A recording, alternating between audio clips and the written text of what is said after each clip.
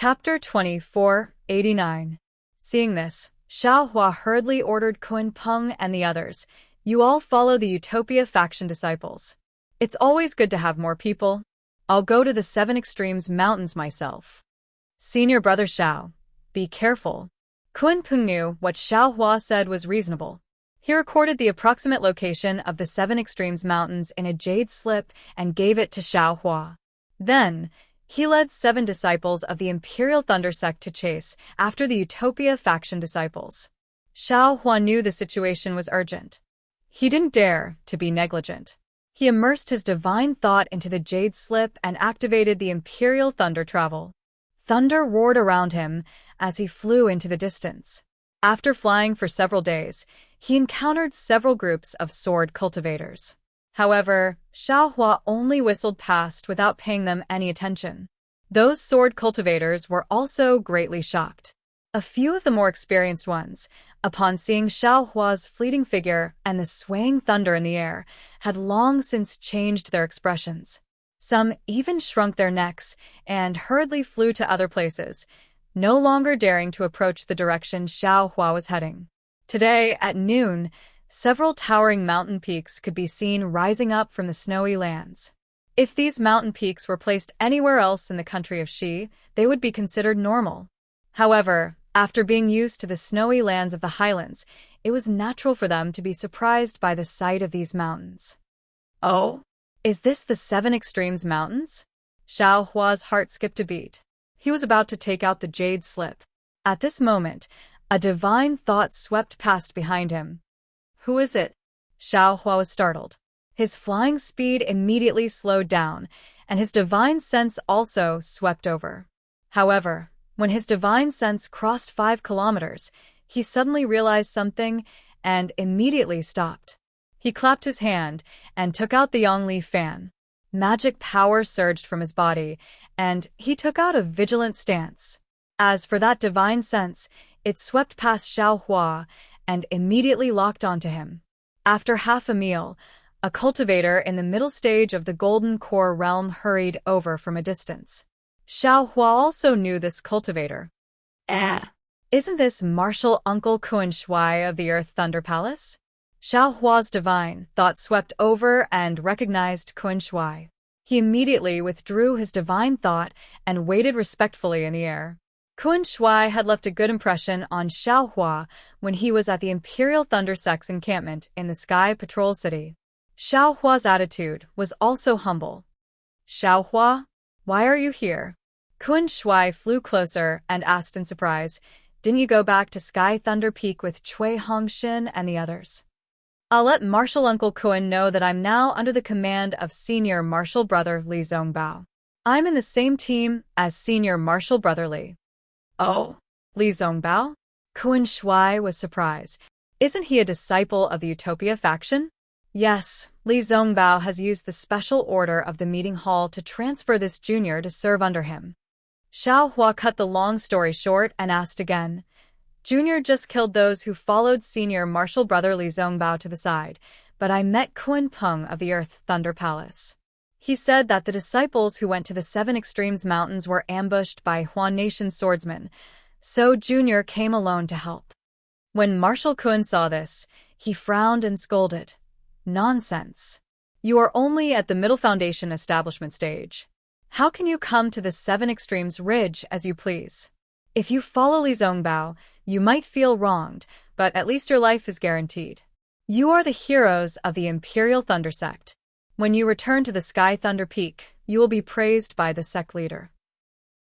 You can't be too careless."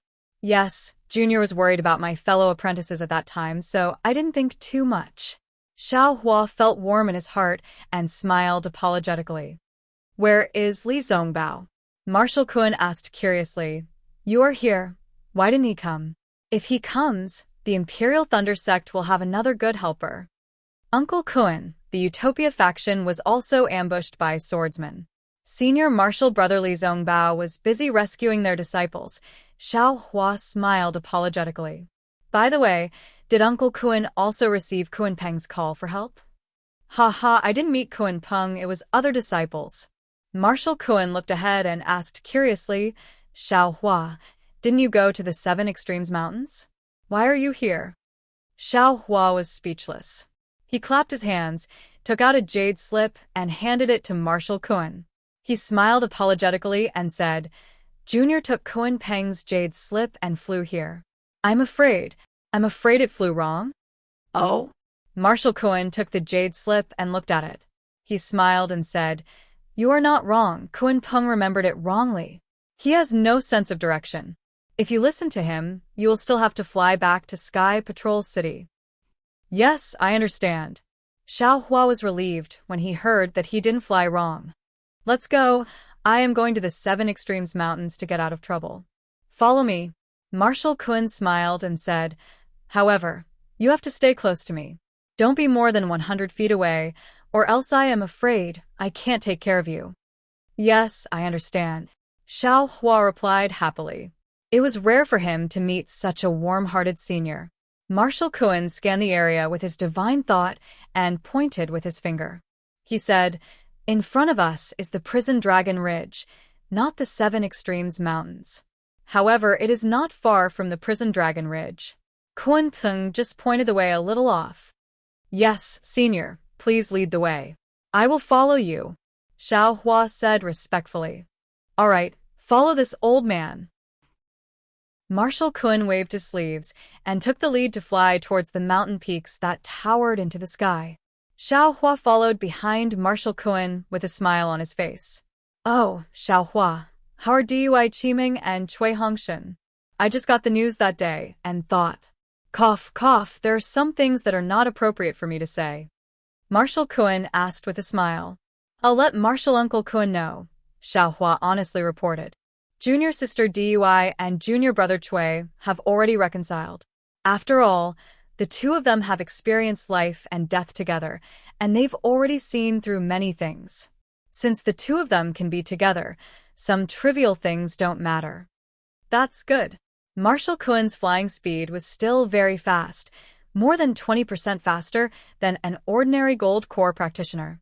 However, he was still relaxed as he asked, In addition, this is just the beginning. The words of the three disciples of the Earth Thunder Palace that day were only seen by ordinary people.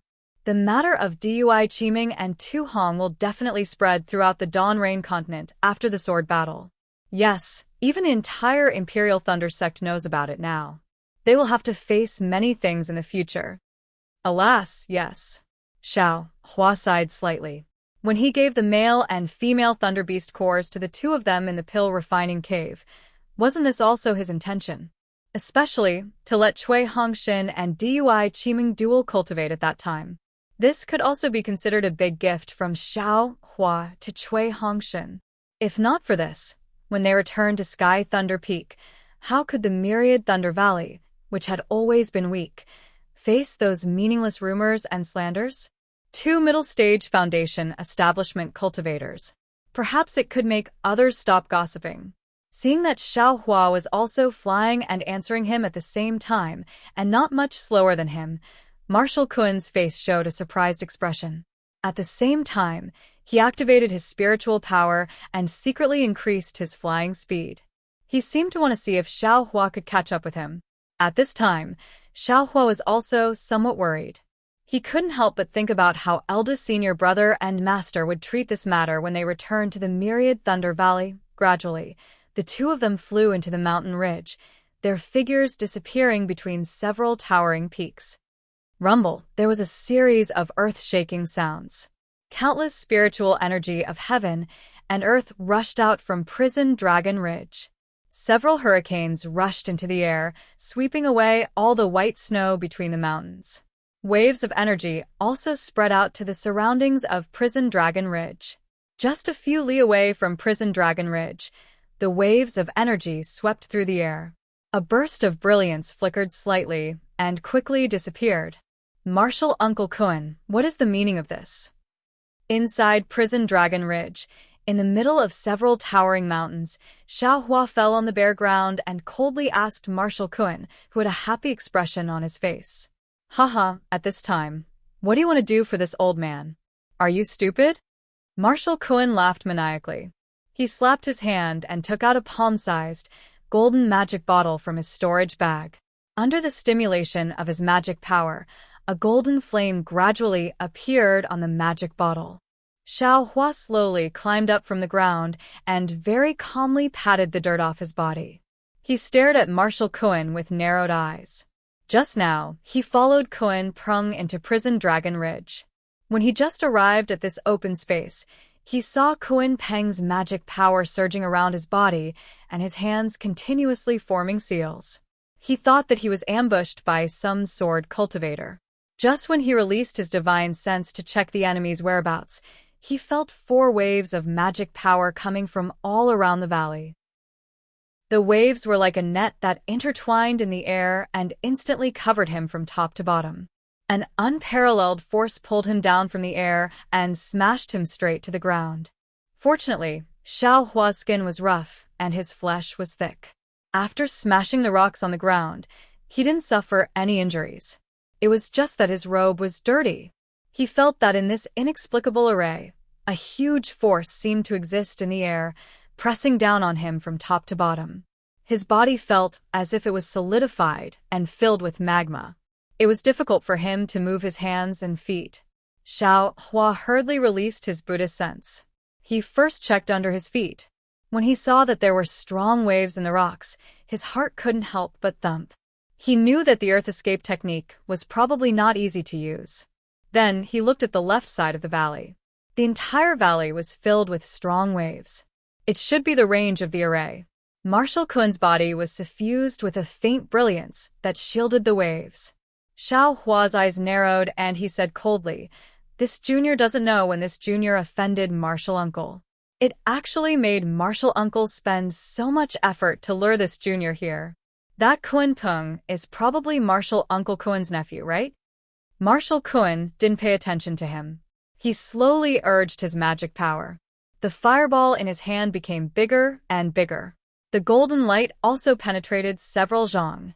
Xiao Hua knew that he couldn't get any information from Marshal Kun. He coldly snorted, "Relying on this bullshit array, you want to trap this young master? Marshal Kun, you're too imaginative." As he spoke, Xiao Hua's magic power surged and gradually let out a thunderous sound. His figure flew up and rushed towards Marshal Kun. At the same time, Xiao Hua waved his hand and wanted to take out the magic wand. Chapter 2490. Who would have thought that just as Xiao Hua rushed up a few feet, an incomparably huge force was born from the fluctuations, firmly suppressing him. It was as if a huge boulder was pressing down on his shoulder, smashing him to the ground again. And when he landed with a plop, the huge force reduced and returned to the same state as before. What surprised Xiao Hua the most was not this. He waved his hand and took out the devil staff from the space. However, the devil staff that was previously like a wooden stick was now as heavy as a mountain. Almost as soon as it touched Xiao Hua's finger, it immediately slipped from Xiao Hua's hand and fell on the rock along with Xiao Hua's body. Ha ha, seeing Xiao Hua's sorry state, Marshal Kun could not help but laugh. "I heard that your lightning escape technique was successful, and you were born with divine strength. How about it? In this array, what use do you have?" Xiao Hua's face was gloomy as he looked at the magic bottle in Marshal Kun's hand. The golden flame gradually solidified, and a terrifying aura was emitted from the flame. Even a middle gold core stage cultivator had to store up power to activate it. Everyone knew how powerful this flame was. What kind of array is this? Why is it so strange? Xiao Hua clapped his hand and took out the Yi-Yang fan. Within his meridians, there was very little true essence. Strangely, it was not restricted by this array. Hee, I'll let this good martial nephew of yours know. Marshal Kun seemed to be in a good mood. While activating the magic bottle, he said leisurely, "Could it be that you haven't heard of the Looting Mountain Sealing Magic Array?" Sealing Magic Array? Xiao Hua heard the name and understood. He sneered. Could it be that the earth attribute of the mountain is used to create a powerful restriction that imprisons the bodies of the people of the devil realm? Oh. Marshal Kun's face flashed with a strange color. He said in disbelief, "You actually know about this array? You are really, as she said, dabbling in a wide range of things. Your magic power is close to the late foundation establishment stage. In addition, your divine strength is comparable to a gold core stage cultivator. Who? Xiao Hua's heart trembled as he asked. Who? Why should this old man tell you? Marshal Kun sneered. After you die, you can ask in the underworld. With that, Marshal Kun waved his hand, and the golden flame flew into the air. It suddenly lit up the entire valley. The spiritual energy in the valley was like a waterfall as it poured into the flame from all directions. Split. Marshal Kun's body froze in midair. With a point of his finger, the flame split in the middle with a loud bang and turned into 6 different hexagons hanging in the air. It seemed to be compatible with the entire formation. The aura of the flame itself was terrifying, and when it was mixed with the aura of the array, the entire might pressed down on Xiao Hua from all directions. How is this dealing with a mid-foundation establishment cultivator? Even if it was to kill a golden core cultivator, this formation was more than enough. Go. For the time being, Xiao Hua didn't have a suitable magic treasure in his hands, so he could only wave the Sun Leaf Fan. As the Sun Leaf Fan danced, 6 fire dragons rushed towards the 6 flames. Seeing the huge fire dragons rushing out, Marshal Kun didn't even blink. He even sneered. Since you saw this old man use this kind of magic, don't you know that this old man is of the fire attribute? This kind of ordinary fire, hee hee.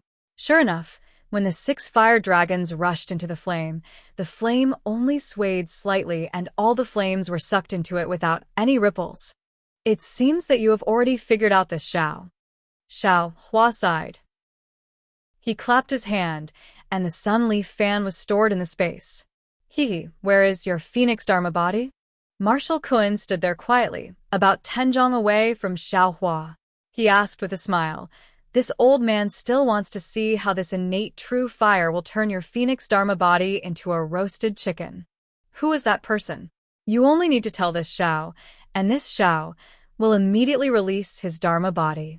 Xiao Hua estimated the distance between him and Marshal Kun and calmly replied, Actually, there is no harm in telling you. Marshal Kun laughed. According to this old man's knowledge, it is absolutely impossible for you to escape from this 6-ding mountain ceiling magic array. However, this old man has always been careful. Until you die, I will never tell you. Then Marshal Kun tilted his head again. Don't tell me you think you can escape from this array? Yes, this young master wants to let you know. You dared to scheme against this young master and even talk to this young master for so long. This is definitely the greatest sorrow in your life. How can this old man's strength be guessed by you? Xiao Hua waved his hand, and the wishful staff appeared in his hand. As he expected, the wishful staff was not restricted by the array at all. You're a bit strange.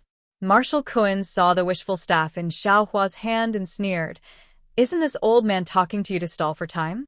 Look at these 6 lanterns. While speaking, Marshal Kun grasped his hand, and the 6 spells hit the flames. The flames suddenly transformed, and 6 lampstands appeared in midair. Each lampstand emitted the same golden brilliance. As the brilliance sprinkled down, the lampstands drew a mysterious arc in midair and constantly rotated. At the same time, flames like lanterns flew out from the lampstands. The flames emitted a golden light. Although they absorbed the spiritual qi of heaven and earth, they did not expand. The hot temperature burned the void. Xiao Hua felt the scorching fire. He wanted to release the Buddha relic and water bottle, but looking at the star-like flames and Marshal Kun, who was more than 10 feet away from him, his heart moved again. He waved the wishful staff in his hand, protecting himself so that not even a drop of water could leak out. Ha ha ha, why do you have the same idea as those devil bastards? Kun Shuai's body stood there steadily, as if he didn't dare to move too much. His effet surged, and he laughed again. If this Xiantian true fire can be sent flying by your demonic weapon, would it still be Xiantian true fire? You're really ignorant. Marshal Kun's smile was full of mockery, but it was also a kind of stability and a feeling of relief. Who knew that when more than a dozen flames fell in front of Xiao Hua, they were hit by Xiao Hua's wishful staff. As if they were real things, Marshal Kun's smile froze on his face. This is impossible, Marshal Kun murmured. Yes, this is innate true fire. Whenever it comes into contact with a magic weapon, and other things, it will burn. There is absolutely no exception, unless the opponent has special means to not let this innate true fire touch him. Although Marshal Kun was very confused, a sinister smile appeared on his face. Under the urging of his magic power, the 6 candlesticks on the candlesticks scattered like flowers by a celestial maiden. This old man doesn't believe that you can remain untouched in the sea of fire. Xiao Hua was secretly happy. This wishful staff is really famous. It can really hit these flames. However, there are still some problems. After all, there are still magic weapons in the wishful staff. This wishful staff is still stained with some small flames. Moreover, this 6-ding mountain sealing magic array is the key. It's really too powerful. I'm afraid I won't be able to hold on for long. Xiao Hua seemed to be waving the wishful staff very easily, but in fact, only he knew that every time he waved it, the pressure on his body increased a little. It was as if in this big array, only by remaining still could this pressure be eliminated. However, Xiao Hua had no other way. He could only try his best to wave the wishful staff.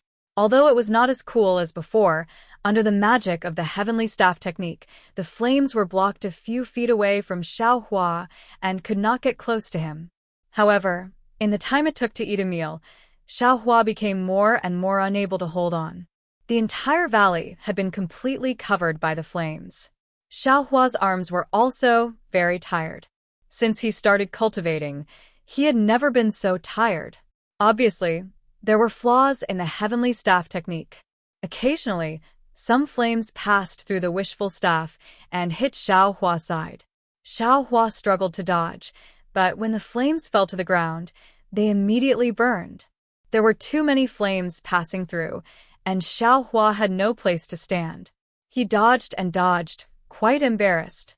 Fortunately, during this time, Kun Shuai did not cast any other spells.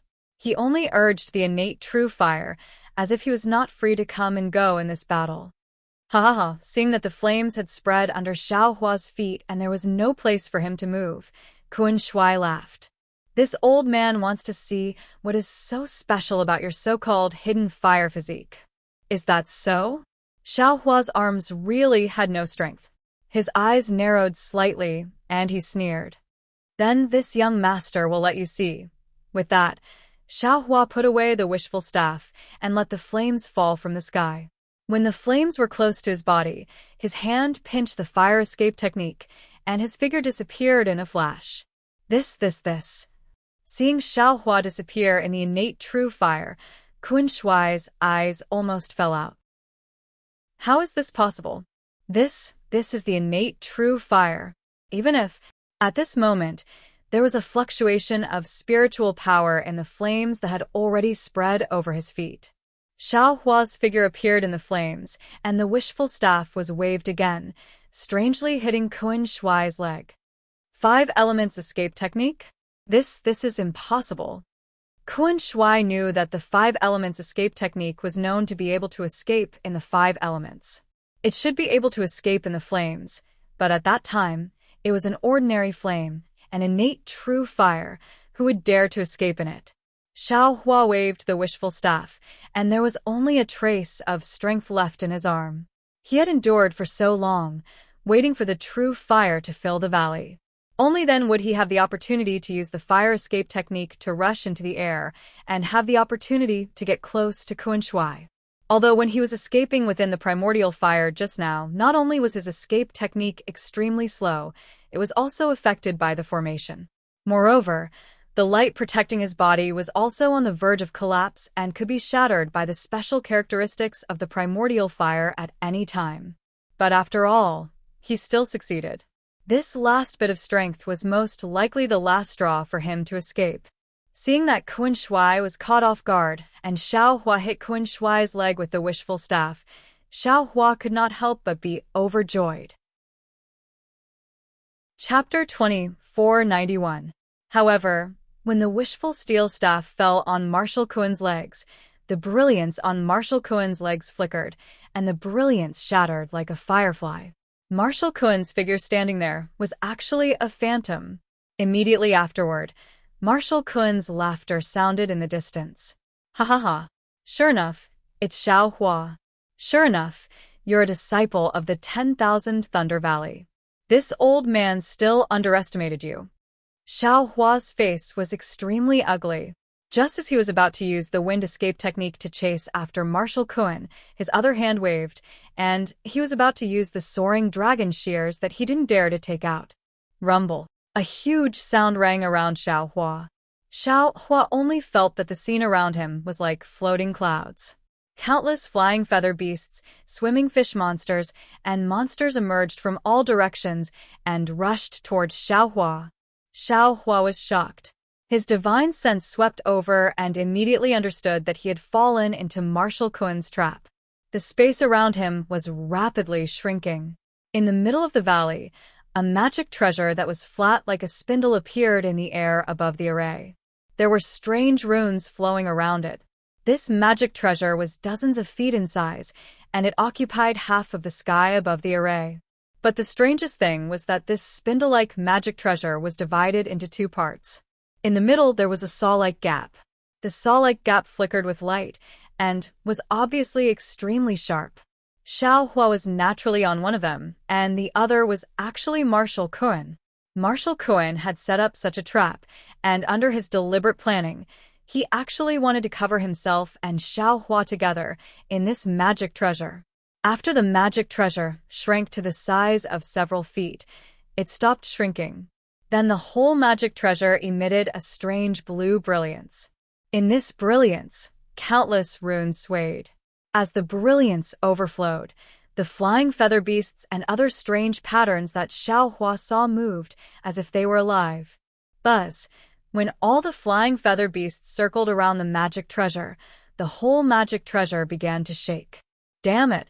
Xiao Hua held the wishful steel staff in his hand and looked at the changing scenery in the sky with puzzlement. When the magic treasure shook, the space where he was collapsed as if the sky was falling and the earth was splitting. A strange mountain range shaped like a sawtooth appeared out of thin air like a natural moat and pressed towards Xiao Hua. The sawtooth flashed with a cold light and was incomparably sharp. A destructive aura emanated from the sawtooth. Not good. Xiao Hua was really frightened. He had no doubt that as long as the giant thorn pierced him, even his tempered body would absolutely not be able to resist. He would definitely be pierced into meat paste. Marshal Kuen's plan was to push Xiao Hua into the dead. Just as he was trying his best to swing the staff, a powerful suction force was born from the magic weapon. The true essence in Xiao Hua's body flowed rapidly, and all the magical power rushed out of his body uncontrollably. It was thrown toward the sky. Earth split. As all of Xiao Hua's dermic powers rushed out, the collapse in the space Xiao Hua was in immediately stopped. Instead, it strangely retreated and rapidly returned to its original state. The destructive sawtooth rapidly retreated, and it was much faster than when it appeared just now. Just when Xiao Hua was puzzled, Marshal Kuen's scream came from the sky. This is impossible. Even if your strength is comparable to a gold core, your magic power, how can it be compared to this old man? Of course, this was Marshal Kuen's last voice. Then Xiao Hua saw a fierce brilliance flashing from the place where the sawtooth disappeared, like a strong sun. He couldn't help but squint his eyes. At the same time, the scene around Xiao Hua changed again. The flying feather beasts that had disappeared before appeared again, but these flying feather beasts did not wander for a moment, and the magic power that had rushed out of Xiao Hua's body rushed back into his body. After getting all the flying feather beasts, they gradually enlarged and gradually dimmed. Xiao Hua only heard a kacha sound and saw fire in front of him. In this fire, a spindle-shaped magic treasure floated quietly in the air, and on the other side of the magic treasure, Marshal Kuen's corpse was already dead. As Marshal Kuen's corpse flashed out of the magic treasure, the Xiantian true fire that had been wreaking havoc in the formation was swept away and absorbed into the 6 candlesticks. The 6 candlesticks shook less and gathered together again, turning into a golden magic bottle that landed in front of Marshal Kuen's corpse. What's going on? Xiao Hua raised his hand and scratched his head inexplicably. At this time, without Marshal Kuen presiding over the formation, the restriction had been greatly reduced. Xiao Hua didn't even have the strength to scratch his head, but now he was relaxed again. However, Marshal Kuen's death was obvious. Although Xiao Hua couldn't make sense of it, he still waved his hand, and the golden magic bottle fell into his hand. With another wave, Marshal Kuen's corpse also floated over. Xiao Hua pulled with his hand and took the storage pouch on the corpse. Then, he searched the corpse's chest. Sure enough, there was a hexagonal magic tablet. Then, Xiao Hua stood quietly in the air and took out a jade slip from the storage pouch. After looking at it for a long time, he pointed with his hand and sent a strand of magic power into the magic tablet. 6 strange fluctuations appeared at the 6 corners of the magic tablet and rushed to the 6 corners of the formation. Rumble, rumble, rumble. It was as if someone was resisting a mountain. Along with this vibration, the pressure on Xiao Hua's body gradually weakened. When the vibration ended, all the pressure disappeared, and the 6 talismans of different colors flew in front of Xiao Hua. Xiao Hua moved his arms and legs and felt abnormally relaxed. He could almost fly dozens of feet in an instant. The 6 Kings Sealing Mountain Formation. This formation talisman is actually made of talismans. Marshal Kuen really put in a lot of effort in order to trip me up. Xiao Hua laughed mischievously and stored the formation plate and talisman into the space. Then, Xiao Hua landed on the ground and put away the magic wand. Finally, he waved his hand and took the blue magic treasure that looked like a spindle. "SK, what kind of magic treasure is this?" Xiao Hua looked at it strangely. From what Marshal Kuen said, he thought that my magic power was at most at the late stage of foundation establishment. That's why he used this magic treasure. Who knew that my magic power wasn't something that a middle-stage gold core cultivator like him could compare to? Instead, he went for wool and came home shorn, and was killed by this magic treasure. Thinking of this, Xiao Hua stored this strange magic treasure into the space. He waved his hand and was about to take out the jade slip from the storage pouch to check. However, just as his hand touched the storage pouch, his heart suddenly jumped violently. "Oh!" Xiao Hua was startled, but his lowered head didn't change in the slightest. His eyes turned slightly, and he released his Buddhist sense. His Buddhist sense covered the entire valley and even extended for several li. Aside from the whistling of the cold wind, he didn't see anything special. "Strange." Xiao Hua waved his hand and casually took out a jade slip. He placed it in his left hand and slowly checked it. "So that's how it is?" Xiao Hua's eyes flashed with a cold light. Then, Xiao Hua put away the jade slip and flicked his hand. A spark flew out and landed on Marshal Kuen's corpse. The orange flame slowly swallowed the corpse, and only after half a cup of tea's time did it burn the corpse. When the corpse disappeared, a dim gold core the size of a thumb appeared in the flame. "Marshal Uncle Kuen, I really can't imagine why you would do such a vicious thing to me." Xiao Hua flew into the air and waved his hand to store the jade slip into the space. He looked at the messy valley and smiled bitterly. "However, since Marshal Uncle has done it, don't blame me for being ruthless. Now that you're buried in Huan country, you're also a meritorious subject of my Imperial Thunder sect. This meritorious service will be left to your descendants. This gold core, this little one will be disrespectful." After saying that, Xiao Hua seemed to be exhausted. After flying for a few feet, he hesitated again. He looked up in the direction of the 7 Extremes Mountains and frowned. How can there be a war in the 7 Extremes Mountains? This is just Marshal Kuen's vicious plan. Why would I go to the 7 Extremes Mountains? I'd better turn back. While speaking, Xiao Hua turned around again and flew back. But after flying for a few dozen feet, when he passed by a foothill, Xiaohua suddenly stretched out his hand and took out the wishful steel staff. He threw it at a place he had just passed and shouted, "You're courting death." But at the place where Xiaohua's wishful steel staff hit, a few rays of brilliance suddenly flashed in midair. The human figure of a cultivator flashed out of the void. The cultivator's face had a strange shock. Who else could it be but Li Qingxiu of Xianle sect? "Ah, how come it's you?" Seeing Li Qingxiu's figure appear, Xiaohua was also surprised. He also looked at Li Qingxiu in surprise. He tried his best to urge his spiritual power to avoid Xiaohua's wishful steel staff. "You're going to die too."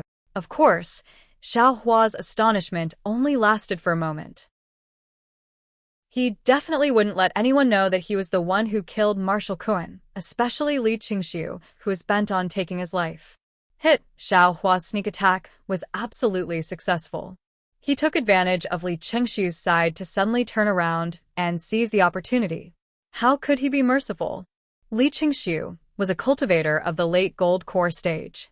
It was rare to have such a good opportunity to get close. If Xiaohua couldn't kill him at this time, the trouble in the future would be big. Sure enough, although Li Qingxiu's invisible amulet had some origin, under Xiaohua's continuous attacks in a short period of time, some of its brilliance had dimmed. Li Qingxiu urged his flying technique to escape, but no matter what, he couldn't be faster than Xiaohua's wind escape technique. "Xiaohua, little bastard. This old man originally wanted to let you live. Who knew that you could actually see through this old man?"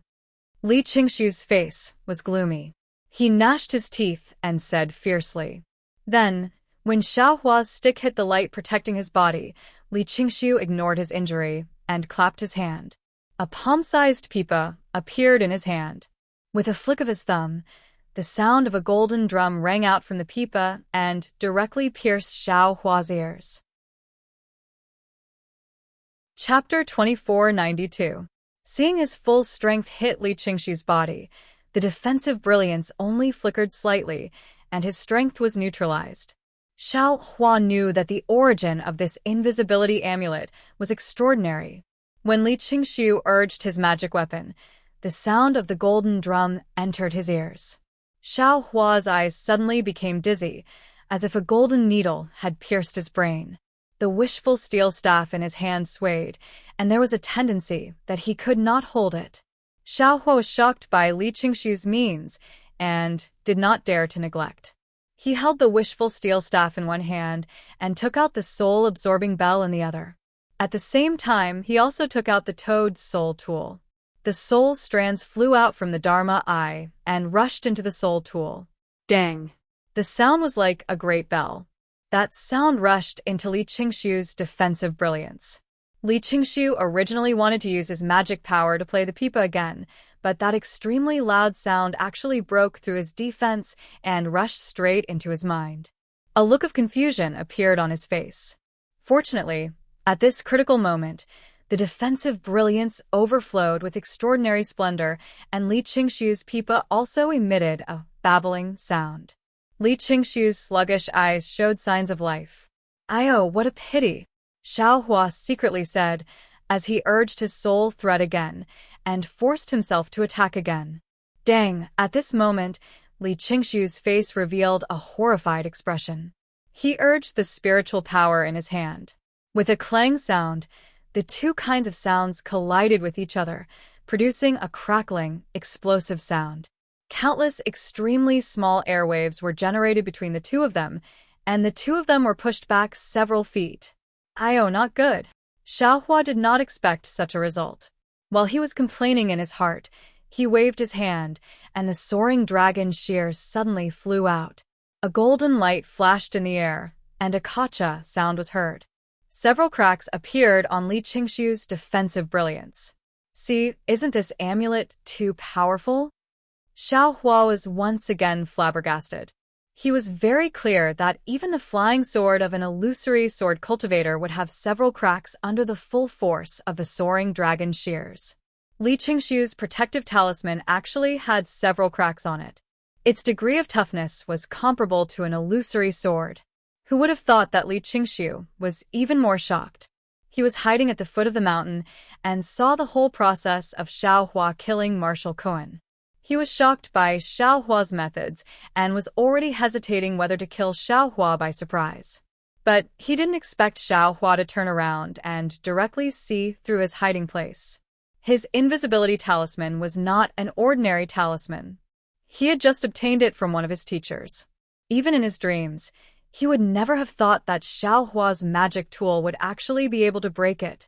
And what shocked Li Qingxi the most was that Xiaohua's method of attacking him was very different from the method he used to kill Marshal Kun. He simply didn't know how many methods Xiaohua had. You? Who are you? How could your magic power be more profound than Marshal Kun's? You? Don't tell me you're really… Li Qingxi's eyes widened. He clenched his teeth and squeezed out these few words from between his teeth.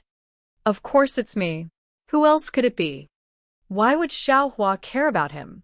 Seeing that the brilliance that was cracked by his soaring dragon scissors was actually showing signs of gradually healing, and Li Qingxi's figure was also showing signs of blurring, Xiaohua also clenched his teeth and waved his hand.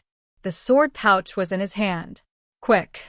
Xiaohua's hand formed a sword seal.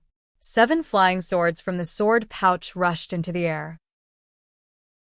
The killing intent swept away all the snow in the mountain valley. You?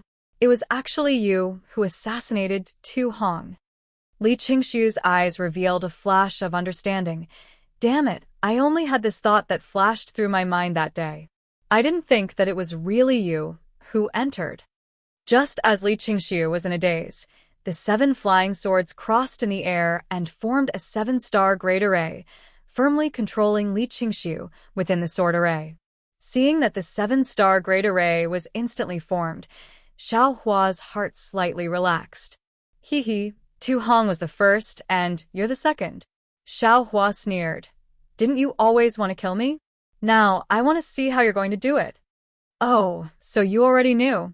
Li Qingxi looked at the brilliance that had already healed a little and sneered. It was this old man who was stupid. You're old. Xiaohua narrowed his eyes and waved his hand. Within the 7-star sword great array, the 7 flying swords trembled slightly and emitted a sword cry.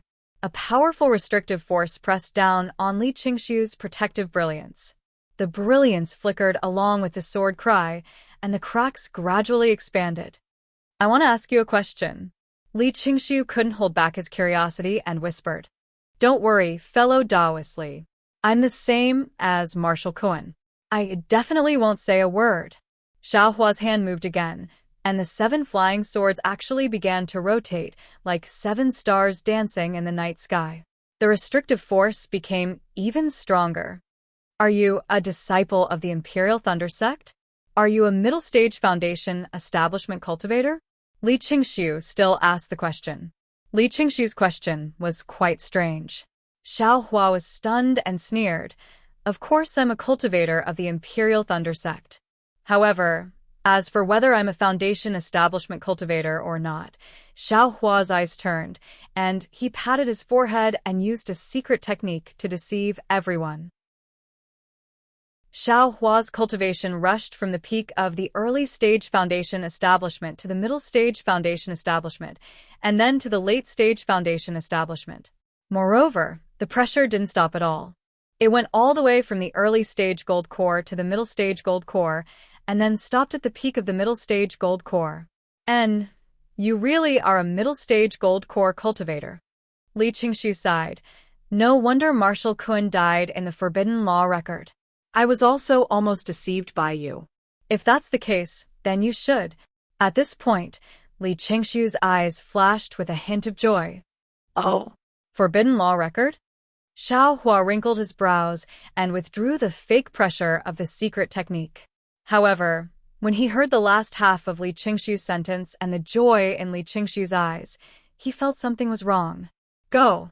Xiaohua opened his mouth, and the Dream Executioner transformed into 64 azure and red sword lights that rushed into the sword formation. Hiss! Li Qingxi's heart palpitated for no reason. It was as if he was a stranger in front of him. Li Qingxi was so frightened that he hastily urged the secret technique. His entire body flashed with brilliance, and the faint sound of heavenly music echoed in his mind. Only then did he expel that fear. That day, I'm afraid Tu Hong was helpless in front of the piercing swords because of this. Li Qingshu thought with lingering fear. However, looking at the 64 azure and red sword lights that pierced with absolute sharpness, and the 7 flying swords that were revolving like stars, the power of confinement within was like a millstone being squeezed. Within the brilliance, a faint caw-caw sound could be heard. Xiao Hua is actually a middle-stage gold core cultivator, and he has so many tricks up his sleeves. Li Qingshu's eyes narrowed. He knew that today was the day he had to make a choice. He concealed himself so deeply. I'm afraid it's really like what he said. Even he doesn't have much certainty. I can only do this. Thinking this, Li Qingshu clenched his teeth and took out a spirit talisman from his storage pouch. He dripped a drop of blood essence into it and then sneered as he urged his magic power. The spirit talisman received the blood essence and suddenly emitted a resplendent brilliance like a rising sun. As soon as this brilliance appeared, a powerful suction force was born from the spirit talisman. The gold core in Li Qingshu's body surged, urging his true essence to circulate, and all the magic power in his body poured into it. Wang, there was a loud sound like millions of bees and flies flapping their wings. Within the entire valley, the spiritual energy of heaven and earth within several li converged towards this brilliance. After a series of hurricanes blew past, within the brilliance, a large blood-red hand appeared from within the spirit talisman. Ah! Xiao Hua had seen this large hand several times. Naturally, he was very familiar with it. This was one of the divine abilities of a nascent soul cultivator. Xiao Hua couldn't help but cry out in alarm. What else was there to say? This spirit talisman was the life-saving means that Li Qingshu obtained from the sect leader of the Utopia faction when he was on duty at the conference hall. As soon as the blood-red hand formed, it immediately produced a powerful force from its 5 fingers. This force not only tore apart the imprisonment force of the 7 stars Great Array, but also completely disrupted the 7 stars Great Array. The 7 illusory swords let out a mournful cry in midair. Moreover, as the large hand shook slightly, the 64 sword lights of the Dream Executioner were suddenly crushed, revealing only the small green and red sword suspended in the large hand like a dead fish. It looked quite lonely. Hiss! Xiao Hua sucked in a breath of cold air. The imprisonment force of this large hand is too powerful, right? Xiao Hua hurriedly urged the Dream Executioner. The Dream Executioner was like a panicked bird, struggling in the large hand, trying its best to break free from the imprisonment. Not only that, the large hand tore apart the 7 stars Great Array and didn't stop at all. It once again covered the direction of Xiao Hua. Damn it! Feeling the irresistible imprisonment force falling from the sky, Xiao Hua's eyes turned wildly. He waved the wishful staff in his hand, wanting to fight against the nascent soul's hand. But his heart moved, and with a wave of his hand, dozens of refined fire talismans were scattered. Rumble, rumble, rumble, rumble. A series of earth-shattering explosions rang out, and the entire valley was dyed red. What kind of yellow talisman is this? Li Qingshu obviously didn't see Xiao Hua's jade talisman clearly. He didn't care about Xiao Hua's jade talisman at all. He only wanted to urge the nascent soul's hand to grab Xiao Hua to death. However, when he saw an explosion that he had never seen before, the imprisonment force of the nascent soul's hand exploded, and even some parts of the nascent soul's hand cracked, he exclaimed. However, he only had time to let out a cry of surprise before Xiao Hua actually took out a dozen more fire talismans from the space. This is a jade talisman. How could he have a jade talisman? Li Qingshu was shocked. And it's actually a fireball jade talisman. Xiao Hua waved his hand without hesitation, and dozens of fire talismans were scattered again. He didn't look distressed at all, as if he still had a lot of them in his storage bag. And these dozens of fire talismans exploded, blocking the nascent soul's hand from moving further, making Li Qingshu feel really stretched. Chapter 2493. Let's go. This idea immediately appeared in Li Qingxiu's mind. The one who wants to kill now is Xiaohua. As long as I return to the Sky Patrol City, I can expose this guy's face. Not to mention that killing Tu Hong is a big crime. Shuiyu Jinren will be the first to not let him go. There must be something fishy about him hiding in the Imperial Thunder Sect with his gold core cultivation. If I'm not wrong, Xiaohua is the person that the senior is looking for. As long as I tell the senior about this, I don't need to do anything. Thinking of this, Li Qingxiu urged the hand of the nascent soul. The big hand shook violently and slammed toward Xiaohua again. Sure enough, Xiaohua took back the Dream Executioner and threw out more than 10 fire talismans. At the same time, the Tingjiao scissors that stopped in midair slashed again. The violent explosion lifted the big hand, and the Tingjiao scissors even left a crack on the big hand. Looking at the giant hand, it took advantage of the moment when Li Qingxiu was moving upwards to wrap around Li Qingxiu. With a sway, it was about to rush into the air. Where do you think you're going? Xiaohua didn't expect the giant to escape before Li Qingxiu even used any means. He couldn't help but feel anxious.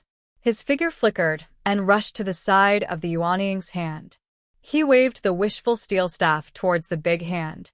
Unfortunately, although the wishful staff shook the nascent soul's hand and even cracked it, the nascent soul's hand could not be stopped. Quick! Xiaohua did not dare to let the nascent soul's hand fly away. He opened his mouth and a thread of spiritual fire flew out, entangling the nascent soul's hand. The spiritual fire was indeed useful. The nascent soul's hand shook and seemed to be trapped. Moreover, the nascent soul's hand began to show signs of collapse in the spiritual fire. Buzz, at this time, Li Qingxiu also went all out. He dripped another drop of essence blood into the big hand. The bloody big hand shone red. You can stay here. Xiaohua saw that the spiritual fire was tied with the nascent soul's hand. He slapped his forehead and released the Buddha's Saraira. Ah! Buddhism's sect. Li Qingxiu couldn't help but groan when he saw the Buddha's relic shining with Buddha's light. This Xiaohua what is his background? However, before he could think any further, the pure water bottle in the Buddha's Saraira's left hand tipped slightly, and the primordial water gushed out like waves, covering the entire valley in an instant. Even the nascent soul's hand was completely covered. This was something that Xiaohua didn't even take out when facing Marshal Kuen's Xiantian True Fire. As soon as it appeared, it immediately displayed a boundless might. Li Qingxiu, who was in the Yuanying's hand, immediately felt as if there was a huge force pressing down on his body. The most frightening thing was that there were tens of thousands of whirlpools spinning around the Yuanying's hand in the Xiantian True Water. Not only did the Xiantian True Water corrode the Yuanying's hand, it also corroded the Yuanying's hand even more. How many tricks does this bastard have? Li Qingxiu was about to cry as he groaned. He really didn't think, not even in his dreams, that Xiaohua, whom he had always looked down upon, would actually become his own nemesis. Go! Li Qingxiu saw that the Xiantian True Water had trapped the Yuanying's hand, and that it was only trapped for a short moment before it showed signs of dissipating. At that moment, he slapped his hand and took out a shiny object from his storage pouch. What kind of tricks does this bastard have? Xiaohua didn't believe that Li Qingxiu, a late-stage golden core cultivator, only had these few tricks. Seeing the shiny object appear, his heart trembled.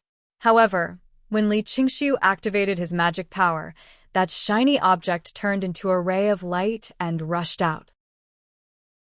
The light was like a sharp arrow, splitting the Xiantian True Water apart and rushing out. He immediately shouted, "Oh no! Isn't this thing the same as the transmission talisman that Feng Buping released that day? Where do you think you're going?"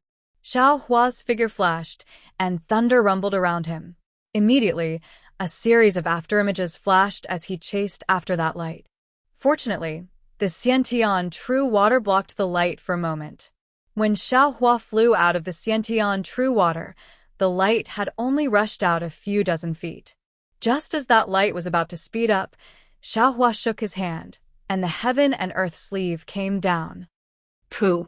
Xiaohua's Taoist robe sleeve exploded, and the light that broke through Xiaohua's restrictions slowed down. Luo, Luo, Luo, Xiaohua didn't dare to be negligent. His left and right hands used the heaven and earth sleeve consecutively, stopping that light in midair. When the light dimmed, its true form was revealed. It was a transmission talisman. Xiaohua stretched out his hand and grabbed that transmission talisman. Just as he was about to use his magic power to crush it, his heart was moved again. He released his divine sense and stored the transmission talisman into his space. Perhaps I can find out who is instructing Li Qingxiu from this transmission talisman? Xiaohua thought as he fell into the Xiantian true water again. Seeing Xiaohua return with a calm expression, although Li Qingxiu's divine sense was blocked by the Xiantian true water, he knew that his transmission talisman was intercepted by Xiaohua. At this time, he was already numb from Xiaohua's endless methods. He couldn't think of anything else. Looking at the boundless Xiantian true water that completely surrounded him, Li Qingxiu's face turned ashen. Xiaohua stabilized himself and immediately activated the Buddha Saraira. The Buddha's merciful and compassionate expression became even stronger. The Buddha seal in his hand slowly rotated, and the Xiantian true water roared fiercely along with the Buddha seal.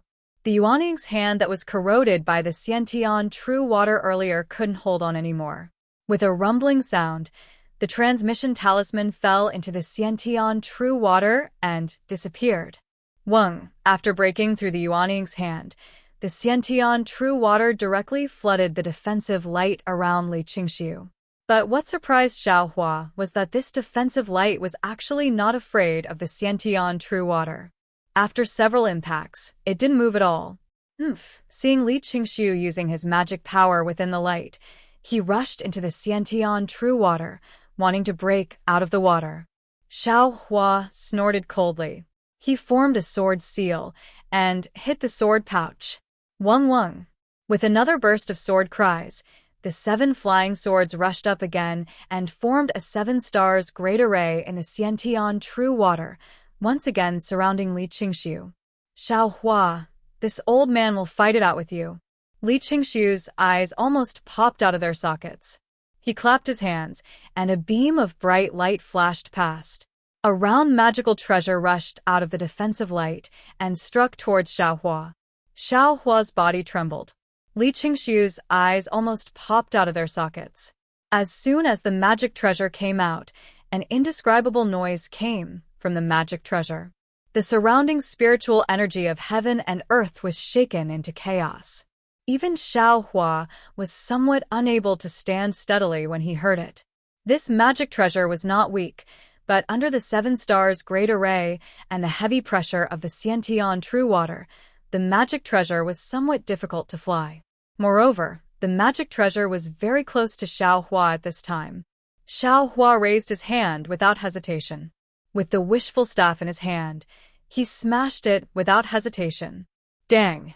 With a loud sound, the magic treasure fell and flew obliquely into the Xiantian true water. Sai, seeing that he could not control the magic treasure as he wished under the heavy pressure, and that his last blow was actually hit by Xiaohua, Li Qingxiu sighed. He seemed to have aged a lot. The situation at the auction in Sentry City was clearly reflected in his mind. Could it be that since then, this old man's fate has been decided? As soon as this idea flashed in his mind, Li Qingxiu heard a kacha sound in his ears. He saw that the light of the invisible amulet was damaged under the 7 stars great array's 7 flying swords. Now that it had been damaged, the Xiantian true water, which was previously powerless against the brilliance, immediately began to corrode. The brilliance of the amulet was about to collapse. Forget it. Li Qingxiu's vitality was extinguished. Thinking of the scene where Xiaohua destroyed the evidence, his face gave birth to a grin. Even if this old man dies, I will fight it out with you. As he spoke, the brilliance around Li Qingxiu's body swayed, and his spiritual power suddenly converged. Golden core self-explosion? Xiaohua was shocked, and his figure hurriedly flew back. Xiaohua's flying speed was fast. He had just flown a few feet when an explosion of extermination intent rushed out from the Enchanting true water. The innate true water, which could even crush a nascent soul's hand, was blasted into waves of over 100 feet tall by the violent explosion. The body of the Buddha relic that controlled the innate true water flickered with a bright Buddhist light, and its body began to sway. An extremely indescribable feeling came from the left side of Xiao Hua's Naiwan Palace. This was not the most important thing. The 7 stars great array that imprisoned Li Qingxiu was shattered by this explosion. The 7 flying swords flew out and rushed to an unknown place. The shockwave that followed the direction Xiao Hua flew in pushed him back a few dozen feet, smashing him into the mountain beside him. Although Xiao Hua hurriedly struck a spell and used the earth escape technique to rush into the mountain, his body was also violently shaken, and he suffered a rare injury. Xiao Hua's figure came out from the other side of the mountain. He slapped his hand, and a parasol pill entered his mouth. After adjusting his breathing, he rushed into the sky and circled around from the foot of the mountain. The wave-like Enchanting true water was also turned into a mess by Li Qingxiu's self-explosion. The Buddha Sarira's Buddhist light dimmed, and it actually looked dispirited. Collect! Xiao Hua urged the Buddha's Sarira, and the clear water bottle produced a suction force, slowly sucking in the scattered Enchanting true water. A force that he had never felt before came out from the clear water bottle. The hand of the Buddha's Sarira shook slightly, and it actually felt like it could not hold it. I hate people like Li Qingxiu, who harm others without benefiting himself the most. Xiao Hua scanned with his divine sense, and he knew that the entire valley was destroyed by Li Qingxiu's self-explosion, not to mention his storage pouch. Most of the things were destroyed, and the broken things were scattered all over the ground. Moreover, this self-explosion also affected the Buddha's Sarira. Or maybe it's because he controlled the clear water bottle that the Sarira became so decadent. Xiao Hua complained again. Then his eyes turned, and the 9 syllables mantra was recited from the mouth of the Buddha's Sarira. In a moment, Li Qingxiu's soul that had not yet dissipated was captured by Xiao Hua's Sarira. After a moment of questioning, Xiao Hua finally sent his soul away. Chapter 2494. The self-destruction of a gold core cultivator is really too powerful. If it wasn't for the innate true water and the 7 stars great array, I would have been seriously injured. Xiao Hua put away the Buddha Sarira, then found the 7 scattered flying swords from the nearby mountain and put them into the sword pouch. Only then did he look at the messy valley inside. I originally thought I could fish out a storage pouch from Li Qingxiu, but in the end it was all for naught. Other than the golden alms bowl that had long been knocked down and some sturdy refining tools, everything else was destroyed. Even that guy's magical treasure, the pipa, was gone. If I knew it would be like this, I would have used the heaven and earth sleeve to confine it. However, he was just thinking about it. The situation was so urgent that he was injured by the airwave even though he tried his best to escape. Even if he used the heaven and earth sleeve, he would have been seriously injured. After cleaning up the mess, Xiao Hua sat on the ground and thought to himself, Master Dewey? Why is he inquiring about me? But it doesn't necessarily belong to me. A cultivator who may be a body cultivator, a cultivator who may have no foundation, a cultivator whose cultivation is beyond imagination, a cultivator whose cultivation is not high, but whose magic power is far superior to other cultivators of the same level. Damn it, no matter how I look at it, he is looking for me. See, thinking of this, Xiao Hua quivered and almost jumped up from the ground. It can't be the cultivator who sealed my Naiwan gong. But then, he shook his head slightly. It seems it can't be. If it was the cultivator who sealed me, he should know my appearance. My face hasn't changed for dozens of years. Wouldn't it be easy for him to find me? That's even more strange. Xiao Hua scratched his head.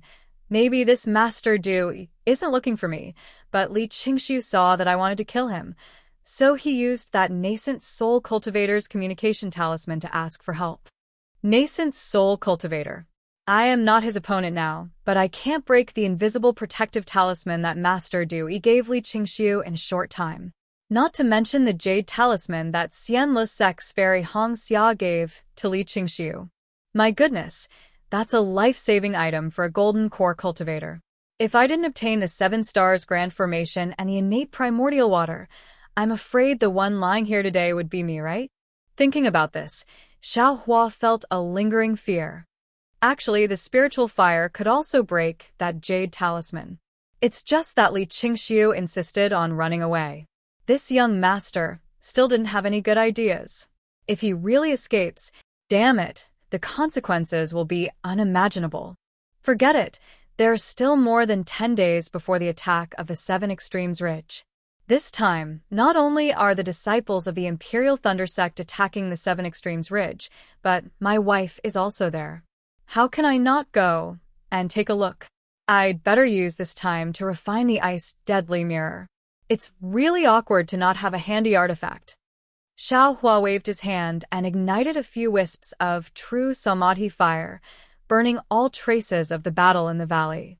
Then, with a sway of his body, he flew towards the direction of the 7 Extremes mountain range.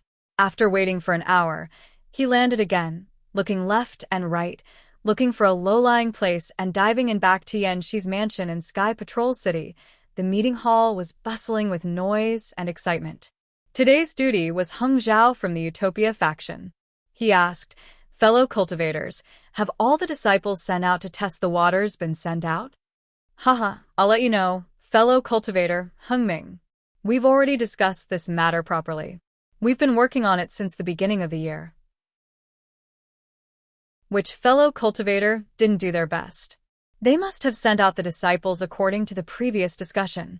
Zhou Qingping from the Thousand Leaves Ridge replied with a chuckle. Zhu Junwei from the Cool Breeze Valley stood up and said, "Fellow cultivator Heng Ming, the disciples of the Cool Breeze Valley were the last to leave through the teleportation device. They all left the Sky Patrol City at noon the day before yesterday, but there's no further news yet." Well, the Sky Patrol City is quite a distance away from the Spirit Stone Veins. Even the Nanming sect that left first didn't have any news, right? Heng Ming nodded slightly, then stretched and smiled. After this exploration is successful, we can fully engage in the battle. If possible, we'll kill all the swordsmen in the Spirit Stone Veins and end the Sword Principal War as soon as possible. Haha, fellow cultivator Heng Ming, you're thinking too much.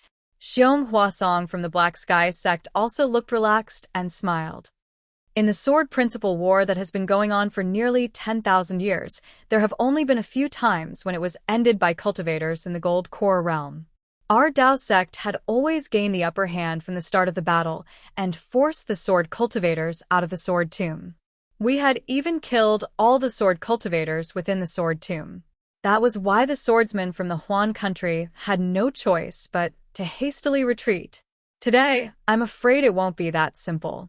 Indeed, our sect's battle line has yet to touch the sword tomb. I'm afraid it won't be as simple as fellow cultivator Heng Ming thinks.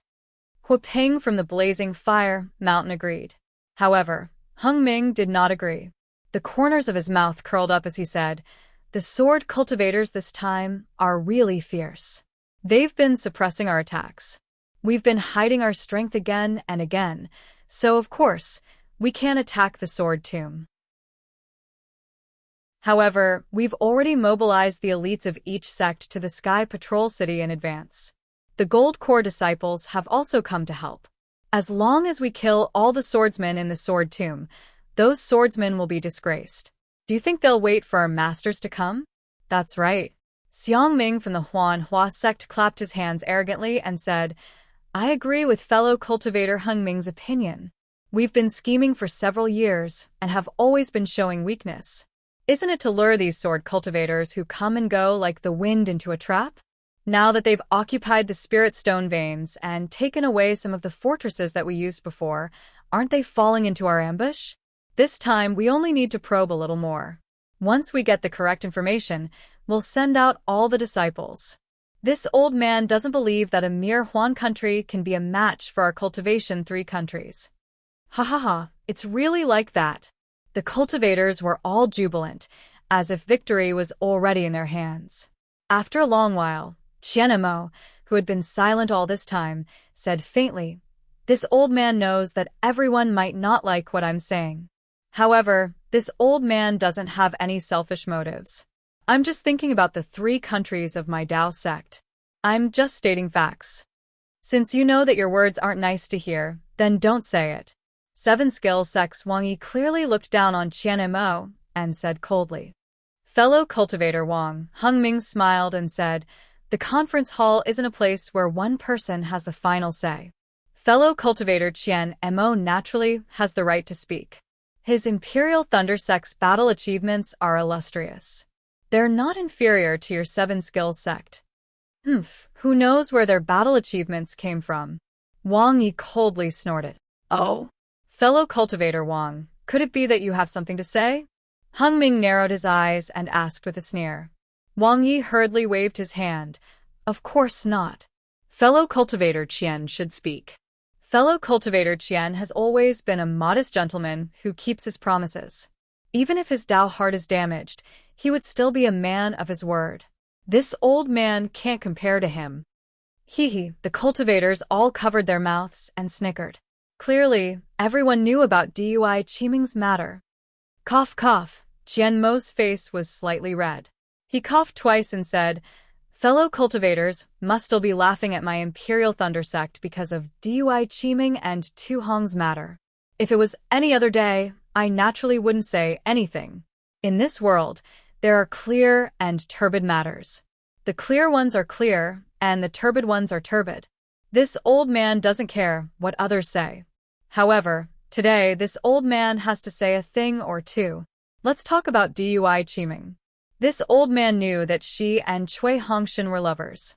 However, don't you think that the reason Tu Hong fell in love with Dui Qiming was because of love? If he wasn't infatuated, why would he put down his pride and propose marriage to a foundation establishment female cultivator? Fellow cultivator Qian, it seems this old man heard that he didn't just do it to dual cultivate with Dui Qiming, right? Wang Yi laughed loudly. At that time, did fellow cultivator Wang know? Does anyone here know? Qian Mo said solemnly, "It was because I didn't know that this old man helped Tu Hong. At the same time, I also helped Dui Qiming. Even after Cui Hongshan survived, this old man still wanted to marry Dui Qiming to Tu Hong behind his back. This was all for their own good. Let's not talk about Tu Hong being a golden core cultivator. In these 5 years, Dui Qiming and Tu Hong already had feelings for each other. Cui Hongshan only survived 5 years later.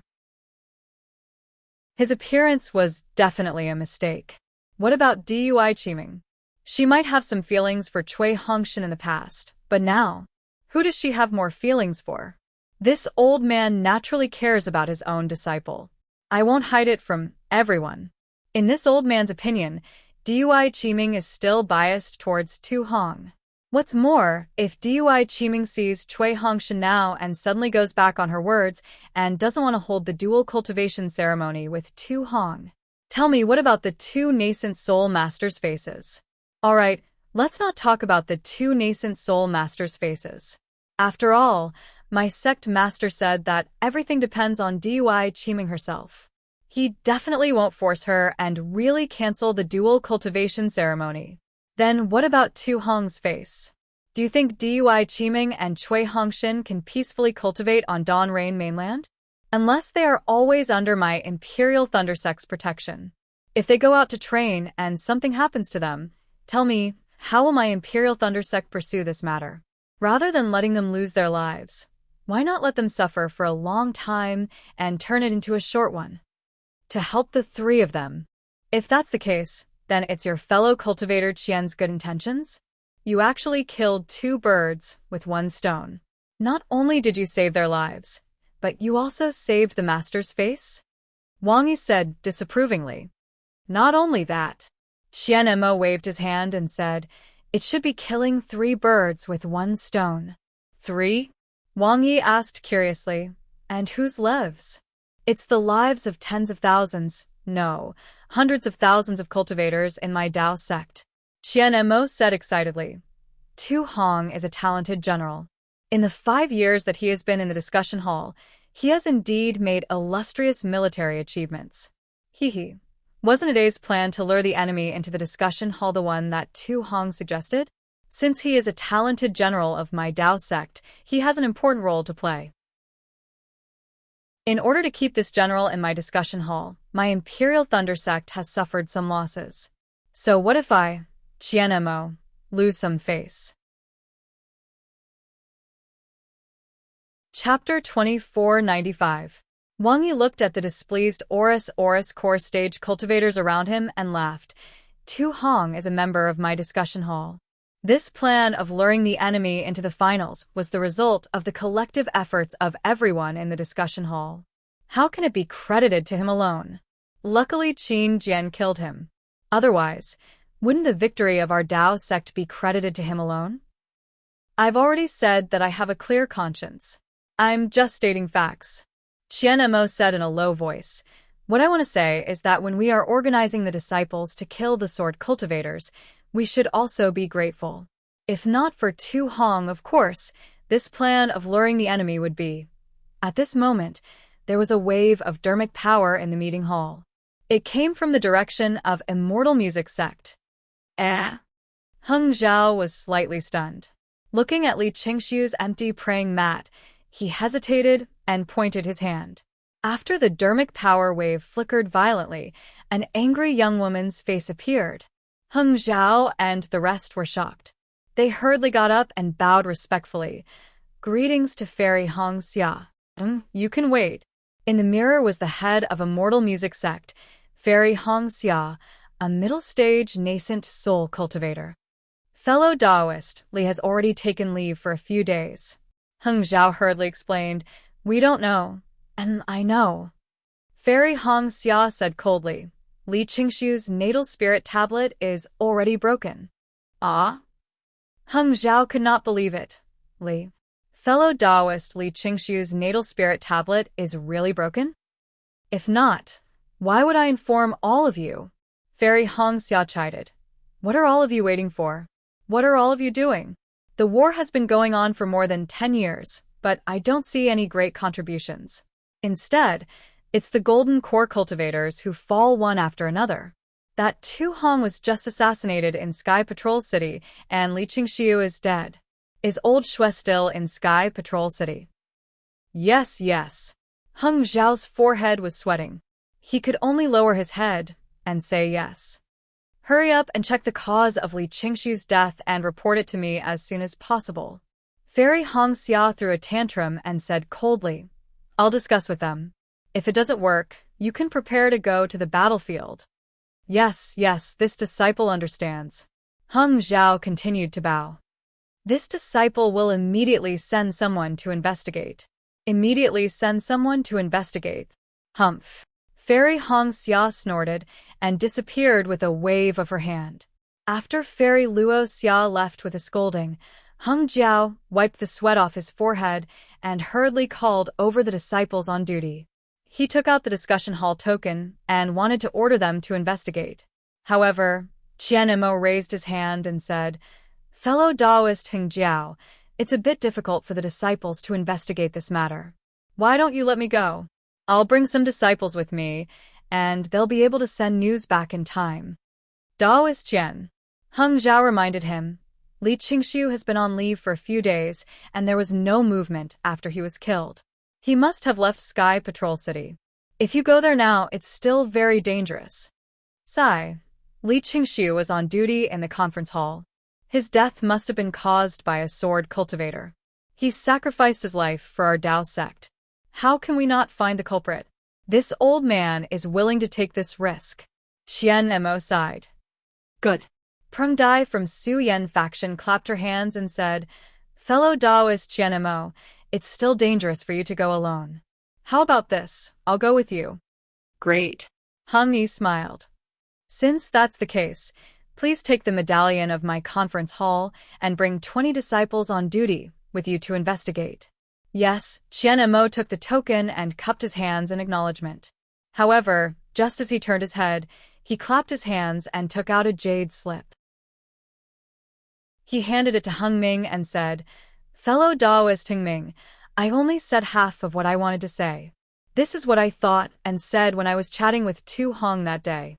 It's the layout and deduction of this battle. I'm not talented, and I know that I don't have the talent to command a battle. I can only carefully record it down for the discussion of the cultivators in the discussion hall. Oh. Hung Li raised his eyebrows and hesitated. However, he still sighed and took the jade slip with a wave of his hand. After reading it with his spiritual sense, he was stunned again and said in surprise, Tu Hong, this guy is indeed a great talent. Although we were at a disadvantage in the Battle of the Spirit Veins, the attack on the Spirit Stone Veins today was a feint. Not only did we attract the attention of the sword cultivators to the Spirit Stone Veins, we even set up an ambush between the Spirit Stone Veins to cut off the escape route of the sword cultivators. After speaking, Hung Li glanced at everyone and said, although Tu Hong is dead, he actually predicted the current situation. Alright, I won't say anymore. Just wait and see. If Tu Hong is here today, this battle, we will definitely win. Fellow Taoist Hung Ming is too much. Zhou Qingping from Thousand Leaf Ridge was unhappy. Do you mean that without Tu Hong in the discussion hall, this battle cannot continue? Haha, of course not. Hung Li handed the jade slip to the cultivator beside him and said with a smile, after all, the ones doing the work are the cultivators of the Tao sect. However, with this idea, we are confident that we can save tens of thousands of disciples from dying. After speaking, everyone looked at the jade slip one by one.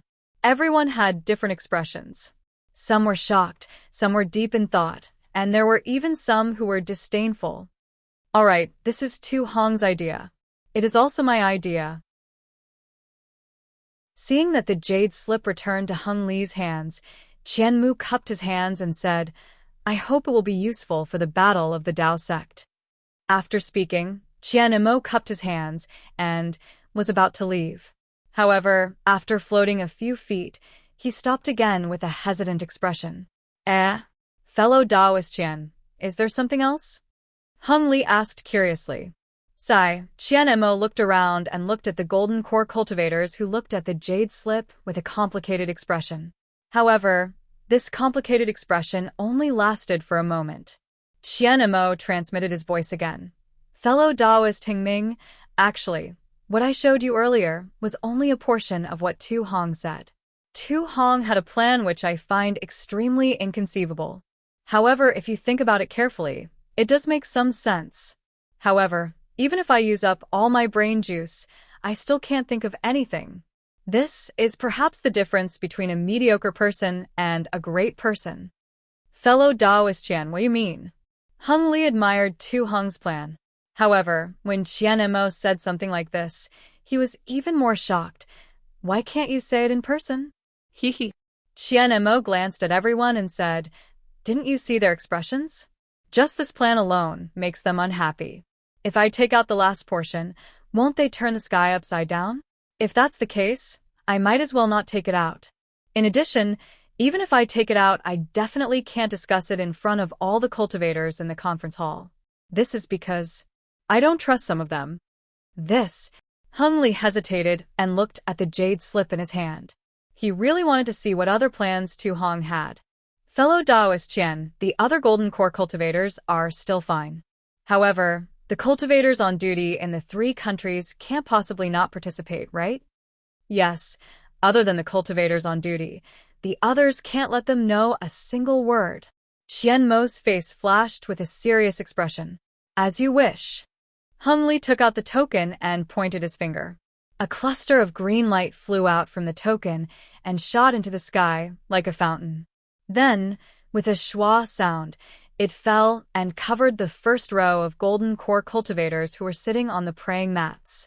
What is this for? De Sun from the Taiching sect frowned and said in a low voice, all the fellow Taoists in the conference hall are one. All matters should be discussed together. When we came to the Sky Patrol City, Lord Sect Leader had already made it clear that this restriction should not be used unless it was absolutely necessary. Otherwise, it would cause a rift among the fellow Taoists in the conference hall. Fellow Taoist Qian, you can speak now. Hung Zhao ignored De Sun and said to Qian Mo. Then he looked at the others and sighed. Fellow Taoist Li Qingxiu has left us, without us knowing.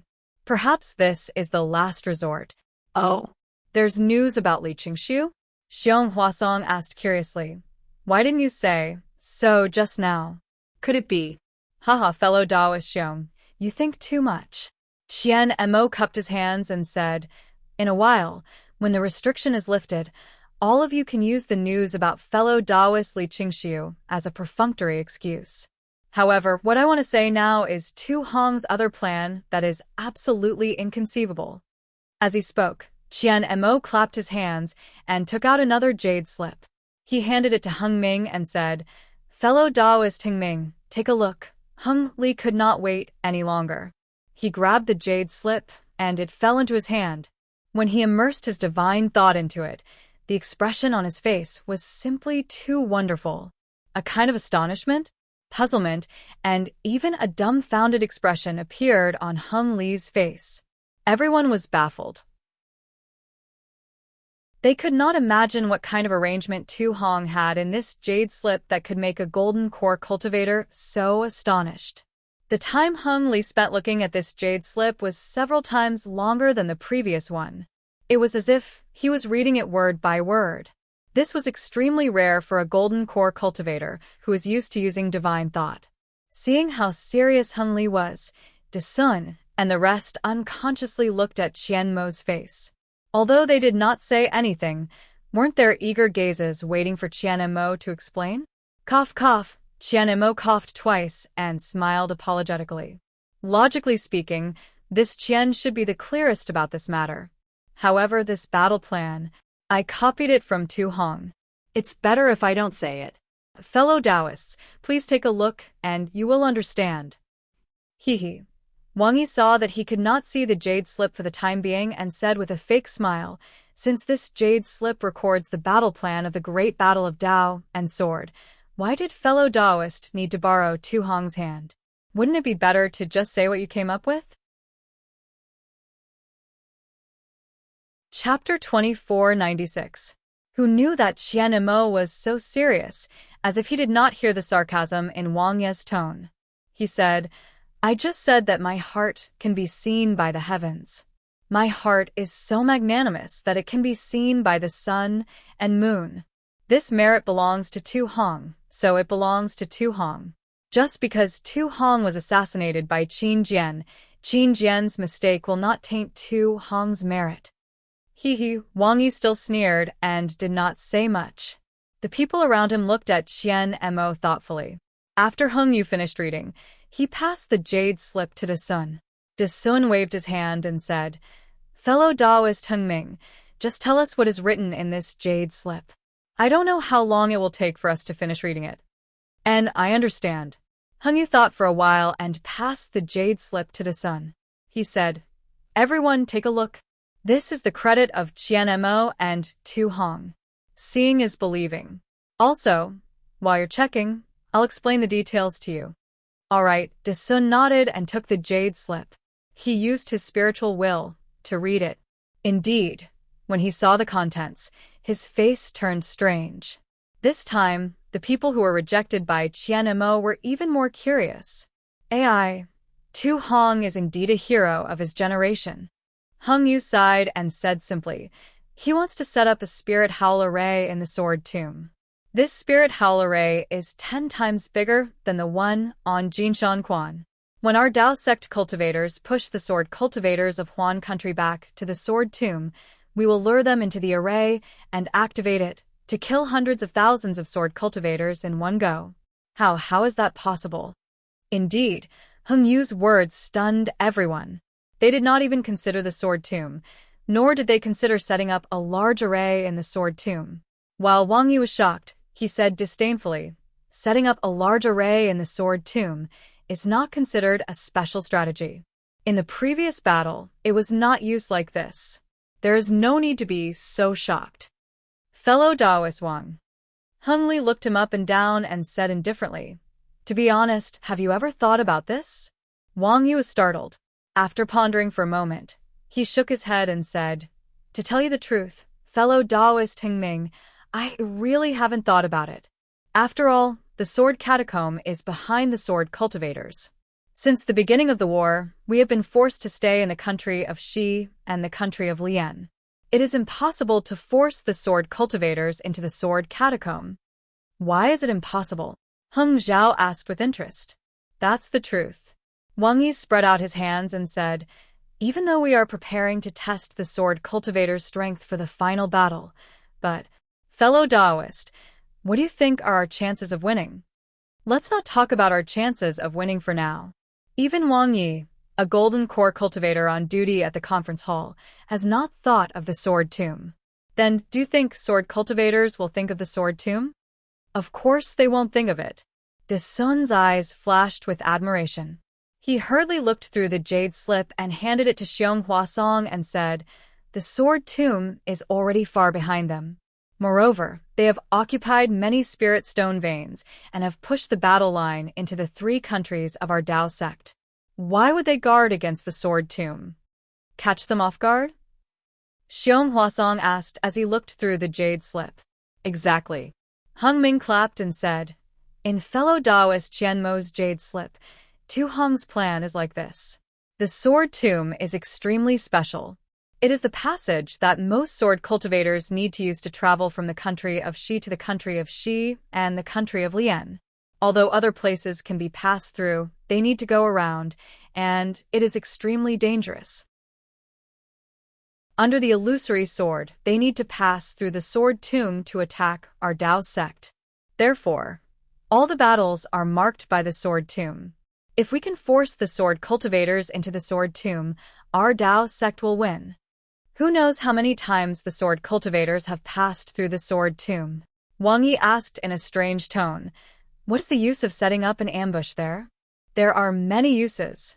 Heng Ming raised his voice and said, firstly, if we can set up an ambush in the sword tomb at the same time as the final battle, then it will be a 2-pronged attack.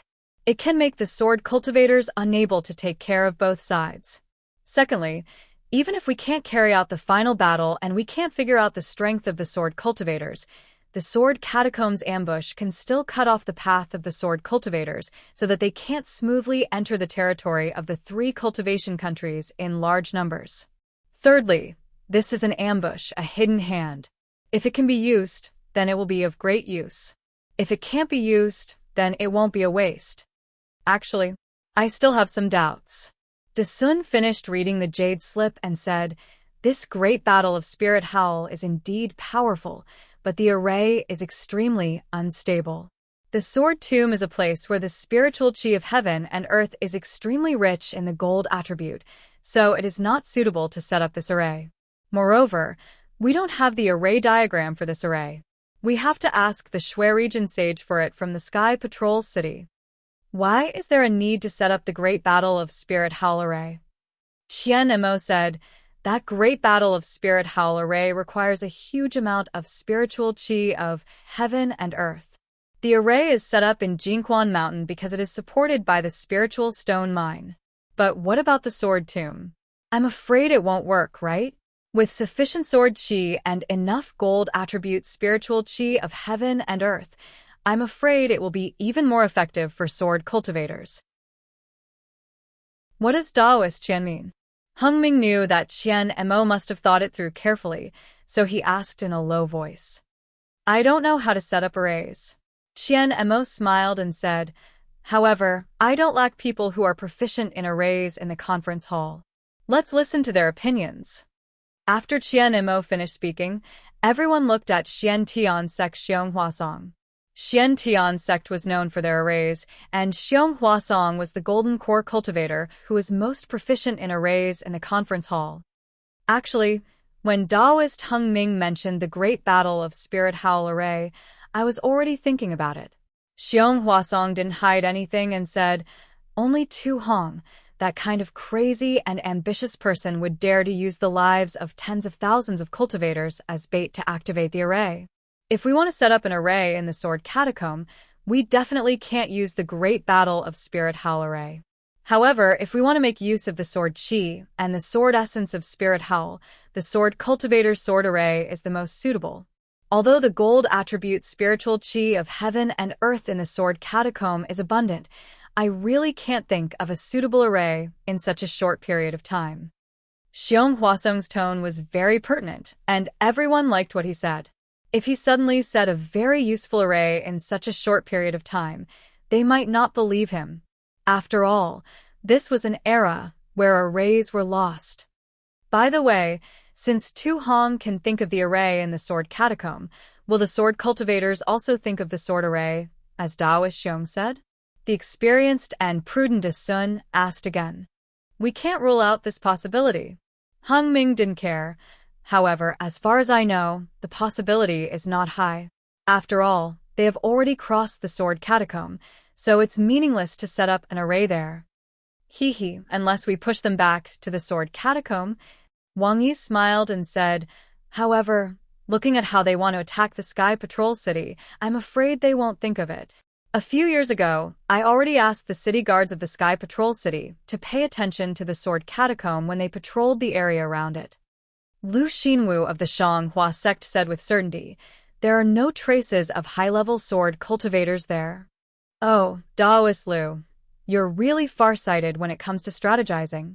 Hung Ming was stunned and said, so you've already paid attention to the sword catacomb in the early years? Yes, back then the sword cultivators didn't go too far from the sword catacomb. I was afraid that something might happen, so I made the Sky Patrol City check it out. Lu Xinwu smiled proudly and said, however, the sword catacomb is too dangerous, and there are too many sword cultivators along the way. The Sky Patrol City can't check it out often, so there's some news from time to time. It's nothing too important. That's great. Hung Ming clapped his hands and said, it seems that the sword cultivators have neglected the sword catacomb. This is really a good opportunity for us to plan.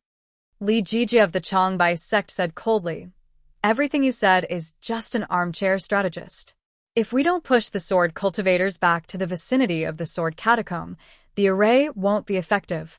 If we only block the sword cultivators from entering and exiting the sword catacomb, won't the array be destroyed if it's discovered by the sword cultivators?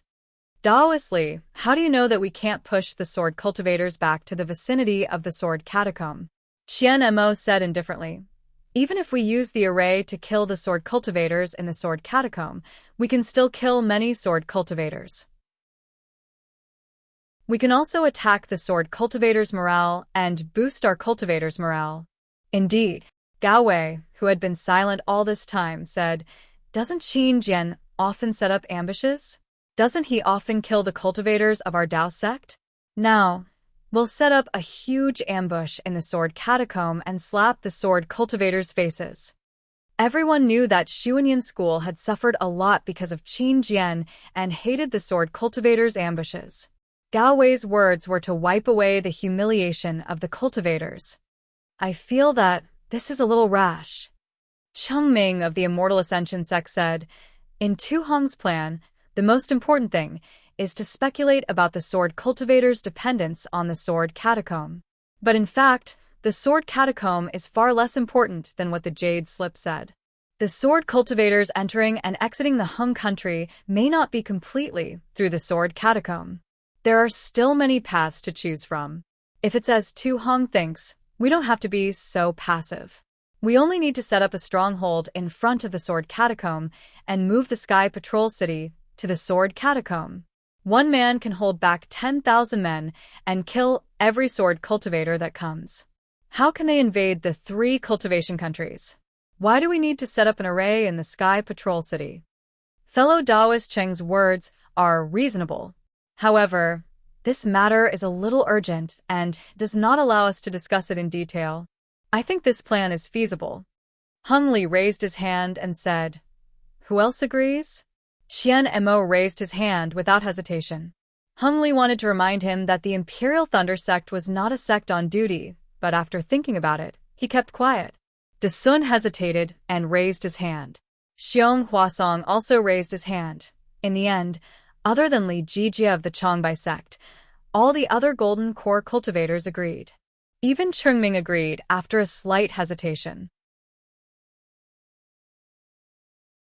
Chapter 2497. Fellow Cultivator Li.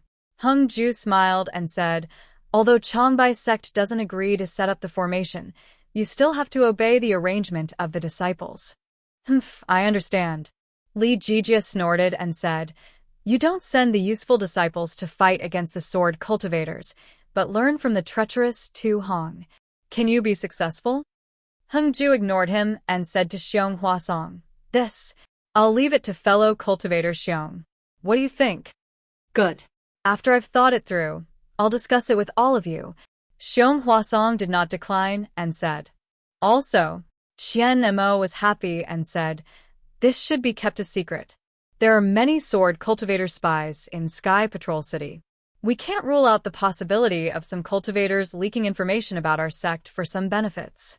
I think that other than all of you, even Sky Patrol City, don't let them know about this. When he said the last sentence, Qian Mo gritted his teeth fiercely. Yes, although he admired Tu Hong, but Tu Hong had also caused him a lot of trouble. When the palace master of Dui Lei Palace heard the news outside Sky Patrol City, she did not get off the thunderboat and did not even meet Qian Mo. Although she did not scold or reprimand Qian Mo, how could Qian Mo not know about Dui Jie's anger? Fortunately, Qian Lazy did not come to Sky Patrol City. Otherwise, Qian Mo would not know what to do. The reason why he recommended Tu Hong's strategy was to explain his relationship with Tu Hong, to explain what he had done and how he had become a laughingstock. On the other hand, he wanted to make more contributions so that his future would not be clouded by the shadow of the previous incident. That's right. De Sun narrowed his eyes and said, Sky Patrol City is full of evil. Who knows how many sword cultivator spies there are? The city master's mansion has long been the focus of the sword cultivators. Who knows who could leak information to the sword cultivators? It's better to be careful. Actually, forget it. Let's not talk about it. Fellow cultivator De Sun, what's so hard to say? Li Jijia said coldly. Isn't it because you suspect that our arrangement was leaked to the sword cultivators? Otherwise, why would we lose again and again in this battle? Why are we always at a disadvantage? Fellow cultivator Li, be careful with your words. Hung Ju hurriedly waved his hand and said, Sky Patrol City is part of our sect. They would never do such a thing. However, we can't guarantee that others will not do it. We'd better not inform them. Well, according to the dispatch of the conference hall's hall, it seems that the last batch of our sect's disciples will come to Sky Patrol City. Cheng Ming from the Immortal Ascension sect suggested, why don't we let them go to the Sword Tomb and let Dao friend Xiong train them in setting up the array? De Sun's do, does I De Sun, S, Teet, S2. We Sun to Sun. Teet, Est, T, Sun, SS. SSS to arrange. S begin. T, yes, I understand. Xiong Huasong bowed and said. After everyone finished their discussion, they lifted the restriction again. Qian Mo said, that's all I know about Li Qingxiu. His death outside the Sky Patrol City is a threat to us. We'll have to wait for fellow Taoist Peng and I to investigate before we come to a conclusion.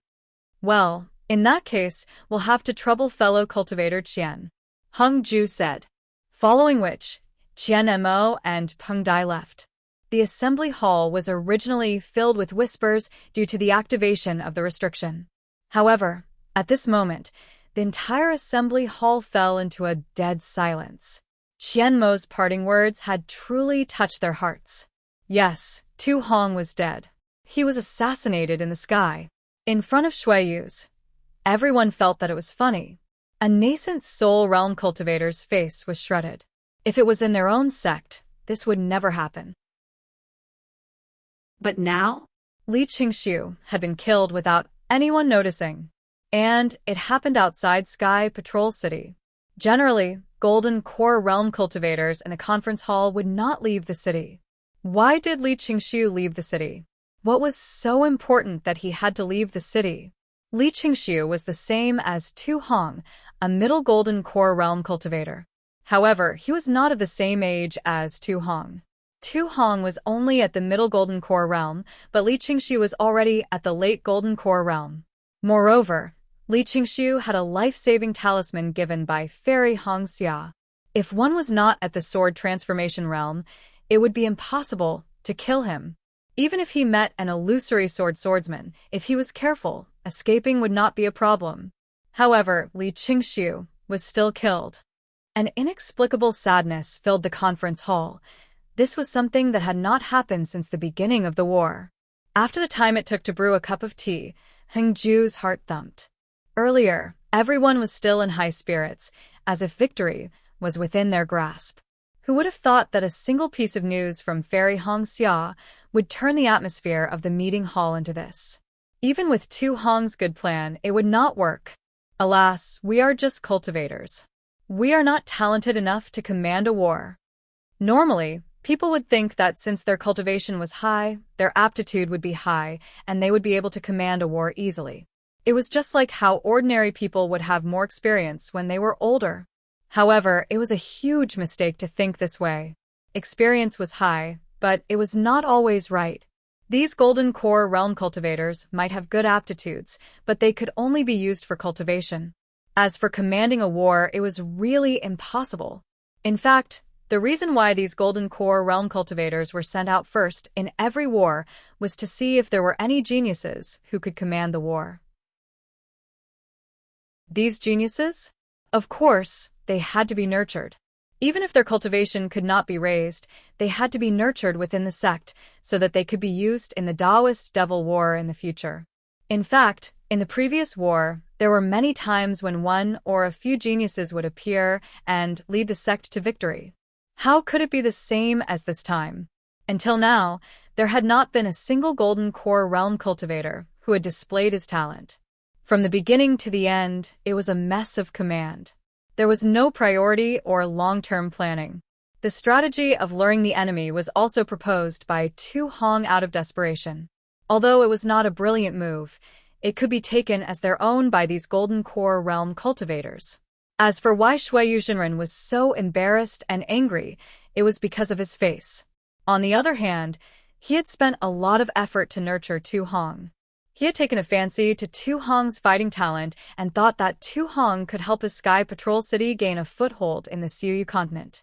Even if Tu Hong had some ulterior motives, even if Tu Hong had ruthlessly abandoned tens of thousands of Sky Patrol City disciples, he had endured it. However, the result of enduring it was that he was assassinated by Xiao Hua. How could Shui Yuzhenren not be furious? Fellow Taoists, Heng Ming said in a low voice, although fellow Taoist Li Qingxiu has died, this was an accident. It was definitely not an ambush by sword cultivators, and it will definitely not affect the outcome of this battle. As long as we follow our previous plan and Tu Hong's current plan, we will attack in an orderly manner, and our Dao sect will definitely win this battle. Yes, fellow Taoist Heng Ming is right. Kunlun sect's Yuan Zhongjue clapped his hands and said, everything is ready except for the east wind. As long as we win this war, everything will be fine. Yes, we have a good idea. However, Fairy Hong Xia's words have given us a reminder. Taiching sect's De Sun frowned and said, even if Li Qingxi was not killed by sword cultivators, it must have been done by several illusory swordsmen. This time, we have gathered many Golden Core disciples in our sect and put in a lot of effort. If we don't go to the front line and only rely on those early-stage Golden Core disciples to fight, if they end up like Li Qingxi, won't our efforts be in vain? Ha ha ha. Fellow Taoist Sun, you worry too much. Heng Ming clapped his hands and said with a smile, this is the last battle. We have killed all the swordsmen hiding in the Spirit Stone Vein and other places. Then the illusory swordsmen under their command will definitely show up. In Tu Hong's Jade Slip. Oh, even if he doesn't have his Jade Slip, of course, we have to settle the karma. Of course, we have to meet the opponents we have fought for several years. Otherwise, it will be hard to explain when we return to the mountain in triumph, right? Yes, that's right. The group of Golden Core cultivators rubbed their palms together as if they were about to enter the battlefield. Also, fellow Taoist Heng Ming, we have to send out an order from the conference hall to inform the Sky Patrol City that they will also send out disciples and Golden Core cultivators to assist us in the battle. Lu Xinwu of the Shanghua sect reminded them. Fellow Taoist Lu, That's a good idea. Hung Ming nodded and said, I will send out a token to the Sky Patrol City now. When there is news from all the disciples, we will enter the battle. Hee, I think the sword cultivators will definitely not expect this. Lu Xinwu narrowed his eyes. We have sent out so many disciples just to test the waters. After the test, the storm will come. That's right. Kill the sword cultivators with the force of a storm. Hung Ming's face was filled with excitement. Let's get ready immediately. Let all the disciples start moving. This is the chance to determine the outcome of the battle. Yes, all the Golden Core cultivators stood up and shouted in unison. The death of Li Qingxiu alone had caused the Golden Dan cultivators in the meeting hall to feel a sense of crisis. However, the culprit had actually escaped into a pitch-black cave. He took out a piece of bright flower stone and placed it on top of the cave, illuminating the entire cave. The cave was about 100 feet in size and was rather dry. Xiao Hua scanned it with his divine consciousness and was extremely satisfied. He took out a futon and threw it on the ground, then sat down cross-legged. With a wave of his hand, he took out Tu Hong's storage bag. After searching for a moment, he took out a jade slip. He did not have time to look at the other things and kept them in the storage bag. After looking at it for a moment, Xiao Hua frowned. It seemed like there was a problem that was hard to solve. However, when he raised his head and looked at the cave, the corners of his mouth curled up and he revealed a cold smile. Chapter 2498. Immediately after, Xiao Hua grabbed Tu Hong's Mitsubishi magic treasure with his left hand and struck it with a spell. The magic treasure trembled slightly and emitted a buzzing sound. Immediately after, 3 rays of light shot out from the 3 sides of the magic treasure, as if Xiao Hua's spell was wrong. Humph! Xiao Hua snorted coldly. His right hand covered the magic treasure, and the universe in the sleeve technique firmly suppressed the magic treasure. The light on the Mitsubishi magic treasure overflowed and flickered abnormally, but it couldn't emit the slightest bit of light. Quick! Xiao Hua's left hand continuously struck the magic treasure. Every time a spell struck the magic treasure, there would be the sound of a golden drum beating. Xiao Hua actually used the Sunset Islands method of refining jade tablets to refine this magic treasure. When the Mitsubishi magic treasure completely calmed down, the 3-colored brilliance was as stable as congealed fat. Xiao Hua bit the tip of his tongue and spat a mouthful of blood onto the magic treasure. Go. As soon as the blood entered the magic treasure, it immediately seeped in. The entire magic treasure seemed to be boiling, and the 3-colored brilliance alternated with each other. A golden suddenly appeared inside the magic treasure, and then gradually expanded until it submerged the entire Mitsubishi magic treasure. Strangely, the golden had just dyed the entire magic treasure when it immediately flashed again. After a few breaths of time, the golden disappeared, and the 3-colored brilliance began to alternate again. However, at this time, the 3 colors were so dazzling and vivid that they couldn't jump out of the magic treasure. Xiao Hua let out a breath and flicked his hand. The magic treasure jumped into the air and slightly rotated. The entire cave was reflected in the 3-colored brilliance. Little Yellow, come out. Xiao Hua's mind entered the space and called Little Yellow out. What's the matter, mother? Little Yellow cheerfully flew out. It first looked at the magic treasure in the air, then flew around a few times. It didn't find anything, so it asked curiously, you stay here. I'm afraid something delicious will appear in a while. Xiao Hua smiled and instructed. Immediately, Xiao Hua clapped his hand and took out the ice sea mirror. A few rather unfamiliar spells were cast on the ice sea mirror, but the mirror was also overflowing with brilliance, radiating in all directions. Xiao Hua's expression was grave and stern. His hands continued to form spells. With the influx of magic power, the ice sea mirror began to vibrate. On the surface of the mirror, like ripples, the brilliance gradually rippled and a vortex slowly formed. The center of the whirlpool was a gray color that alternated between black and white. As the whirlpool gradually expanded, it sucked in all the light. In the time it took to drink a cup of tea, all the light disappeared. The entire mirror also disappeared, leaving behind only a deep whirlpool. That whirlpool was dark gray in color, and it seemed like it was going to suck in all the light from the bright flower stones. Go! Xiao Hua pointed his finger, and the Mitsubishi magic treasure in the air flashed with brilliance and flew into the air above the whirlpool. Woo! A suction force was generated from the whirlpool and landed on the magic treasure. When the magic treasure's brilliance landed in the whirlpool, the magic treasure also slowly descended. Mitsubishi's magic treasure was originally rotating slowly, but as it fell, it gradually sped up.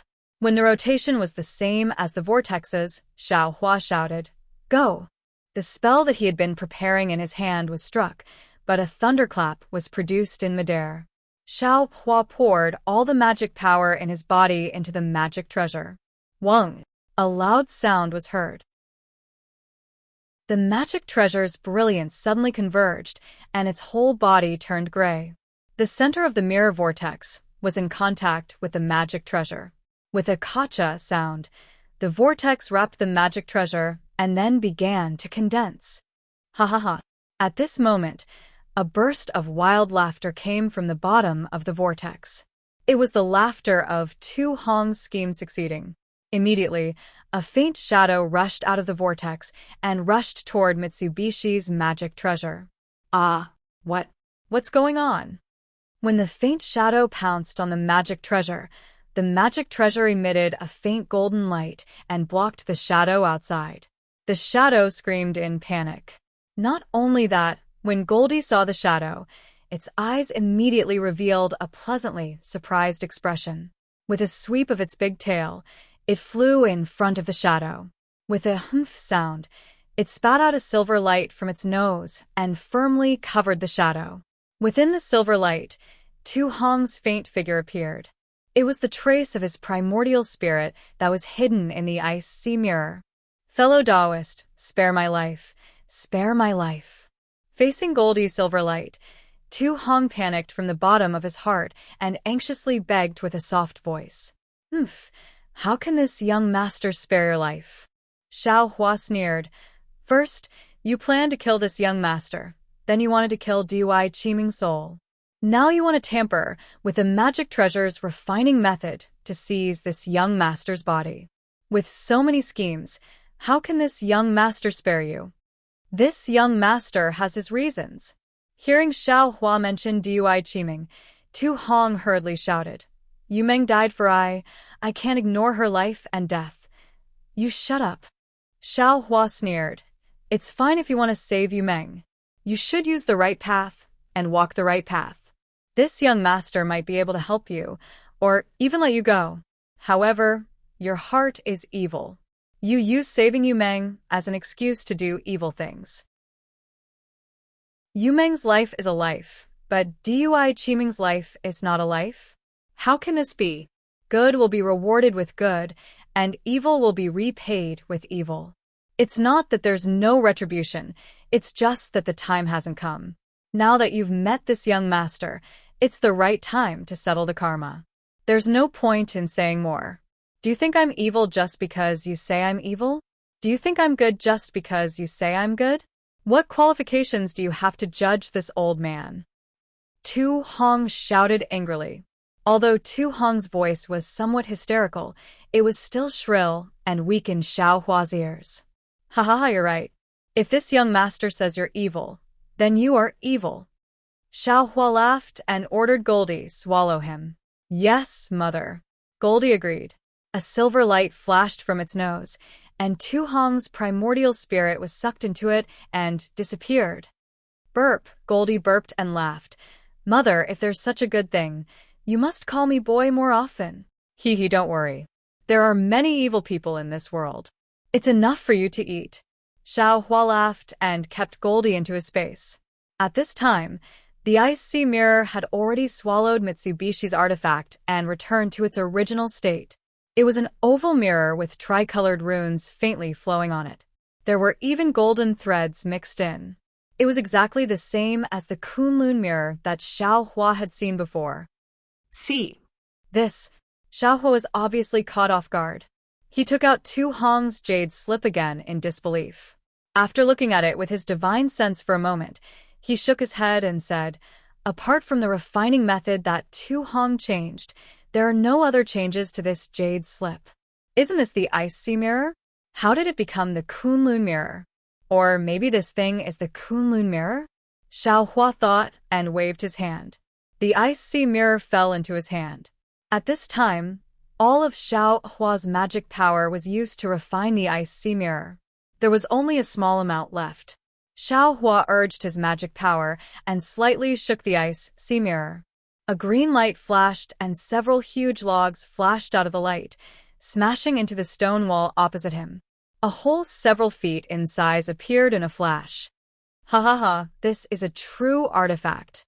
This young master just urged his magic power." Xiaohua laughed heartily. Then, he swayed slightly and shot out a series of blue lights that froze the big hole in the ground. The last yellow brilliance was even more powerful.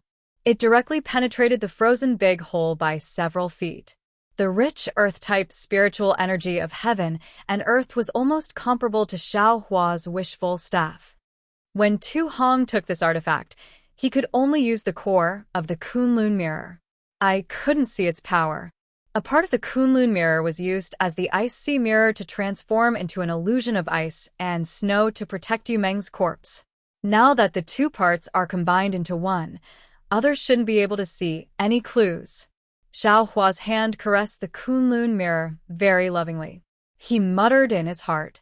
After all, he didn't have a suitable artifact now. When he fought with others, he would be at a disadvantage. After refining the Kunlun mirror, Xiaohua opened his mouth and still wanted to fuse it into his body. Unfortunately, his body was of the phoenix bloodline and had been tempered by the primal chaos qi. No artifact could be fused into his body, like ordinary cultivators. Therefore, he could only send it into the Buddha fire. There were still many things in Tu Hong's storage bag. Xiaohua only roughly looked at them before. However, he didn't have the mood to carefully look at them now. Not only did he not know the origin of these things, but Tu Hong's rumors had not stopped for a day. All of these things could be the source of Xiaohua's exposure. He wouldn't be anxious to be fooled. Damn it, Li Qingxiu, you are a golden core cultivator of the discussion hall. How could there be few things in your storage bag? It's a pity that your self-destruction was too ruthless. Other than the incomplete jade strips, everything else turned into nothingness. And there was a golden alms bowl left behind. That pipa, or whatever was left behind. Nothing was left behind. Xiaohua recalled Li Qingxiu's self-destruction and felt pity in his heart. Fortunately, Marshal Kuen's storage bag is still intact. Otherwise, this young master's efforts would have been in vain. Then, Xiaohua took out Marshal Kuen's storage bag. When he immersed his divine sense into it to take a look, he almost jumped up from the ground. How is this possible? This guy, there are materials in his storage bag that can repair the Grand Universe shifting token? Joy appeared on Xiaohua's face. Almost without hesitation, he took out all the jade strips in Li Qingxiu's storage bag. When he hurriedly finished looking through them, he couldn't help but feel slightly disappointed. Damn it, these materials are indeed needed to repair the Grand Universe shifting token. However, the most important materials are missing. I'm afraid that this guy randomly collected them? Thinking about it, Xiaohua's gaze landed on the other materials that were placed together with those materials. He seemed to be deep in thought. Thunder Rollstone?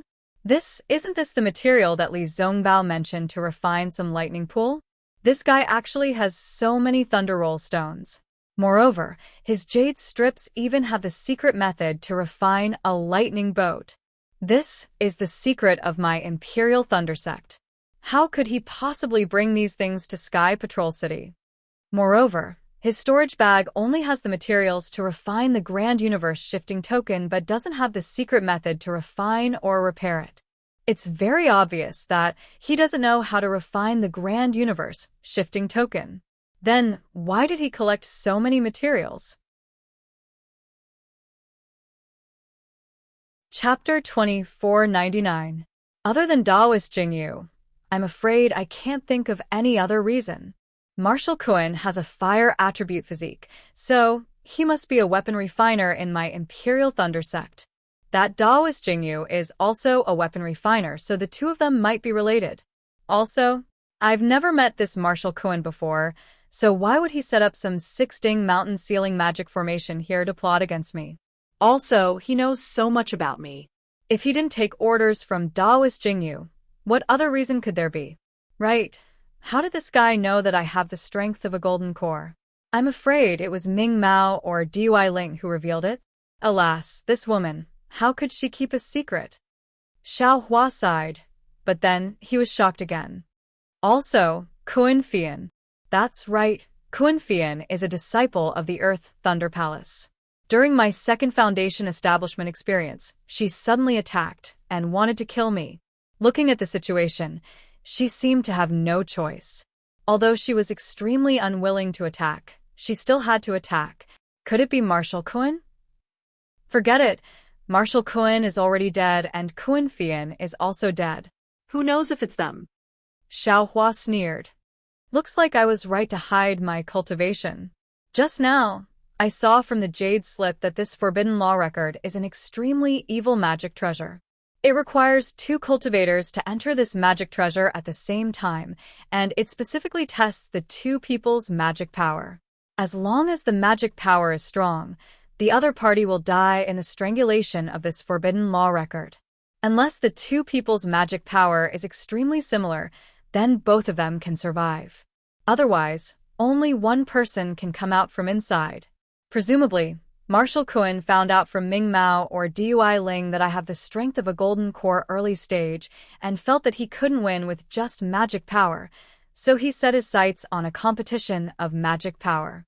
What a pity if we compare magic power, I can compare to a golden core late stage. How can you be my opponent? Alas, looks like no matter when I can't expose my bottom line to others. No matter when I have to keep a life-saving method. Hee, but this Marshal Kuan is really cute. Xiao Hua immediately revealed a smile. Usually, it's the cultivators of other sects who send good things to me, but this time, it's my own sect's cultivators who send it to me. Oh, that's not right. Marshal Kuan, this guy. His intentions were unforgivable. Why did he bring my thunder-controlling sect's thunderboat refining method from the sky Thunder Peak? I'm afraid he wants to make an exchange with Reverend Jingxi. Not to mention whether or not he wants to exchange the secret refining method of the Grand Universe Shifting Token. Even if it's anything else, he's harming the interests of my Imperial Thunder sect. Killing him was the right thing to do. It's all for nothing. As Xiao Hua thought about it, he looked at the jade strip for refining the thunderboat. And this thunderboat is really something. It's not something that can be understood in a day or two. Moreover, repairing the thunderboat is not something that can be done in a short period of time. There are only a few days left before the battle of the 7 Extremes mountain range. Let's refine as many fire talismans as possible. Although Li Qingxiu's invisibility talisman and Xiao Hua's fire talisman were both jade talismans, their advantages and disadvantages could be clearly seen. Xiao Hua's jade talisman was not just a little bit inferior. The fire talisman's talisman was much worse than the invisibility talisman's talisman. However, from the performance of the fire talisman, it was indeed not bad. It could actually block the talisman of a nascent soul cultivator. Even if the opponent was a golden core cultivator, this large number of fire talismans could definitely make the opponent suffer. Therefore, Xiao Hua still hoped to refine a few more. However, just as he put away the jade talisman, his gaze fell on a strange message talisman. This message talisman was somewhat similar to a flying sword. There was a faint flowing light on it. Oh, this seems to be a sword cultivator's flying sword message. Could it be Marshal Kuan is a sword cultivator? No, this is the Changbai sect's message talisman. Xiao Hua thought for a moment and understood. This guy is colluding with Changbai sect's Reverend Jingxi. There must be that guy's message talisman in it. That old man Jingxi is a big enemy of mine. He killed Marshal Kuan for me. Xiao Hua scratched his chin and thought again. I don't know when Jingxi will come to Sky Patrol City. If I can condense my core, I will have some ability to protect myself. Thinking about this, Xiaohua took out the many jade slips that he had thrown into the storage bag and checked them one by one. Not long after, Xiaohua frowned slightly. When his divine sense came out of the jade slips in his hand, his brows relaxed and the corners of his mouth actually revealed a trace of a smile. Marshal Kuan, my brother, yours truly, Guan and I. Haha, this must be the message talisman sent to Marshal Kuan by the early golden core cultivator who robbed the Zhongling mountain village of qi refining materials. Xiaohua's eyes turned rapidly. The two of them agreed on a place, but didn't say a time. However, since Marshal Kuan left the city at this time, it should be soon. According to the jade slips, Huguan and I has the key materials to repair the Grand Universe shifting token. Marshal Kuan probably wants to exchange the refining method of the Thunderboat with him, right? Damn it. It seems that I must go. Not only can I kill that old man Jingxi's disciple, but I can also obtain the refining materials. It's really killing two birds with one stone. It's more than killing two birds with one stone. Huguan and I has always been ruthless. He even managed to get so many materials from a small Zhongling mountain village. How can there be few things in his storage bag? This young master's method isn't too vicious and merciless, right? Ruthless, I'm a ruthless and terrifying phoenix. Xiao Hua secretly snorted. He kept the jade slips and began to refine the fire talisman. When the time was almost up, Xiao Hua collected all the items and flew out of the cave. After identifying the direction, he flew towards the Seven Extremes mountain range. The Seven Extremes Ridge was like 7 huge barriers, standing tall in the snowy highlands. The high foothills stretched across the sky, making people feel as if they had reached the end of the snowy highlands. Beyond the end, there was no wind, no snow, no cold. Yes, there was no paradise beyond the Seven Extremes Ridge. It was still snowy and bone-piercing cold. However, there were spirit stone veins in the Seven Extremes Ridge that cultivators coveted.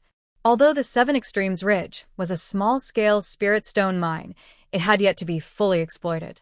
After the sword cultivators launched their attack that day, they were overjoyed. Not only did they send over a large number of sword-nurturing disciples to mine, they also asked the sword cultivator Failing Sword Manor and the blacksmith cultivator Bronze Bell sect to send over more people to guard the place. In addition, the other sword sects also sent over disciples to support them. At this time, in the cave residence where the cultivators of Sky Patrol City were resting, Ruasi and Yunbai of Failing Sword Manor, as well as more than 10 disciples from other sects, were sitting on jade chairs. The sword light on each person's body was faintly discernible, and the faint sound of the sword was incessant. It seemed that they were practicing some kind of sword array. As the sword light on everyone's body became more and more obscure, the sound of the sword also became more and more uniform. In the end, there was a clang, like the sound of a golden drum. A huge flying sword suddenly appeared in the middle of the crowd and rushed into the rock wall above the cave residence. With a loud boom, a black hole of several feet in size was blasted out by the huge sword. Ruasi, who was sitting on it, was a strong female cultivator of Grade 1 illusory sword. She had thick eyebrows and big eyes, quite masculine. She laughed and stood up, saying, "Sword friends, you've worked hard. Our sword array is so powerful with just a little cooperation. It's more than enough to protect this small spirit stone vein. When you go back to your respective sects, you still have to practice this sword array well." Senior Ruasi, a sword cultivator of Grade 6 illusory sword, stood up and said with a smile, "Senior, thank you for teaching us. This sword array is the secret of Failing Sword Manor. Now for the battle of our sword realm. Senior taught us, without reservation. We have benefited a lot." Whether it's Failing Sword Manor, Lujian Sect, Failing Feather Sect, or Yinyang Sword Sect, they are all members of our sword realm. The most important thing is to kill the Dao cultivators and control all the spirit stone veins in the hands of us sword cultivators. Ruasi waved her hand casually and said with a smile, You just have to remember these words and practice the sword array well. As long as you kill more sword cultivators, I will be gratified. This sword formation was passed down long ago when seniors seized the spirit stone mine while bathed in blood. Over the years, we disciples of various sects, and even disciples of different sects, have diligently practiced it. We've long been familiar with it. Another sword cultivator of grade 5 illusory sword stood up and cupped his hands, saying, "It's just that our 7 Extremes Ridge has exceeded the vision of the Tao sect cultivators. I'm afraid they won't pay attention to this place. Otherwise, our flying swords will definitely kill more cultivators." Chun Jianyo's words are wrong. The sword cultivator of grade 6 illusory sword shook his head and said, "It's not that our 7 Extremes Ridge is too far, and it's also not that our spirit stone vein is too small. It's just that our sword cultivators' warriors are too outstanding in this battle. They've beaten the cultivators to the point that they've retreated. They've gained the upper hand in every aspect. That bullshit meeting hall is badly battered and exhausted. They're simply unable to reach my 7 Extremes Ridge." What Yuan Jianyu said is right. It's all because this little brother knows too little. The sword cultivator of grade 5 illusory sword bowed humbly. Then, with a wave of his hand, a brilliant sword light flashed. "It's a pity that other than killing a few Foundation establishment cultivators 50 kilometers south of the 7 Extremes Ridge a few months ago, my flying sword hasn't seen any blood." Soon. A similarly tanned and skinny female cultivator of grade 1 illusory sword beside Ruasi chuckled and said, "You guys take turns every 10 days. We'll be able to send you out soon. You'll be able to kill cultivators easily." "Thank you for your auspicious words, Senior Yun Bai." The sword cultivator with the surname Qin bowed and said, "I hope that every sword cultivator on duty will be able to kill more." At this moment, without waiting for the sword cultivator with the surname Qin to finish his words, an intense sword light suddenly flashed from a corner far away in the cave. Oh. Everyone was slightly stunned and looked towards that corner. "Ha!" Yunbai laughed when she saw this. "Look, just now when we were talking about killing cultivators, there are cultivators passing by our 7 Extremes Ridge. Let's see who you're waiting for to go out and make a fortune." Chapter 2500. With that, Yunbai waved her hand and a crimson sword energy fell into her hand. It was a small sword about an inch long. "Go!" Yunbai shouted. The small sword flew into the air and exploded with a prung sound, revealing a square sword shape. Inside the sword shape was a vast expanse of whiteness. After everyone looked at it for a moment, more than a dozen swordsmen of both sexes appeared from the white expanse. These flying swords were actually set up by sword cultivators. The situation from 100 miles away could be transmitted to this place through the other flying swords. "Oh, so it's another group of sword cultivators here to support?" Yunbai couldn't help but reveal a trace of bewilderment when she saw this. That's over 10 swordsmen at the 6th grade of the sword. Why were they suddenly sent here? They might not be reinforcements. Ruasi shook her head.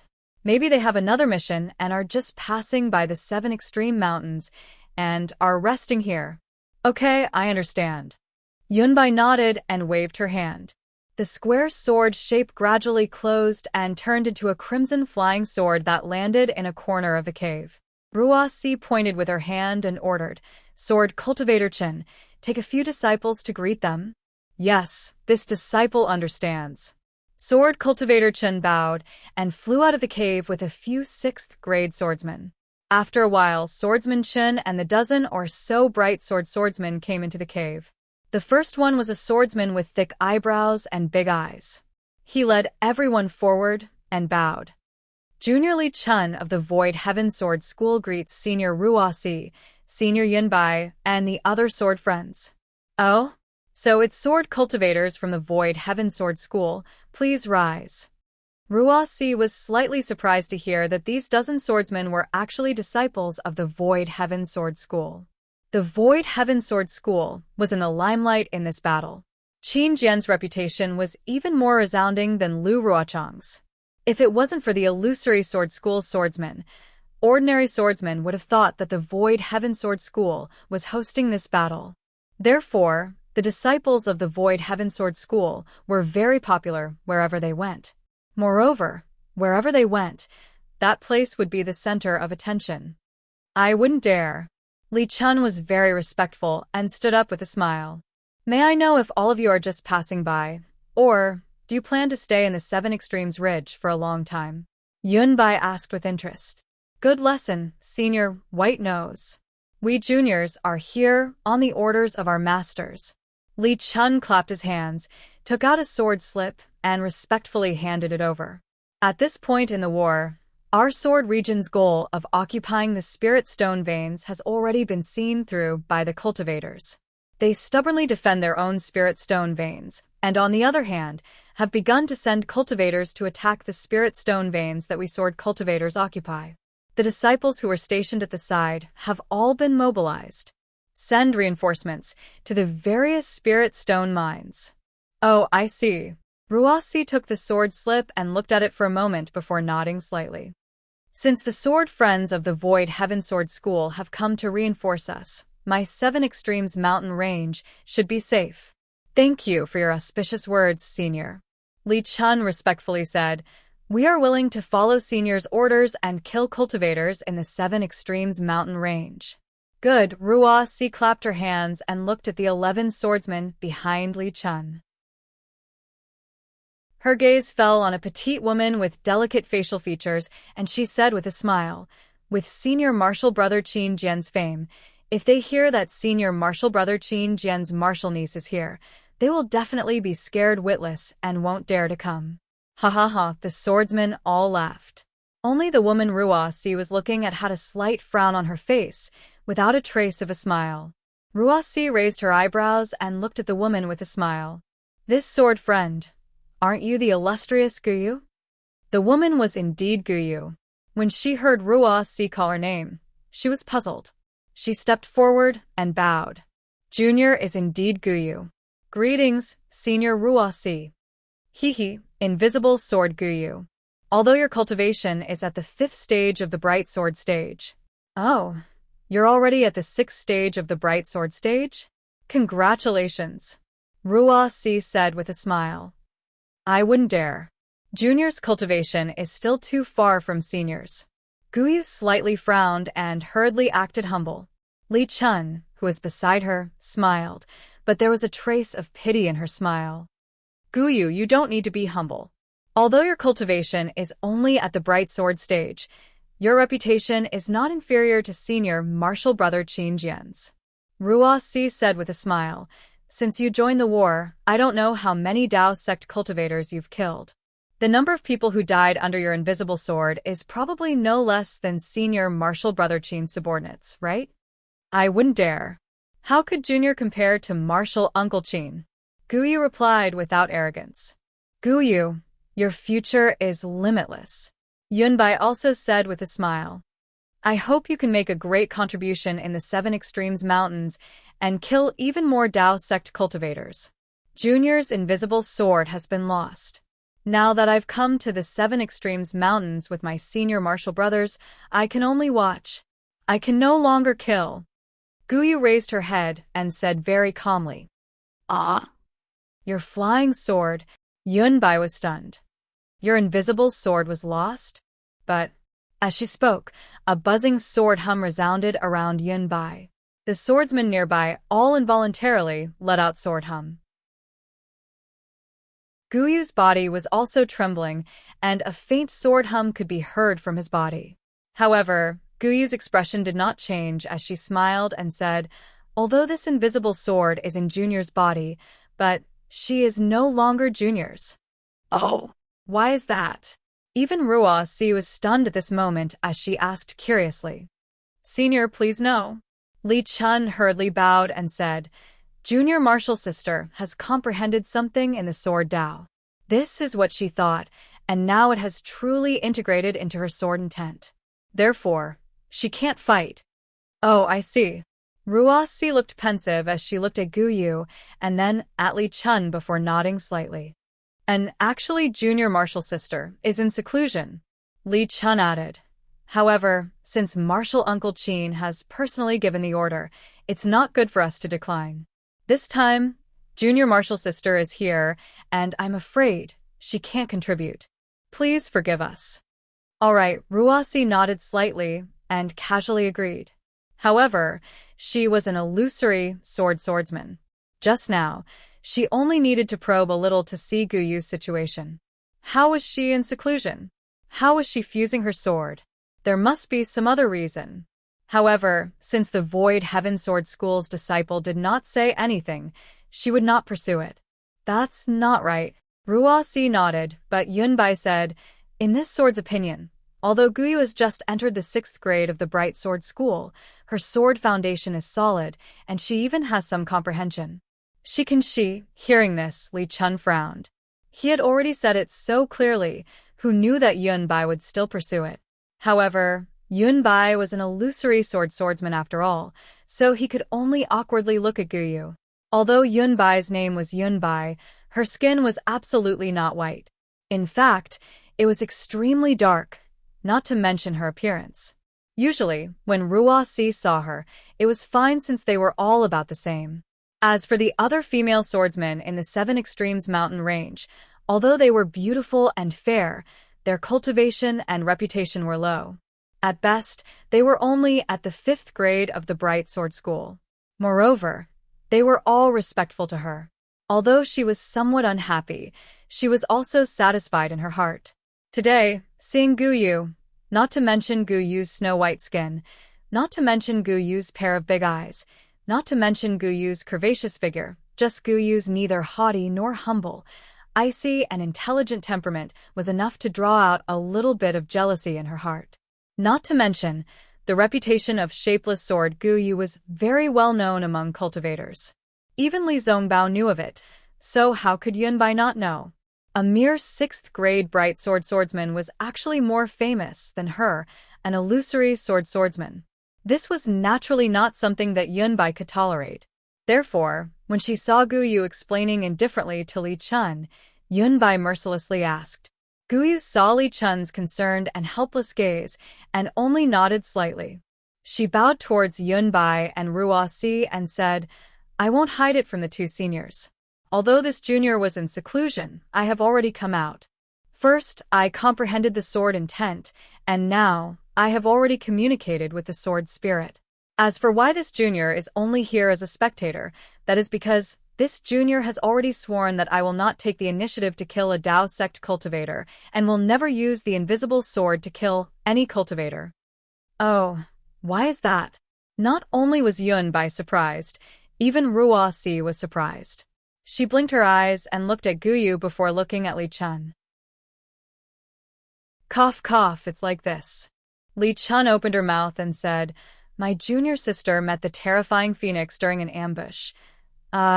You actually met him? Yunbai almost cried out in surprise. You are actually still alive? Guyu smiled bitterly. Yes, this junior is not only alive, but living well. The terrifying phoenix is vicious and merciless. How could he let you go? Ruasi looked at the surrounding swordsmen who also had some fear on their faces and said softly, That fellow not only killed Ling Yunwu and the other 12 swordsmen of the Soaring Wind Sword sect, he also killed Zhong Haoshuan and the other 6 swordsmen of the Bright Sword sect. Even Yu Ming of the Quilted Mountain sect was scared out of his wits. This junior did not expect him to be the terrifying phoenix at that time.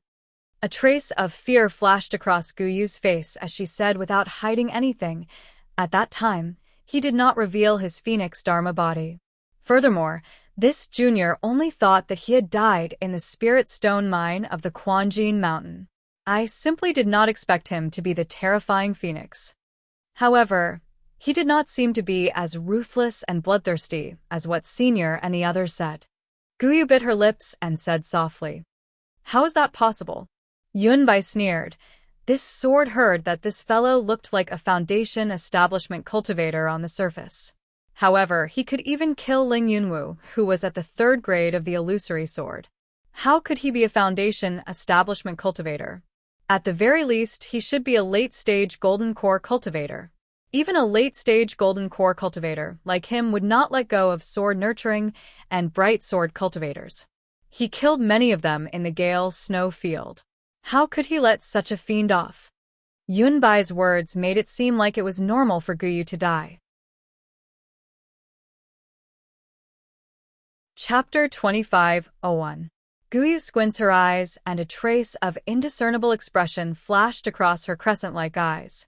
She continues, "That day Junior used Formless Sword to plot against Terrifying Phoenix. After being discovered by him, he used a magic artifact to chop Junior's right arm off." Oh. When everyone heard this, they looked at Guyu's undamaged right arm and were all shocked. Sigh, Guyu sighs. Junior was completely disheartened and knew that I had met my nemesis and was bound to fall. But just as Junior screamed and revealed myself, that guy actually gave Junior the Formless Sword and broken arm. He even took advantage of Junior being caught off guard and fed Junior an indescribable elixir into Junior's mouth. Hee hee, Terrifying Phoenix. Does he know you? Yunbai laughs coldly. Guyu shakes her head. Of course Junior doesn't know him. Even after escaping, I carefully thought about his appearance and the news from Gale Snowfield. Only then did I know that he was Terrifying Phoenix. Then why did he let you go? Why did he give you an elixir? If not for his elixir, you might not be able to keep your right arm, right? Yunbai asks. Guyu is silent, but her eyes are unyielding. Hee, Guyu, if your right arm is broken, even this sword will feel pity for you. Not to mention a male cultivator like Terrifying Phoenix. Yunbai bluntly calls out her name. Junior was in a mess at that time and only thought of escaping. I didn't think much about it. Guyu replies, but according to Junior's thinking, Terrifying Phoenix might not have thought so. Then what did he think? Even Ruasi is somewhat curious and continues to ask. I only feel that the Horrifying Phoenix is not a cruel and merciless person. In fact, she is a kind person. If she was not forced into a desperate situation, she would definitely be merciful. She would not disregard human life. Guyu speaks frankly with assurance. Even in the battle between Dao cultivators, he does not often kill people. What Senior said about those few situations, which one of them is not Terrifying Phoenix fighting against my sword cultivator alone. When has Senior ever seen Terrifying Phoenix working with others to kill my sword cultivator? This. Yunbai is somewhat tongue-tied. After Junior escaped with my life, I have thought deeply about it. The fault lies not with the Terrifying Phoenix, nor with Ling Yunwu and the other seniors. The fault lies with the war between the Dao sect and the swordsmen. Guyu's big eyes flashed with extraordinary splendor as she said, "We swordsmen control the sword domain and are already free and unfettered, so why should we conspire against the cultivation three kingdoms? Even if we don't have spirit stones, we can still exchange things with the three kingdoms." There was no need to make such a big fuss and sacrifice the lives of thousands of swordsmen. If it wasn't for the Sword Dao War, the Horrifying Phoenix wouldn't exist, and Ling Yunwu and the others wouldn't have died. What do you know? Ruasi sneered. The Great War of the Sword Dao is far from something that a mere sword user like you can understand. That's right, this Junior naturally doesn't know. Guyu sighed with emotion. Junior only knows that the flying sword is based on Zhongcheng, with rather break than bend as sword intent, with a heart full of hot blood to cultivate the spirit sword in the heart. But now? In the war, you try to cheat and deceive each other. You kill me, I kill you.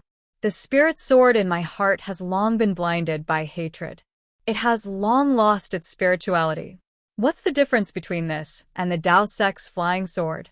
Moreover, the formless sword in this Junior's hand requires a pure heart and a clear state of mind. Only then can it succeed. After this Junior participated in the Great War, I always schemed to kill cultivators. My heart has already fallen and dust has long accumulated in it. How can it still be traceless? How can it still be formless? I'm afraid that the Horrifying Phoenix saw through this Junior's whereabouts because of this. After this Junior escaped, in addition to rejoicing, I gained enlightenment and found the true essence of the formless sword. This was how I broke through to the 6th grade of the bright sword in a short period of time. Seeing that Yunbai wanted to say something, Gyu didn't give her the chance to speak and continued. Now, this junior's formless sword is in my heart and not in my hand. The formless sword in my body has been seen through by others and can no longer be used to kill people. This is your understanding? Yunbai sneered. You were just let off by others and you're grateful to them? You no longer raise the flying sword in your hand? Then this sword can tell you that you're very wrong. This is only a small matter. For this small matter, you've forgotten the righteousness of the great war of Tao cultivators and the righteousness of my sword realm's survival. Even if your formless sword advances, you will never succeed and will never become an illusory sword. This is because you've forgotten that a sword is a sword. It is the weapon we swordsmen use to sacrifice ourselves, the weapon we use to take the lives of cultivators. As she spoke, Yunbai opened her mouth, and a string of lotus flowers flew out. It streaked across the air, and an extremely sharp sword chi landed on Gyu's head. That sword chi was unhindered, and had already shaved off most of Gyu's black hair. Facing such a flying sword, can you stay true to your heart? Can you allow yourself to be slaughtered? Senior? Gyu was fearless and calmly said, facing this threat, this junior naturally won't wait for death. However, this junior has already said that this junior's sword is in my heart and not in my hand. Ridiculous. I didn't expect the Void Heaven Sword School to have senior martial brother Qin Jian, who killed Tu Hong, to have someone like you. Yunbai was about to scold her again, but Ruo Si waved her hand and stopped her. No need. Since little friend from the Void Heaven Sword School came to support us, they naturally don't have to fight. It's fine as long as they have the intention. Besides, my 7 Extremes mountain range has more than 30,000 swordsmen, so what if we lose one? Hearing Ruo Si's decision, although Yunbai was unwilling, she could only shut her mouth. Even now, this female illusory sword school swordsman still didn't understand why she suddenly made things difficult for this beautiful swordsman who was only at the 6th grade. Hearing this, Li Chun let out a long sigh and helplessly looked at Gyu. He had heard Gyu say the same thing back then. He was even more surprised than Yunbai and the others. Although Gyu's words revealed a thorough understanding of sword essence, and Gyu really relied on this understanding to advance. However, this was a battle between Tao cultivators. Who cared about what kind of understanding you had? You only needed to contribute to the sword domain and kill as many cultivators as possible. Not only did you not kill cultivators, but you also pointed out the inappropriateness of the sword Tao battle. Wasn't this clearly against the sword domain? Fortunately, Qin Jian's reputation had always been extremely resounding, especially when it was said that Tu Hong was killed by Qin Jian. Although Qin Jian denied it in the sword domain, those who didn't know the truth still put this credit on Qin Jian's head. Although formless sword Gyu's reputation was resounding, there were many who were on the same level as her. She was far from being as arrogant as Yunbai said. Gyu's change had only happened recently. If she didn't say it herself, how could others know? Even if he knew, just like Ruo Si, he would still give in because of Qin Jian. Many thanks, Senior Ruo Si. Gyu bowed very graciously. Seeing Gyu being so obedient, Yunbai couldn't help but feel awkward. Inside the cave, the other drawing sword swordsmen were also a little surprised. They unconsciously looked at each other, not only because of Gyu's words, but also because of Yunbai's actions. At this moment, a buzzing sound came from the place where the message was sent. A sword light suddenly flew out. Could it be that there are other sword friends coming to support? Ruo Si obviously wanted to change the topic. She smiled and pointed with her finger. The sword light flew into the air. Just as the scarlet brilliance was about to explode, a few more buzzing sounds were heard. Not good. Ruo Si's expression changed. She grabbed with one hand, and several scarlet brilliance flew into the air. Open. He heard Ruo Si's soft reprimand, and several sword lights completely exploded. Several square mirrors were scattered in the air of the cave residence. See, so many cultivators? When Ruo Si saw the dense crowd of cultivators flying over from afar, covering the sky and covering the earth, there were even more than 10 huge flying magic tools. Rua's eyes narrowed, and his heart was filled with horror. Sister? Yunbai was even more puzzled. When was my 7 Extremes Ridge valued so highly? Looking at the incoming cultivators, there should be more than 10,000, right? More than that, Ruasi bit her lips and said coldly, to be able to activate 7 messenger flying swords, how could there be less than 20,000? These cultivators seemed to be Huanhua sect disciples? Li Chun was a little hesitant, as if he couldn't make up his mind. That's right, they are Huanhua sect disciples. Yunbai sneered. Among the Dao sect cultivators, only Shi country's Huanhua sect likes to show off. They have flying artifacts wherever they go. Even when they go out to attack, they dress up as if they are getting married. Haha. The group of swordsmen who drew their swords couldn't help but cover their mouths and laugh. Li Chun also laughed involuntarily. It seemed that this was the first time he heard such a description of Huanhua sect disciples, and he vaguely understood Yunbai's previous reproach to Guyu. Just as everyone was carefully inspecting, dozens of lights shot out from the Huanhua sect disciples. It was the late-stage Foundation establishment disciples who were scouting ahead. The swordsmen only felt a violent tremor in front of their eyes. The mirror suddenly turned black, and all the images disappeared. Then, with a few crisp sounds, the mirror cracked inch by inch, turning into specks of fluorescent light that fell into the air. Obviously, the Huanhua sect disciples discovered the messenger flying swords and destroyed them. Huanhua sect actually launched a large-scale attack. This is really not good. Ruasi looked at the shattered fireflies in the air. Although her tone was very grim, the expression on her face didn't change much. Humph. These Dao sect bastards are really tired of living. Yunbai sneered. They want to attack my 7 Extremes Ridge with just 20,000 disciples? Let's not talk about anything else. On that day, my sword cultivator invested nearly 40,000 disciples in Golden Spring Mountain. Seniors, please understand. Right now, Huanhua sect is already 300 li away. Should we meet the enemy now? Li Chun bowed and said, we Void Heaven Sword School disciples are willing to be the first line of defense. Haha. It's fine for now. Yunbai laughed. It's just 20,000 disciples. This sword won't let them return. Wung wung, another wave of sword humming sound was heard. It came from the place where the message was sent, and a sword light suddenly flew out again. Chapter 25:02. Not good. At this time, Ruasi was really a little shocked. However, before she could reach out her hand, there was a series of strong roars, and several scarlet lights rushed into the sky. Ruasi did not dare to be negligent.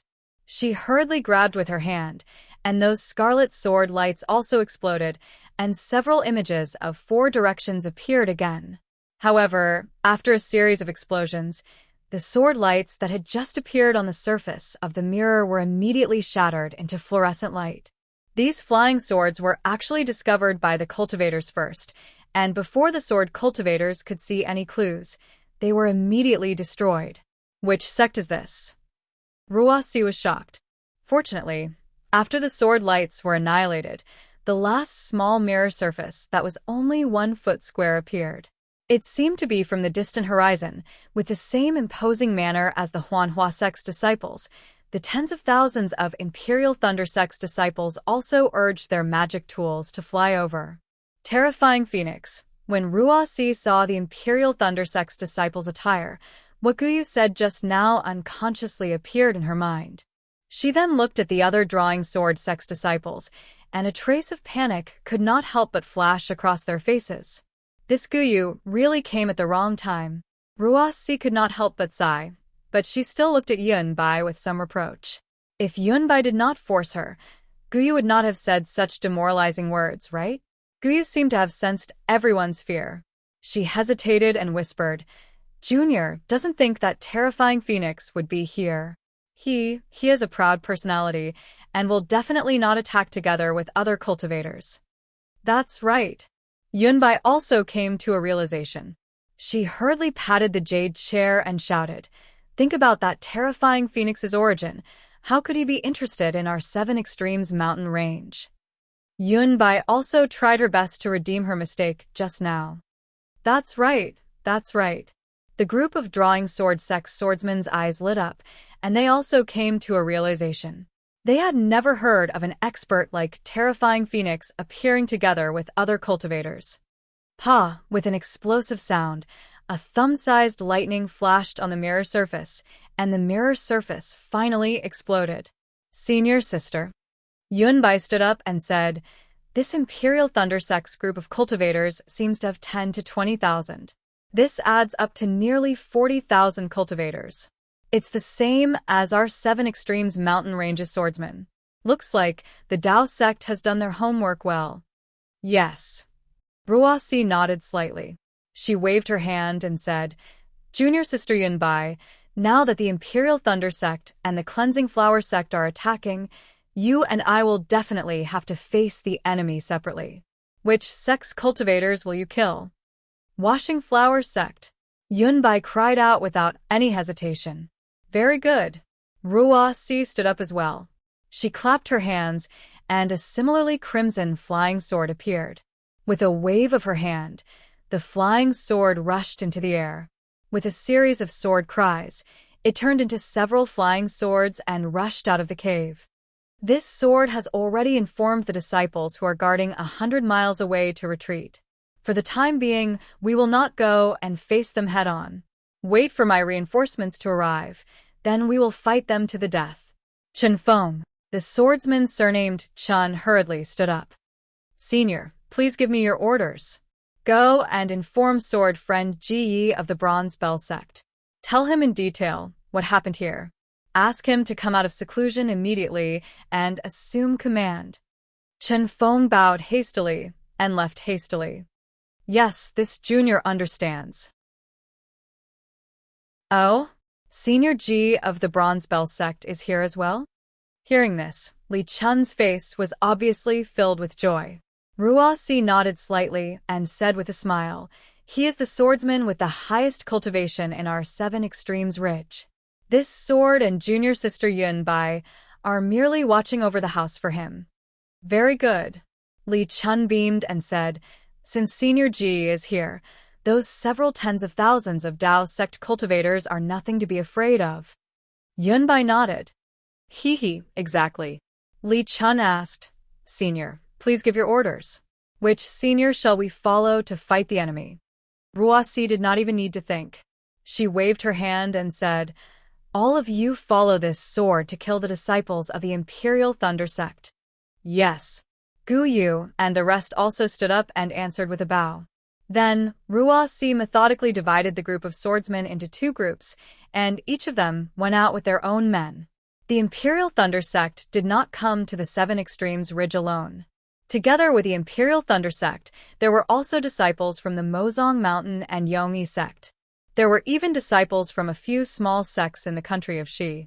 However, the Imperial Thunder Sect only sent out an early gold core stage cultivator. Moreover, the Imperial Thunder Sect's disciples made up the majority.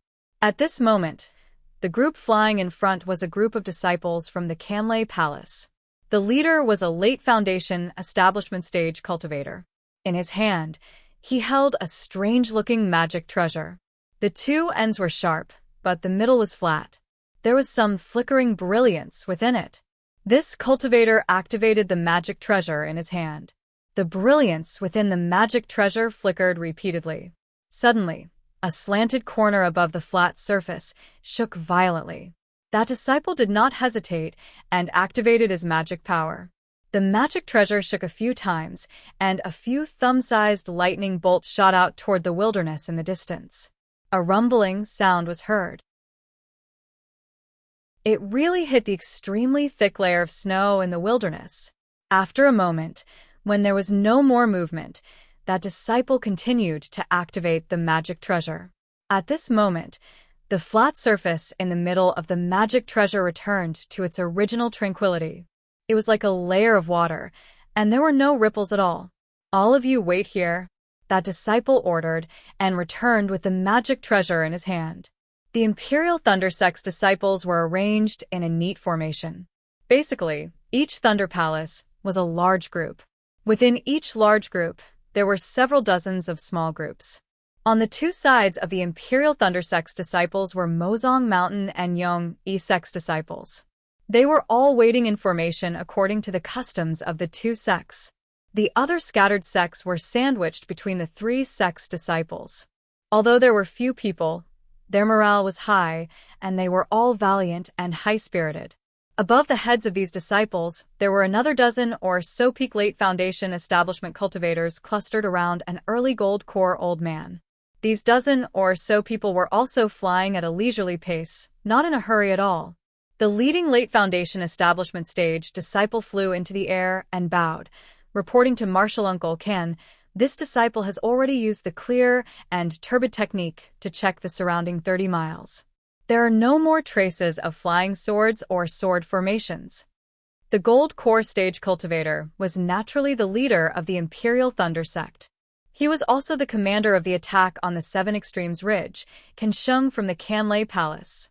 After listening to the report of the Foundation Establishment Stage Disciple, Kensheng nodded slightly. And good. Then, he released his divine sense and sneered. The flying swords and sword formations within 30 miles are gone. However, there are still many swordsmen lying in ambush outside 30 miles. These swordsmen are probably preparing to launch a sneak attack on us. Go Yufeng, send 300 disciples and bring me the heads of these swordsmen. Yes, this disciple understands. The eyes of the Imperial Thunder Sect's disciple called Yufeng flashed with a trace of excitement. His figure flew down quickly and pointed in the air for a moment.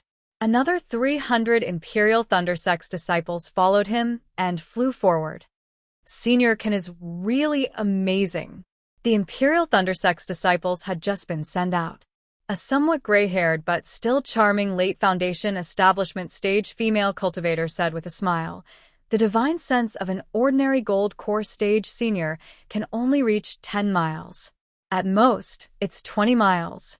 I didn't expect that Senior's divine sense has actually reached 30 miles. If Senior is pregnant, wouldn't it directly exceed 1,000 miles?" Kan Sheng's face flashed with a trace of pride. However, he still waved his hand and said, "Fellow Daoist Jing overestimates this old man. This old man only had some fortuitous encounters when I was young. My divine sense is quite long and has some advantages compared to ordinary fellow Taoists. However, divine sense of 1,000 miles is the magical ability of a Funshin separation stage senior. Even if this old man is a nascent soul stage, it's impossible for me to do that." Senior Ken is too humble. Another female cultivator spoke. This female cultivator looked slightly younger than Mozong Mountain's Jingtingting. Her hair was very black. She was Lingzhu from the Yong-E sect. Senior has a high starting point, and your future achievements will be even higher. If not for Senior's profound cultivation, how could you be sent here? The Seven Extremes Ridge is the original spirit stone mine of Sentry City. They didn't let their disciples come, and instead let Senior lead the team. Isn't it because they are afraid that they can't take down the Seven Extremes Ridge? Kensheng was about to say something when he suddenly raised his head again and frowned. It seemed that his divine sense had detected something. Lingzhu, Jing Tingting, and other late Foundation establishment stage cultivators all released their divine senses. Unfortunately, their divine senses were only 10 miles. How could they see anything? Forget it. Seeing that everyone was looking at him eagerly, Kensheng sneered and said, "The sword cultivator actually issued a summoning order for the ambushing sword cultivators to return to the Seven Extremes Ridge. I'm afraid that Dui Yufeng and the rest will return empty-handed." Haha, sword cultivators also have dog noses. A late Foundation establishment stage cultivator said with a smile, "They know that we came prepared today and saw Senior Kan's power. They were so scared that they wet their pants." Kensheng knew that this was an act of flattery, but he still felt good when he heard it. He looked at the leader of the small sect and nodded slightly. Sure enough, after a long while, Dui Yufeng returned with the 300 disciples. He reported in a very dejected manner, "Marshal Uncle Kan, This disciple is unworthy. Before we could even get close, we saw the appearance of a messenger flying sword. Those sword cultivators didn't even look at us before they all flew away. It's okay, Kansheng said with a smile. No matter how they hide, it's only a distance of 200 miles. In the end, they will meet us. You lead these 300 disciples, and lead the way. Keep a distance of 10 miles from the main group. If you encounter any sword cultivators, kill them immediately. Roger, Dui Yufeng shouted loudly and whistled in midair. Then, his figure made a beautiful turn and flew forward. This child. He really has no respect for his elders. Kansheng said with a smile. Isn't this because Senior Ken is amiable and approachable? Lingzhu said with a smile. If you had a straight face and looked like you didn't want strangers to come close, not to mention senior brother Dui, we would also feel like we were sitting on pins and needles. Kansheng laughed and waved his hand. This is my nature. I don't like to put on airs as an elder. Even if I did, I would feel uncomfortable. Then it's our fortune, Jing Tingting replied with a smile. Chapter 2503. Don't worry, I'm not a greedy person either. As long as we find out the strength of the Seven Extremes mountain range, of course, the final goal is to take down the Seven Extremes mountain range. All of you have contributed greatly, and this old man will not take even half of the battle credits. Kansheng smiled and said, We're under Senior Ken's lead, so the credit will naturally go to Senior. Everyone's face was filled with joy as they bowed and answered. Wait for me. Kansheng was very satisfied. He looked at the horizon and asked, How's the situation with the Huanhua sect? I'll let Senior know. Lingzhu hurriedly replied. An hour ago, they sent a message. Just like us, they're only near the edge of the Seven Extremes mountain range and haven't encountered any sword cultivators. I'll send a message over as well. Tell them about this place. Kansheng instructed. Also, order the disciples to increase their speed by 10% and prepare for battle. Yes, we understand. Everyone's face turned cold. They knew that their previous ease had come to an end. As the distance increased, the battle was inevitable. When the group of Foundation Establishment late-stage cultivators returned to their group, only a few Imperial Thunder Sect disciples were left beside Kansheng. The entire group of cultivators indeed increased their speed. Kansheng squinted his eyes and stood with his hands behind his back. His face was filled with confidence as his gaze fell on the mountain range that looked like a screen. Buzz, buzz, buzz. A continuous sword cry that could even shake the earth and mountains was emitted from the Seven Extremes mountain range. Immediately after, a hurricane swept out and the surrounding spiritual energy of heaven and earth gathered and poured into the Seven Extremes Ridge. As the spiritual energy of heaven and earth poured into the Seven Extremes Ridge, the hurricane became even bigger. Immediately, countless moo sounds were heard in the air and shook the surroundings. A hurricane blew across the vast sky, and the robes of the 20,000 Dao sect cultivators were blown up. The accumulated snow on the snow region plateau was also swept up into the air. In the blink of an eye, a huge shadow suddenly appeared on the towering mountain range in the distance. Similarly, 20,000 swordsmen flew into the air from the Seven Extremes Ridge in an orderly formation. The black mass of swordsmen blocked the setting sun and covered half of the sky. In addition to the intense flickering of the sword light, that oppressive aura was able to cause the sweat of the cultivators to stand even though they were dozens of miles away. They're just a group of people who want to show off. Kansheng was shocked, but he still sneered disdainfully. Call Yufeng turn. Kansheng instructed. Slow down and arrange the formation. I want to see if the treasures of my Imperial Thunder Sect or the flying swords of the sword cultivators are more powerful. Yes, the disciple beside him hurriedly sent out a message talisman upon receiving the order. Dui Yufeng and the others were originally hesitant, but at this moment, they received the order and returned. Charge! Kansheng waved his hand slightly and urged his transcendence energy to shout. When Kan Sheng's order fell into the ears of the 20,000 cultivators, it was like thunder. Everyone urged their transcendence energy at the same time. The magic tools and treasures in their hands were all taken out. Similarly, there were 10,000 flashes of lightning. Streams of heaven and earth's spiritual chi gathered and similarly formed a hurricane. Especially the rolling thunder and flickering lightning. The momentum was so great that it was not inferior to the sword cultivators' sword formation. The group of cultivators and swordsmen were all on alert. Each of them urged their bodies. Seeing that the two sides were getting closer and closer, they could clearly see the two sides. When they heard the sword cultivators' orders, the 100 or so swordsmen who were riding on their flying swords at the very front urged their sword energy. The 100 or so sword flashes rushed out of the crowd and formed a huge flying sword in the sky. The sword flashes swayed as they rushed towards the cultivators. The cultivators' treasures could not be compared to the swordsmen's flying swords. They could not reach far. When they saw the flying sword attacking, the 100 or so cultivators also exerted their power at the same time. They shouted in unison, and the magic tools in the sky flashed as they rushed out. Boom! A huge sound rang out. The flying swords collided with the group of magic tools. A series of explosions rang out, and the airwaves rushed into the sky. The accumulated snow on the nearby snow region was blown away.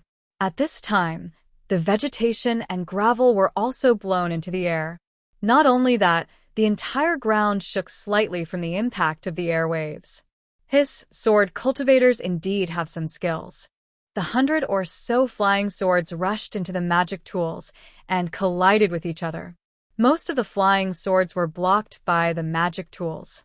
However, there were still about 10% of the flying swords that broke through the magic tool's defense and approached the cultivators.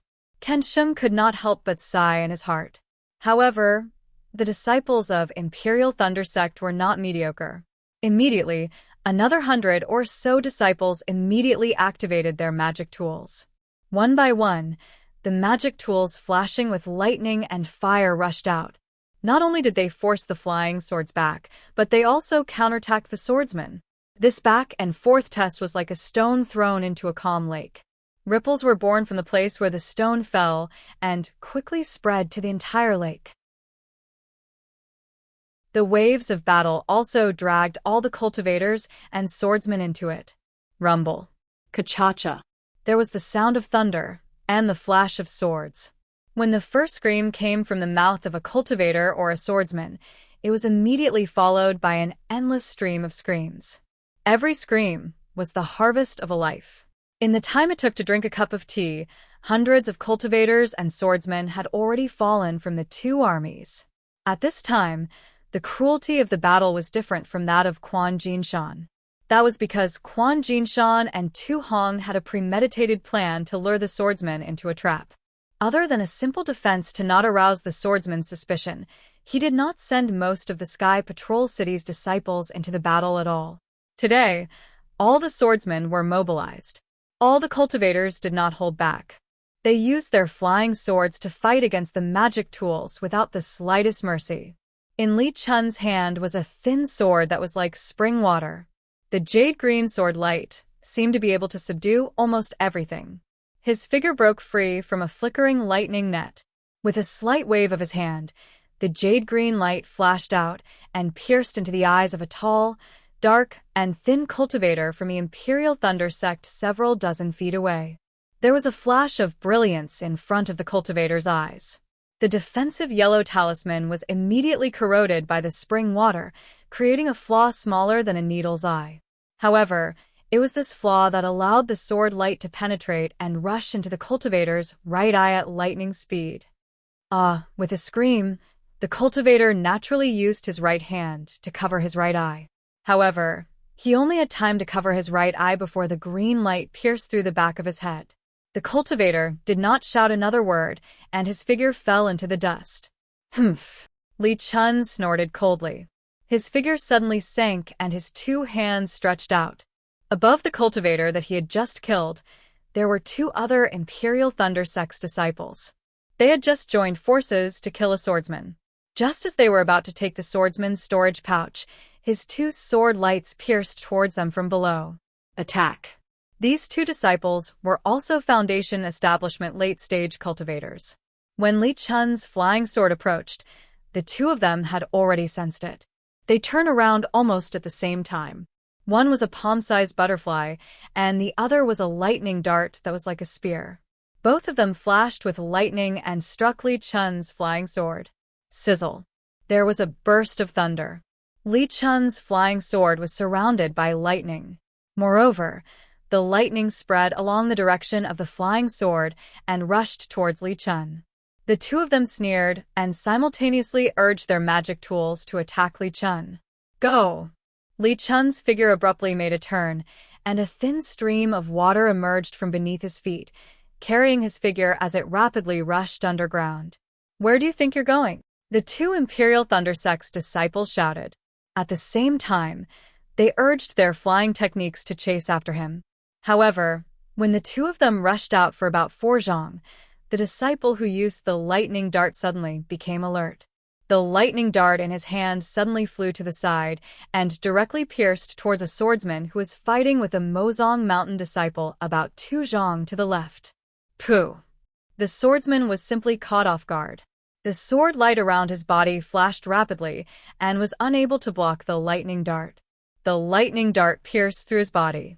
Looking at the Imperial Thundersect's disciple, he used force in his hand and threw the swordsman's corpse to the ground.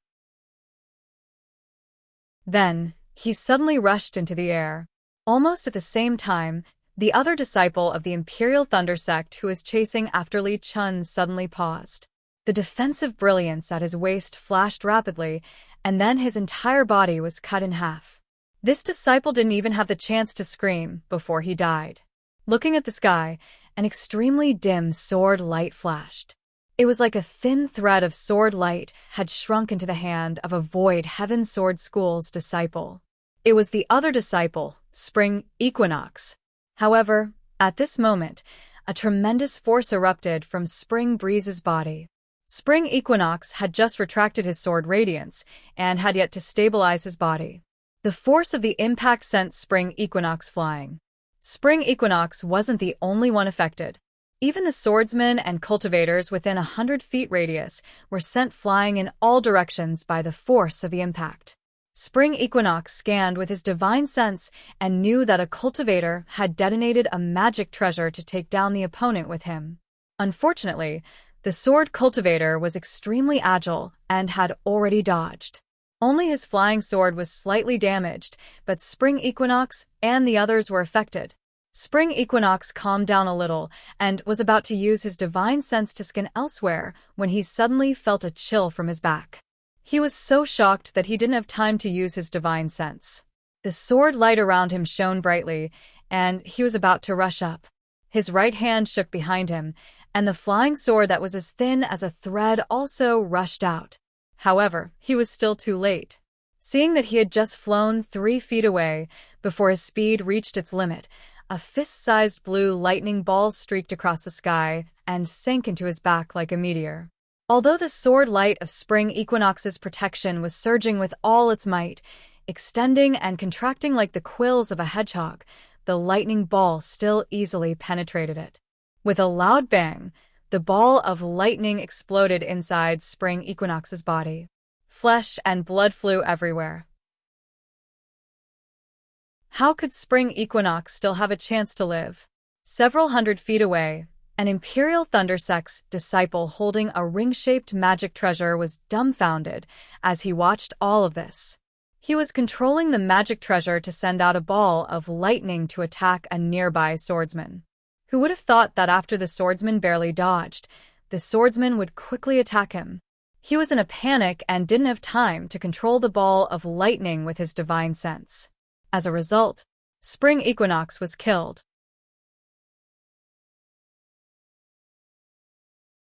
Chapter 2504. However, this Imperial Thundersect's disciple's good luck had come to an end.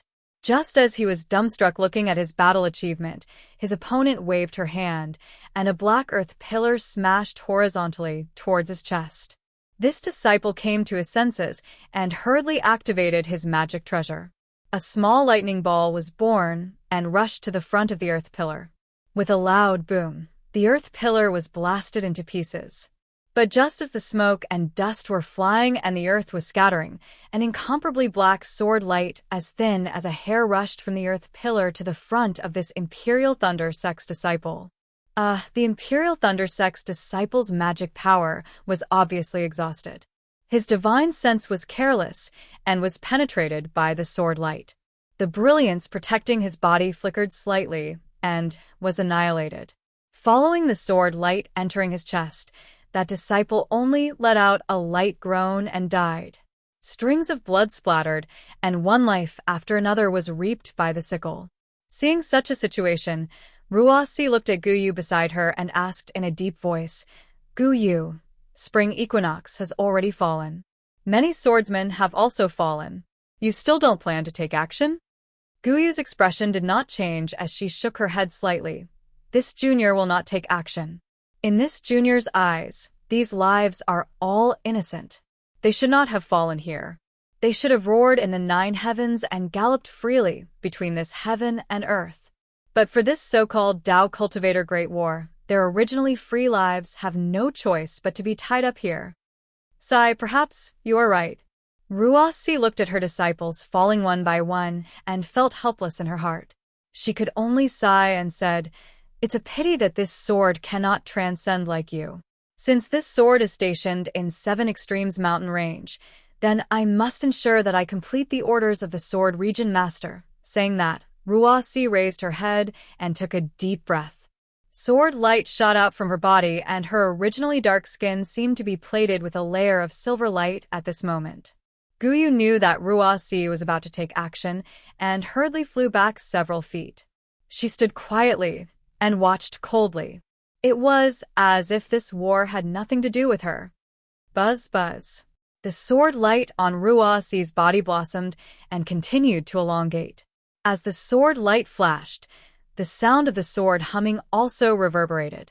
When the sword light was only 20 feet long, Ruasi's entire body charged into the air. She drew an extremely beautiful arc in the air and charged towards Kensheng, who was several li away. The sword light was like lightning, streaking across the sky. Not only did the surrounding heaven and earth spiritual qi rapidly gather, it even pierced through the air. A rumbling sound came from the sword light along with Ruasi's flight. As Ruasi's figure approached, a cloud-like sword light appeared from Ruasi's body. Ruasi's sword intent was actually a pure and flawless white cloud. Kensheng had long been paying attention to Ruasi's actions. When he saw that her actions had caused such a huge commotion, he muttered in his heart. However, what else could he do now? Kensheng opened his hand, and a 3-foot-long purple-golden hammer flew out from his body. The head of the purple-golden hammer was 1 foot long, and the runes on it were very deep. Electric light flowed between the runes, and the flickering purple light couldn't help but rush out of the purple-golden hammer. It rushed into the air and issued a crackling sound. The 2-feet-long hammer handle slightly rotated, and the world's spiritual energy was sucked in like a whale.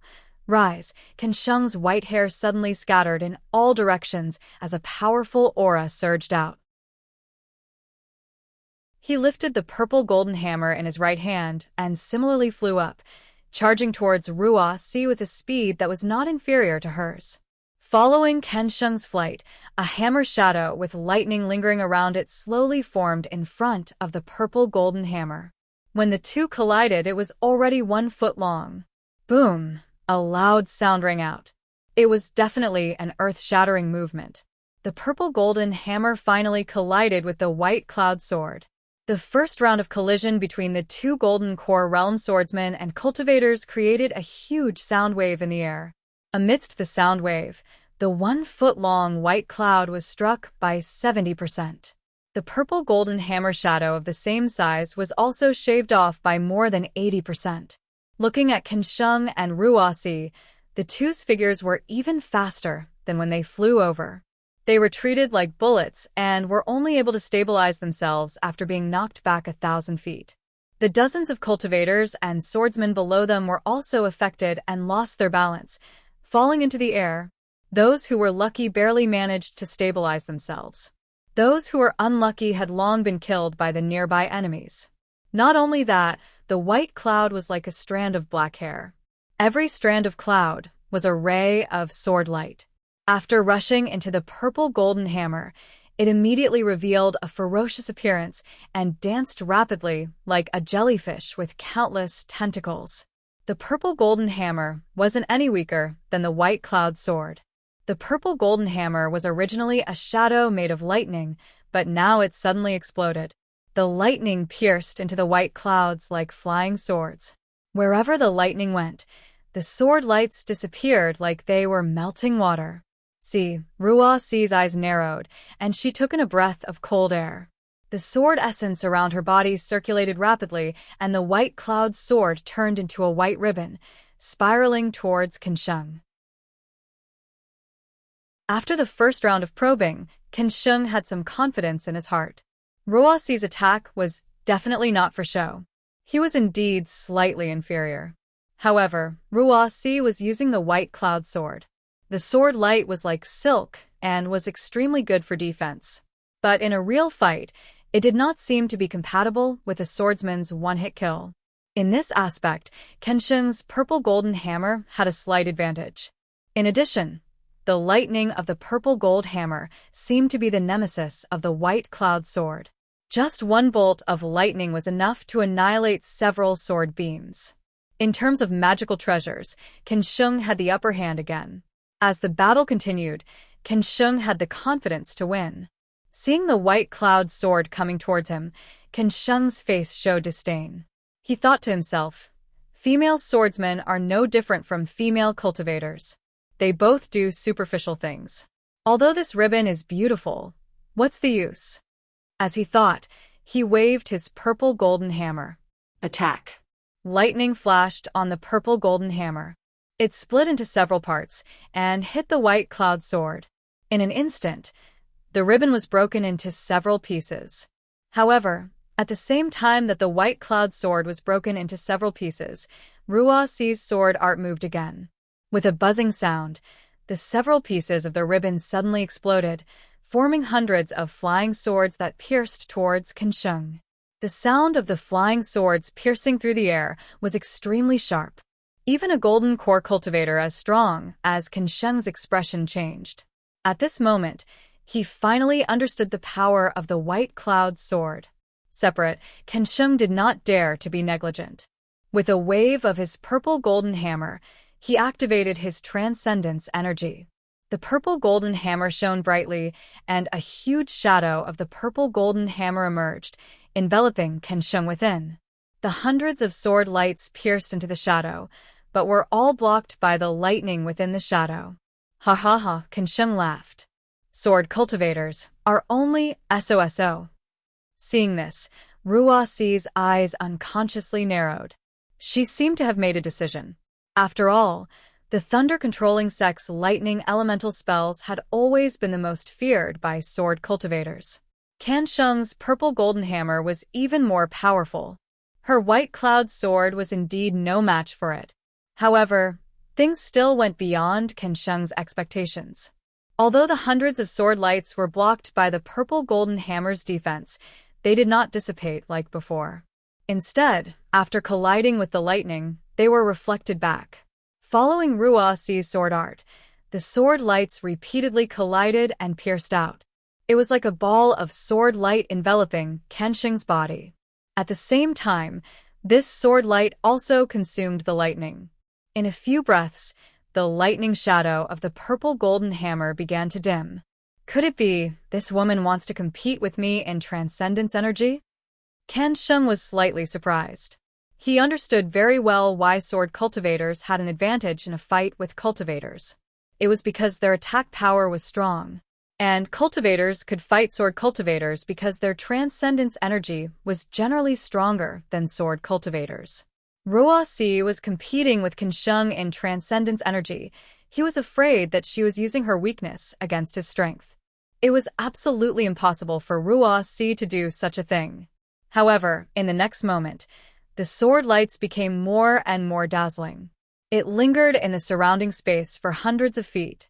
Not only was it impossible to look at, but the whistling spiritual energy of heaven and earth could cut anything in the space into pieces. This made Kenshin even more surprised. However, Kenshin also withdrew his original intention. He mobilized his gold core, and his transcendence energy methodically poured into the purple golden hammer. While stabilizing the defense, he would casually strike from time to time. And this seemingly casual strike would always create a gap of a few feet in the white cloud swords within hundreds of feet. The originally smooth sword lights were sluggish again.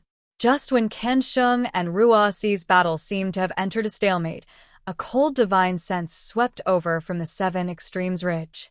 That divine sense seemed to have no emotions, and it was as bone-chilling as a snow region.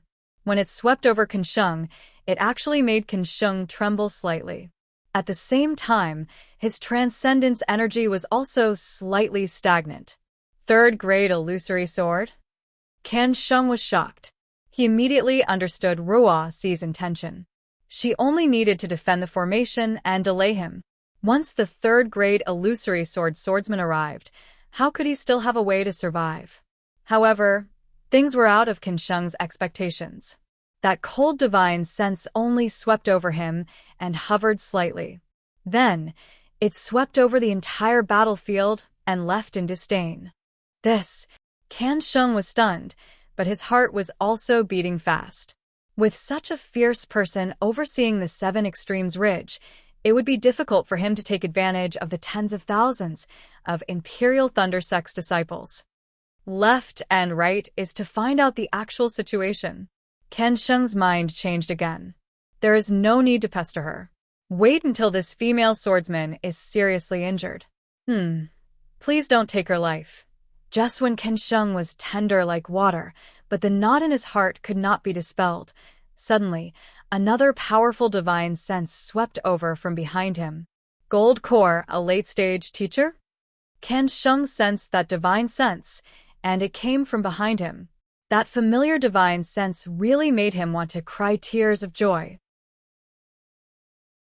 However, what made Kenshin not know whether to laugh or cry was that this divine sense also swept over a group of people, and even the entire battlefield. It swept over the other side of the Seven Extremes Ridge. It was as disdainful as the swordsman. Although this divine sense was disdainful, Kenshin knew all the Imperial Thundersex disciples on the battlefield, Missouri Songshan's and Tong Isek's disciples were greatly shocked. They knew that it was not only them who were fighting here, but also their Gold Core teacher.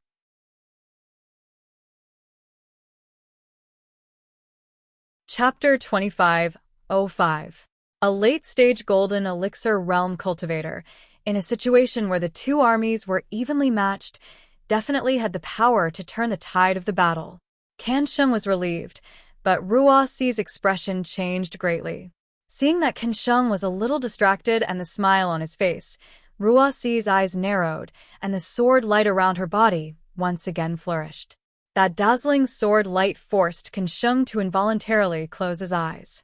When Kenshin's divine sense swept out, he turned pale with fright.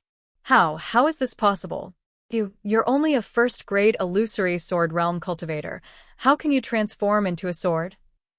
Indeed, Rua's figure had already vanished. A cluster of dense, white clouds congealed into a flying sword appeared where Rua's was previously standing. The sword splendor that was previously surging around Kenshin's body was now emitting a shrill cry. All the sword's splendor frantically converged. The flying swords of several nearby swordsmen were also uncontrollably sucked over. Not good. When Kenshin saw that Rua's actually had the secret of transforming into a sword, he was greatly alarmed. Almost without thinking, his figure abruptly rose. Taking advantage of the fact that Rua's sword light had converged, he waved the purple golden hammer. Balls of lightning were activated as if they were not spiritual stones and smashed towards Rua's. He took advantage of the situation and wanted to escape towards the Seven Extremes Ridge. However, he was still a little late. The flying sword condensed from white clouds rapidly swelled and then rapidly shrank. When it had condensed to the size of an ordinary flying sword, it suddenly expanded. A white rainbow, like the sun, rushed towards the balls of lightning that Kanshung had conjured. Rumble, rumble, rumble. A series of loud noises enveloped the battlefield of tens of thousands of people. That white rainbow passed through all the balls of lightning at an incredible speed in the blink of an eye and directly pierced towards Kanshung's back. Kanshung's heart shrank. He immediately knew that the time to decide the outcome of the battle had arrived. His golden elixir rapidly rotated, and all the vital energy rushed towards his meridians. His transcendence energy then poured into the purple golden hammer. Dang! Like the sound of a golden drum, the white rainbow struck the purple golden hammer, creating a 3-inch deep crack. Moreover, the white rainbow's momentum didn't decrease, but its direction was changed by the purple golden hammer. With a pu sound, the golden light around Kanshung's body suddenly brightened, and then it was extinguished. That white rainbow actually went under his armpit and passed through. See, Kanshung's natal magic treasure was damaged, his primordial spirit violently fluctuating. The white rainbow even broke through his golden elixir's defense and severely injured his body. As blood spurted out, his body staggered as his body's injured. Let's go! Kanshung sucked in a breath of cold air. He watched as the white streak of light passed through his body and several other Imperial Thunder Sect disciples before slowly coming to a stop. He didn't dare to stay any longer. Enduring the pain, he activated his flying technique and fled to the other side of the Seven Extremes mountain range. Thousands of Imperial Thunder Sect, Mo Sang Mountain, and Tong Isek's disciples had already died. When they saw this, they also retreated while fighting, moving towards the other side of the Seven Extremes ridge. Moreover, that incomparably sharp white rainbow slowly stopped in midair. The sword's light gradually converged, revealing Ruo Si's red face. Ruo Si had forcefully activated her secret technique to transform into a sword, causing great damage to her body. Unfortunately, Kanshung's purple gold hammer was too powerful, and that lightning net was too arrogant. Ruo Si's attack, which she was originally very confident in, did not succeed, and could only heavily injure Kanshung. Looking at Kanshung stumbling and flying into the distance, Ruo Si waved her hand and sneered, "Chase." Yes, the swordsmen who were originally chasing the cultivator also had high morale. Many 6th-grade sword leaders responded loudly and commanded the 10,000 swordsmen to chase after the cultivator. On the other side of the Seven Extremes ridge, the battle situation was different. The Washing Flower Sect's leader was a graceful female cultivator who had a technique to retain her beauty. Her name was Bright Moon. This Bright Moon Maiden's cultivation was at the peak of the early gold core stage. The magic treasure in her hand was also called Bright Moon. This bright moon emitted a pure white brilliance under the influence of the Bright Moon Lady's magic power. It lit up the sky within 1,000 feet. The brilliance was extremely cold, and it was compatible with the cold wind of the snowy highlands. Its power was multiplied. The white flying sword was a white lotus, similarly emitting a pure white sword's light. The battle between Bright Moon Maiden and Bright Moon Maiden was much more interesting than the battle between Kanshung and Ruo Si. However, the outcome of the battle was different. Just before the Seven Extremes ridge's cold divine sense swept over, Bright Moon Maiden's white lotus sword transformed into a white lotus. The lotus petals spiraled towards Bright Moon Maiden. The sword's light on the lotus petals was like lightning. Not only did it emit a dazzling brilliance, it even pierced the air with a zzz sound. Moreover, each lotus petal seemed to be faintly connected. As they flew, they moved with each other. Not only was the flight path more difficult to distinguish, even the flying speed gradually increased, far surpassing that of ordinary flying swords. The two had already fought for a long time. Bright Moon Maiden saw the power of the White Lotus sword and knew that Yunbai had already used her full strength. Thus, she took a deep breath and bit the tip of her tongue. With a pu sound, she spat out a mouthful of essence blood onto Bright Moon Maiden. Whoa! With a sound like a lone wolf howling on a snowy night, Bright Moon Maiden suddenly turned into an oval shape and rapidly expanded above her head.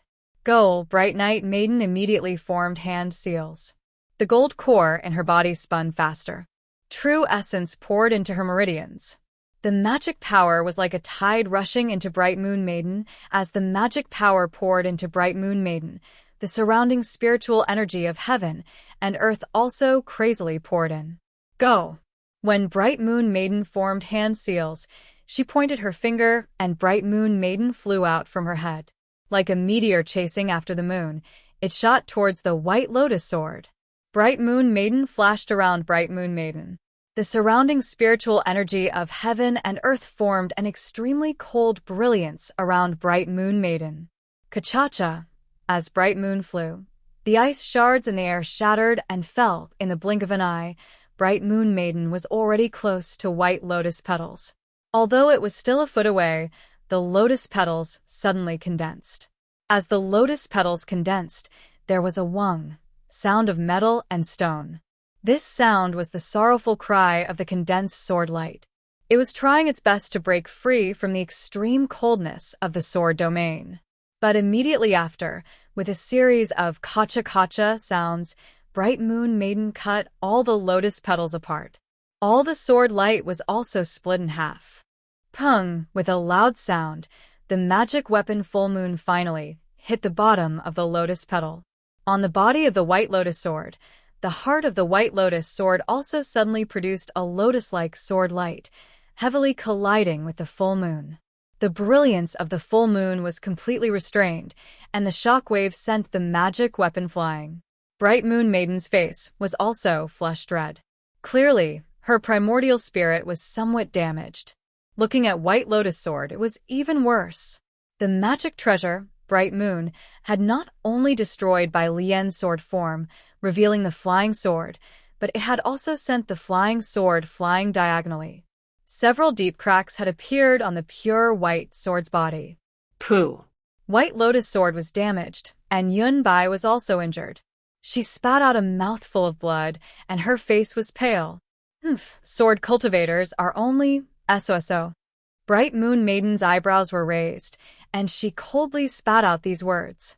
Her handsome face was even more disdainful, and the redness on her face was even more beautiful in contrast to her pure white face.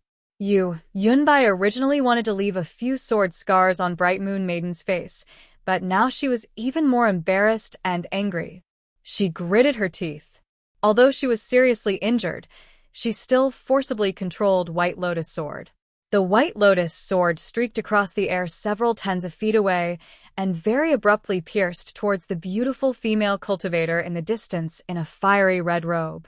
Wasn't that female cultivator Fairy Hongxia? Fairy Hongxia was originally fighting with a 4th-grade swordsman with a magic treasure in hand. That magic treasure had already wrapped around the swordsman's arm. Just as she was about to kill him, Yunbai's White Lotus Sword suddenly rushed over, frightening Fairy Hongxia so much that she hurriedly retreated. She couldn't even protect her magic treasure. With a C sound, the White Lotus Sword slashed across Fairy Hongxia's arm. It easily pierced through a flaw in her defense, and a deep bloody scar was left on Fairy Hongxia's arm. Blood immediately gushed out, dyeing Fairy Hongxia's pure white skin red, and even her fiery red Taoist robe was dyed red. Not only that, the White Lotus Sword did not stop after injuring Fairy Hongxia. It rushed to the front of the swordsman whose arm was bound by the magic treasure, and suddenly spun, cutting Fairy Hongxia's magic treasure into several pieces. Fairy Hongxia's figure stopped in midair. She reached out her hand and swallowed a pill. Then, her almond-shaped eyes flashed with ruthlessness. She slapped her forehead, and with a phoenix cry, more than 10 feet in size flew out of her body. Oh! Seeing Fairy Hongxia's ice phoenix, celestial body appear, Yunbai was slightly taken aback. But soon after, she pointed her finger, and the White Lotus Sword turned into a stream of light and rushed into the air. Its target was Fairy Hongxia's ice phoenix, celestial body. The ice phoenix let out another long cry, and the sound shook the surroundings. At the same time, it flapped its two wings, and its entire body retreated slightly. The huge phoenix had retracted with all its might, and then suddenly stretched out again.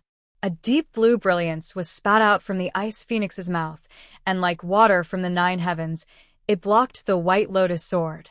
The White Lotus sword was hit by the deep blue brilliance, and the sword light immediately shrunk. It tried its best to fly forward, but as if it was stuck in a quagmire, it could not move forward at all. Xiantian primordial water? Yunbai was shocked at first. Clearly, she was very surprised that a female cultivator in the late foundation establishment stage would have Xiantian primordial water. But later, when the Xiantian primordial water seemed to be endless, her face was not only shocked, but shocked and frightened. Because not only did the Xiantian primordial water trap her White Lotus sword, it also quickly sealed her surroundings, as if it wanted to trap her. Oh no, I shouldn't have vented my anger on this female cultivator. Yunbai was filled with regret. She knew clearly that if she had not offended Fairy Hongxia, how could she have made her use her ice phoenix, celestial body to challenge her, an illusory swordsman? And now, not to mention that she was heavily injured, even the White Lotus sword was trapped by the Xiantian primordial water. Yunbai might not be able to fight against Fairy Hongxia. Escape? Yunbai immediately had this thought. Then, she tried her best to activate her sword energy. The White Lotus sword shone brightly and rushed into the Xiantian primordial water, wanting to fly back to Yunbai's hand.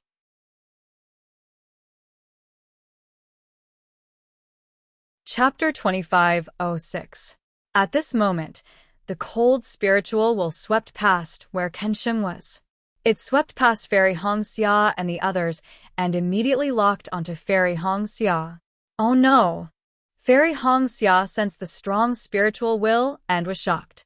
Her ice phoenix celestial body flapped its wings and flew up in an attempt to escape.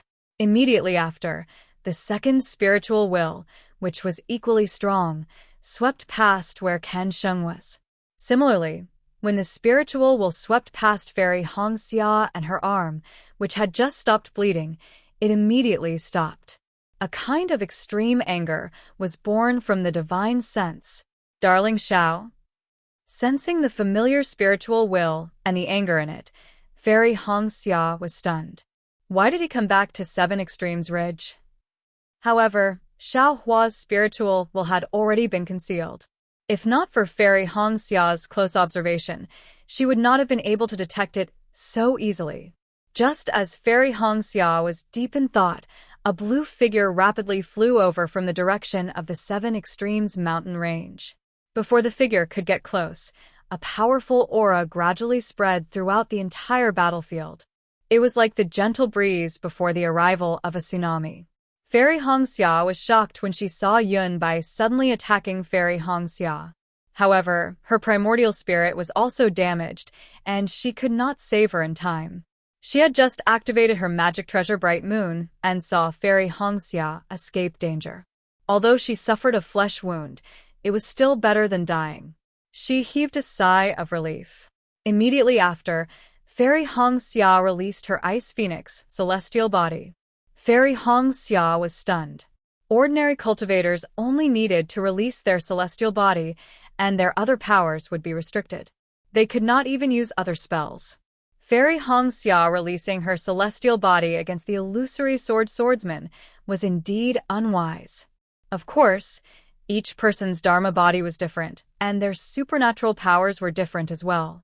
Some could increase their powers, while others had special supernatural powers. However, it was rare to see someone like Fairy Hongxia who could control a magical treasure directly.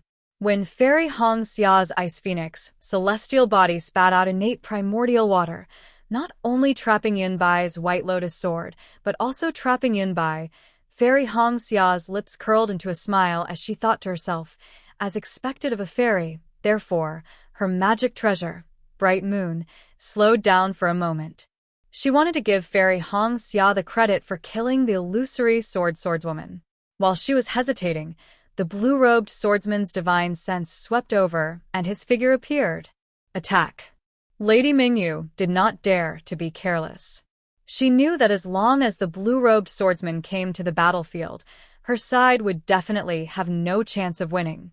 Moreover, Yunbai would definitely be able to escape from danger. Which fellow Daoist spirit sense is this? Similarly, when Lady Bright Moon shot out her magic weapon, Bright Moon, she also sensed Xiao Hua's divine sense and was slightly surprised. However, even with Xiao Hua's appearance, the best opportunity to kill Yun Bai would be missed. She endured the damage to her origin spirit and circulated her true origin with all her might. The magic treasure once again took the shape of an oval and flew towards Yun Bai. Scoundrel! How dare you! The blue-robed swordsman's divine sense did not leave the vicinity of Fairy Hongxia. When he saw Lady Bright Moon using her magic treasure, he could not help but be enraged. His divine sense left Fairy Hongxia and scanned the magic treasure, Bright Moon. Instantly, a strange feeling came from Lady Bright Moon's divine sense. It was as though she had lost her connection with the magic treasure. How is this possible? Lady Bright Moon turned pale with fright. This magic treasure, Bright Moon, was her natal magic treasure.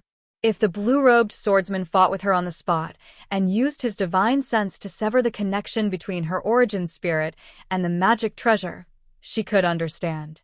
But at this moment, the blue-robed swordsman was still extremely far away. However, how could a strand of divine sense have such a divine sense? Even if he is a nascent soul master, it is impossible for him to have such a method, right? Lady Bright Moon's heart could not help but jump. Hongxia, hurry up and kill that guy. Lady Bright Moon tried her best to use her divine sense to fight with the blue-robed swordsman's divine sense in an attempt to regain control of the magic treasure. At the same time, she hurriedly ordered Fairy Hongxia. Yes, this disciple understands. Fairy Hongxia's face was also flushed red. It wasn't that she hadn't used her Ice Phoenix Dharma body, but she had tried to refine the tidal bead into her Ice Phoenix Dharma body after listening to Xiao Hua's advice. Her Ice Phoenix physique was clearly stimulated by the evil tremor bloodline and was completely different from Xiao Hua's. Furthermore, it did not have any origin spirit fused into it. It was already pretty good that she was able to control the tidal bead to release the Khanate primordial water in such a short period of time. If she really wanted to use the Khanate primordial water to kill Yunbai, it would be a little too difficult. Seeing Fairy Hongxia activate her Ice Phoenix physique and clumsily control the tidal bead to channel the Khanate primordial water towards Yunbai, Bright Moon sighed in her heart. She is too clever for her own good. If she had directly used her divine sense to control the magic treasure, wouldn't she have killed this ugly sword cultivator long ago? Yunbai, who was within the Khanate primordial water, was surrounded by sword light. She did not dare to release her divine sense too far, and was doing her best to resist the Khanate primordial water. Although the sword light was gradually being corroded by the Khanate primordial water, she was already overjoyed that she was not killed. Seeing the blue-robed swordsman's figure gradually becoming clearer, that extremely strange orange face was filled with anger. Even those reddish-yellow eyes that were different from ordinary people were about to spit fire. Fairy Hongxia was also very anxious. With a "Jie" sound, her Ice Phoenix physique cried out again, and its two phoenix claws moved rapidly, as if it was really forming a seal. Instantly, the Khanate primordial water that had completely submerged Yunbai suddenly produced a several zhang tall wave, and slammed down on Yunbai's head. Rumble rumble. The sword light protecting Yunbai was instantly reduced by more than half. Yunbai's face turned pale again. This was because Fairy Hongxia had already figured out that as long as she used the Khanate primordial water again, not only would the sword light around her be completely corroded by the Khanate primordial water, but her body would also be corroded by the Khanate primordial water until not even a single bone would be left. Senior Brother Ji, save me. At the critical moment of life and death, Yunbai could no longer care about the dignity of an illusory swordsman, and could not help but cry out for help. Mingyu tried her best to control the moon, but was unable to do anything. Furthermore, as the blue-robed swordsman flew closer, Mingyu's magic treasure Mingyu was getting more and more out of control. Mingyu was so anxious that she almost wanted to urge Fairy Hongxia again, but she also understood that this matter could not be resolved by her urging. If she urged Fairy Hongxia again, it would be a burden to her. Rather than that, she might as well keep her mouth shut. Indeed, Fairy Hongxia waved her phoenix claws again, and a faint ripple of magic power was emitted. Heaven and earth's spiritual energy flocked together, and the connate primordial water was raised by her again. How dare you? At this moment, the blue-robed swordsman's cold snort could be heard. Mingyu's heart trembled, let alone Fairy Hongxia. Her body trembled, and the waves that she had raised retreated. Quick. Mingyu's heart shrank, and she could not help but remind, stay true to your heart. Do not be disturbed by external sounds. Although that was what she said, it was still extremely difficult to do it. Fairy Hongxia gritted her teeth, closed her eyes again, and the ice phoenix, celestial body waved its claws again. Humph! The blue-robed swordsman's cold snort seemed to be much closer. Mingyu was shocked, and she raised her head to look. She could not help but cry out. She saw that the blue-robed swordsman had turned into a rainbow, and that blue rainbow swept across the sky and shot towards her. This swordsman is at least a grade 3 illusory sword. Seeing that the swordsman could turn into a rainbow, Mingyu could not help but groan, and said anxiously, Hongxia, quickly release that bitch. We will retreat now. Saying that, Mingyu leaped up, and without even caring about her magic treasure, she scanned the entire battlefield with her divine sense, and was about to give the order to retreat. Seeing that an illusory swordsman was about to die in her hands, Fairy Hongxia could not help but bite her lips. She knew very well that if Yunbai had not been severely injured in the fight with Mingyu, she would not have had this opportunity, and there would not be such an excellent opportunity in this battle. Thinking about her own master and what she wanted to do in this battle, this was an excellent excuse. Rumble, a thunderous sound came from behind Fairy Hongxia and the others. This thunderous sound came from afar, and it pierced through the 9 heavens, as if a god's anger had descended upon the 7 extremes ridge. Xiaolang is here. Fairy Hongxia's heart relaxed, and the ice phoenix, celestial body spread its wings, and its claws moved gracefully. The Xiantian primordial water that could not be controlled previously was now as smooth as the feathers of the ice phoenix, celestial body. Following Fairy Hongxia's will, a huge wave of several feet high was set off, and it smashed towards Yunbai. Bitch, this sword will not let you off even if I become a ghost. Yunbai really lived up to her name. Seeing that the blue-robed swordsman was already in front of her, but the wave had already been set off, Yunbai's face turned pale, and her lips trembled as she spat out a few vicious words. Hua! The wave of water smashed down, and the countless tiny whirlpools within the Xiantian primordial water instantly corroded Yunbai's sword light, and the half-foot-long white sword light disappeared, revealing Yunbai's body. Tremble! Within the rainbow, the blue-robed swordsman let out a furious roar. An extremely strong sealing force came from a mile away, completely suppressing the area within 100 feet of Fairy Hongxia. The ferocious Xiantian primordial water was completely frozen by this restrictive force. Even Fairy Hongxia's ice phoenix, celestial body, could not move at all. The most dangerous thing was that the Xiantian primordial water that was smashing towards Yunbai was less than half a foot away from her head. Yunbai's eyes were filled with extreme despair. As this powerful restrictive force came through the air, Fairy Hongxia's magic treasure, Bright Moon, immediately loosened. She hurriedly controlled Bright Moon to turn around, but she knew that her magic power was not enough to break this restrictive force. She could only look at Fairy Hongxia with pity, and with a slap of her hand, a crimson message talisman appeared in her hand. At this moment, a cold laugh rumbled like thunder. How majestic, how murderous, how powerful! Immediately, dark clouds rolled above Fairy Hongxia's head, and hundreds of thick heavenly lightning bolts suddenly appeared. Kachacha, the heavenly lightning bolt struck down and hit the restrictive force that had completely restrained Fairy Hongxia and the Xiantian primordial water.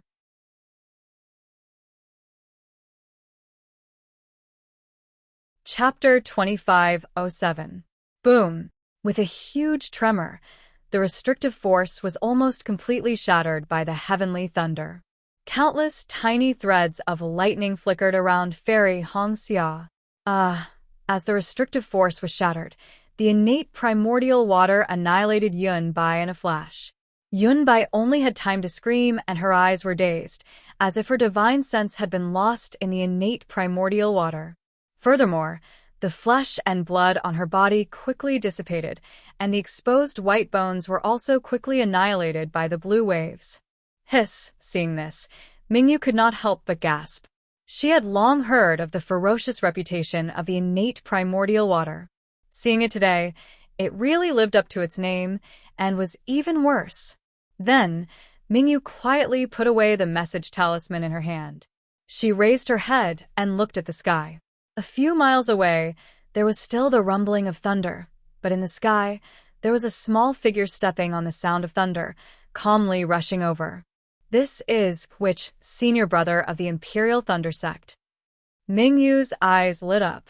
She knew that this cultivator from afar was using the thunder escape technique of the Imperial Thunder Sect. The pure thunder control technique just now could only be used by the Imperial Thunder Sect's late Golden Core stage disciples, or even nascent soul stage disciples. Looking at the blue-robed swordsman, who had flown half a mile to the battlefield and saw that his restrictive technique had been destroyed by Xiao Hua's heavenly thunder and Yunbai had died, his figure also stopped in midair, coldly looking at the source of the sound of thunder. When Xiao Hua came closer, a trace of disappointment flashed across Mingyu's eyes. She saw that Xiao Hua was only the height of an ordinary person and was a little fat. The Imperial Thunder Sect's robe was bulging, and he looked very uncomfortable. Looking at his appearance, he was abnormally ordinary. If he was thrown into EG, no one would be able to recognize him. However, Mingyu did not dare to be negligent. She hurriedly went forward and saluted. Mingyu of the Huanhua sect greets senior brother of the Imperial Thunder Sect. Xiao Hua waved his hand and said, "Go and command the battle. Leave this guy to me." Seeing that Xiao Hua did not mention his name, Mingyu was even more disappointed. She could only whisper, "Yes, Mingyu understands." At this moment, Fairy Hongxia had already broken free from the remaining shackles.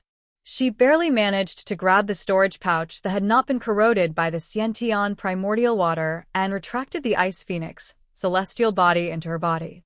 An unprecedented sense of exhaustion emerged from within her body. "I really don't know the immensity of heaven and earth." Fairy Hongxia smiled bitterly. "What my dear Xiao can do, I may not be able to do." However, when she turned her head to look at Xiao Hua, she was stunned again. Xiao Hua? That's right. How could the current Xiao Hua be her lover? However, when Fairy Hongxia saw Xiao Hua's unintentional glance at her, she came to a realization. This is Sister's sky-stealing sun-swapping secret technique. Back then, Big Sister could only barely change her appearance, but Xiaoleng could actually transform into such a person. Unfortunately, no matter how he changed his appearance, the look in his eyes could not be concealed. Hee. Thinking of this, Fairy Hongxia smiled sweetly. She reached out her hand again and took out an ordinary water-type magic treasure from her storage pouch. She raised it into the air and flew into another battle. However, Fairy Hongxia's action of killing Yunbai was too shocking. The swordsmen and cultivators around her had all seen it. Which swordsman would still fight with her? After killing a few swordsmen who could not escape, Fairy Hongxia took a deep breath and stood upright in midair. Bright Moon's opponent, Yunbai, had been killed by Fairy Hongxia. Fairy Hongxia couldn't use an ordinary swordsman to fight. She pointed her finger, and the transcendent artifact, Bright Moon, turned into a round disc and flew into the sky, covering her. She transmitted her voice softly. "Hongxia, come over here." Yes, Martial Aunt Mingyu. Fairy Hong Xia smiled at her martial aunt who had always taken care of her and obediently flew into the light of Mingyu. With this senior brother from the Imperial Thunder Sect, we have nothing to worry about in this battle. Mingyu whispered to Mingyu as she looked at Xiao Hua, who had come over with his hands behind his back. There was not a trace of magic power around him. Although Mingyu said so, the one who was worried about Xiao Hua was Fairy Hong Xia. Fairy Hong Xia still looked on worriedly.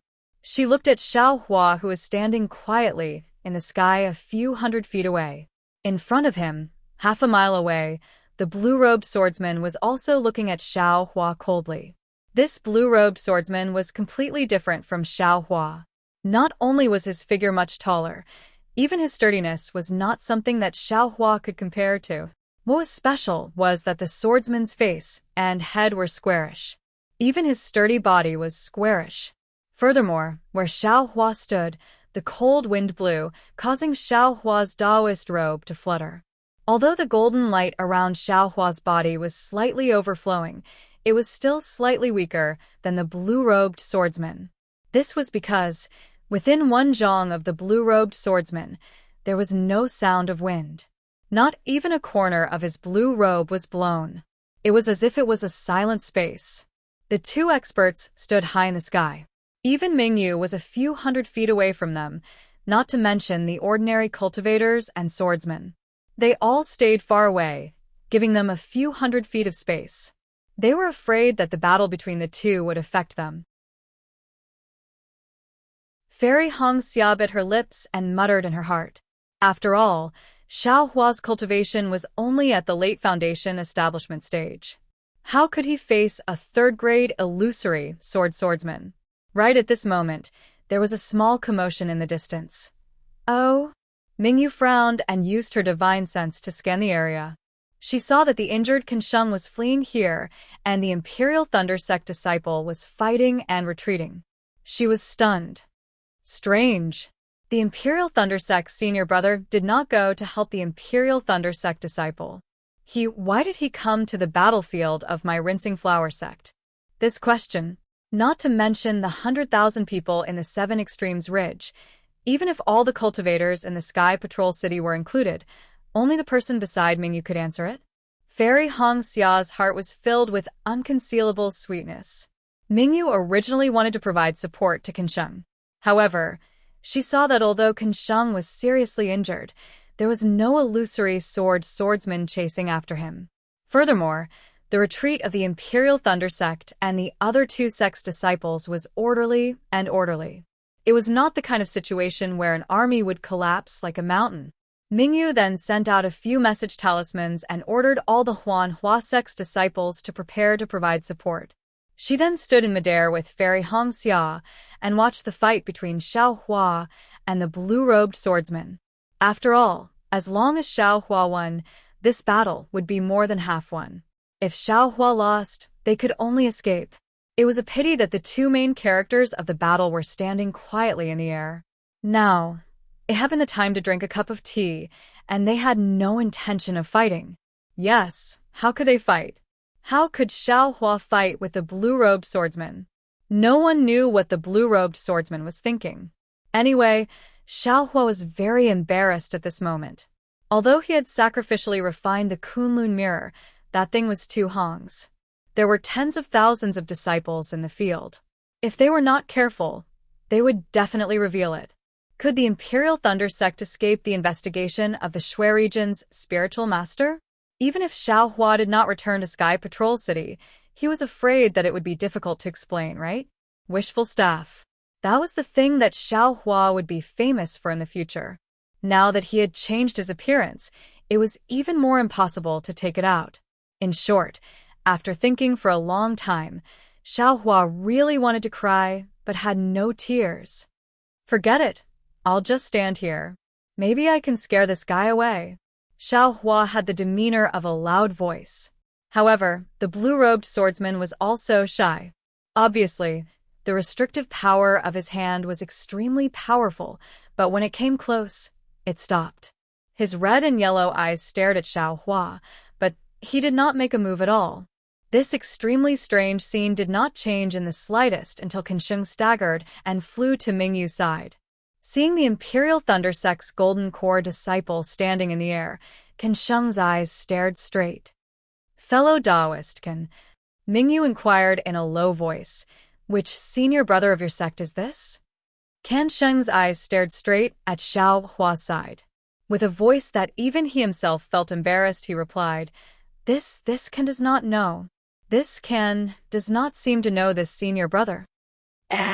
"Isn't he the Imperial Thunder Sect's disciple in this great battle?" Mingyu asked curiously, looking at his Taoist robe. "It seems so." Kansheng smiled bitterly. If it was an ordinary early-stage Golden Core disciple, this Kan might not recognize him. But this senior brother, just now, he seemed to have used the lightning evasion technique to control lightning. His cultivation is at least late-stage Golden Core, right? How could this Kan not recognize this kind of nascent soul senior brother in one step? However, this senior brother's cultivation, I'm afraid it's even higher than senior brother Qian Mo. How could he come to the Seven Extremes mountain range? If he's just passing by, then why is he wearing the Taoist robe of a participating disciple? Moreover, this Kan was in a very dangerous situation just now. If not for risking my life, I almost died. How could senior brother come here? Kansheng had a stomach full of puzzlement, but this did not delay him from quickly taking a healing pill. With Mingyu by his side, with this Imperial Thunder Sect's disciple who is even more powerful than Qian Mo, he would not worry about Ruoxi's damaged sword origin. When Kansheng was taking the pill, Mingyu explained the situation just now in a low voice. Kansheng was so shocked that the jade bottle almost fell. "What? Directly controlling heavenly lightning? Damn it, this should be a nascent soul cultivator's divine ability, right? Which senior brother from the Heavenly Thunder Palace is this?" Kansheng's brain juice was being racked. It's that powerful? Mingyu was also slightly stunned. She did not expect the difficulty of controlling heavenly lightning to be so high. That's right. Kansheng suppressed the ecstasy in his heart and said in a low voice, "Our Imperial Thunder Sect's secret technique can only be used after reaching the nascent soul realm to communicate with the power of heaven and earth and control heavenly lightning." "That's not right," Mingyu said curiously. "This concubine has personally seen Imperial Thunder Sect's disciples using magic treasures, such as flying swords, to guide heavenly lightning down. TCH, how can that be compared?" Kenshin curled his lips and said in a low voice, "That's because there's a lightning attracting array inside the magic treasure." What's even more lazy is that the magic treasure contains lightning and can borrow a bit of heavenly lightning's power to use. Fellow Taoist Mingyu, didn't you see this senior brother of mine? He doesn't have any magic treasures or the like in his hands, but he's guiding lightning with his bare hands. This is a secret technique of my Imperial Thunder sect that is not passed on. There are only a few people in the sect who can do it, hee. While speaking, Ruoxi also flew over. Behind her in the distance was formless Sword Guyu. Ruoxi also looked at Xiao Hua and the blue-robed swordsman in astonishment. She then scanned the entire battlefield but did not see any trace of Yun Bai. When she found a sword cultivator to ask, her face revealed a miserable expression. At the same time, her furious gaze also fell on Mingyu. You're tuning in to the Dreamy Chapters YouTube channel. We're so grateful for your support, and don't forget to subscribe to join us on this incredible journey through captivating stories. Your generosity through donations truly makes a world of difference, as it's the primary source of revenue that allows me to expand and enhance this channel for you. Thank you from the bottom of my heart for being a part of this adventure.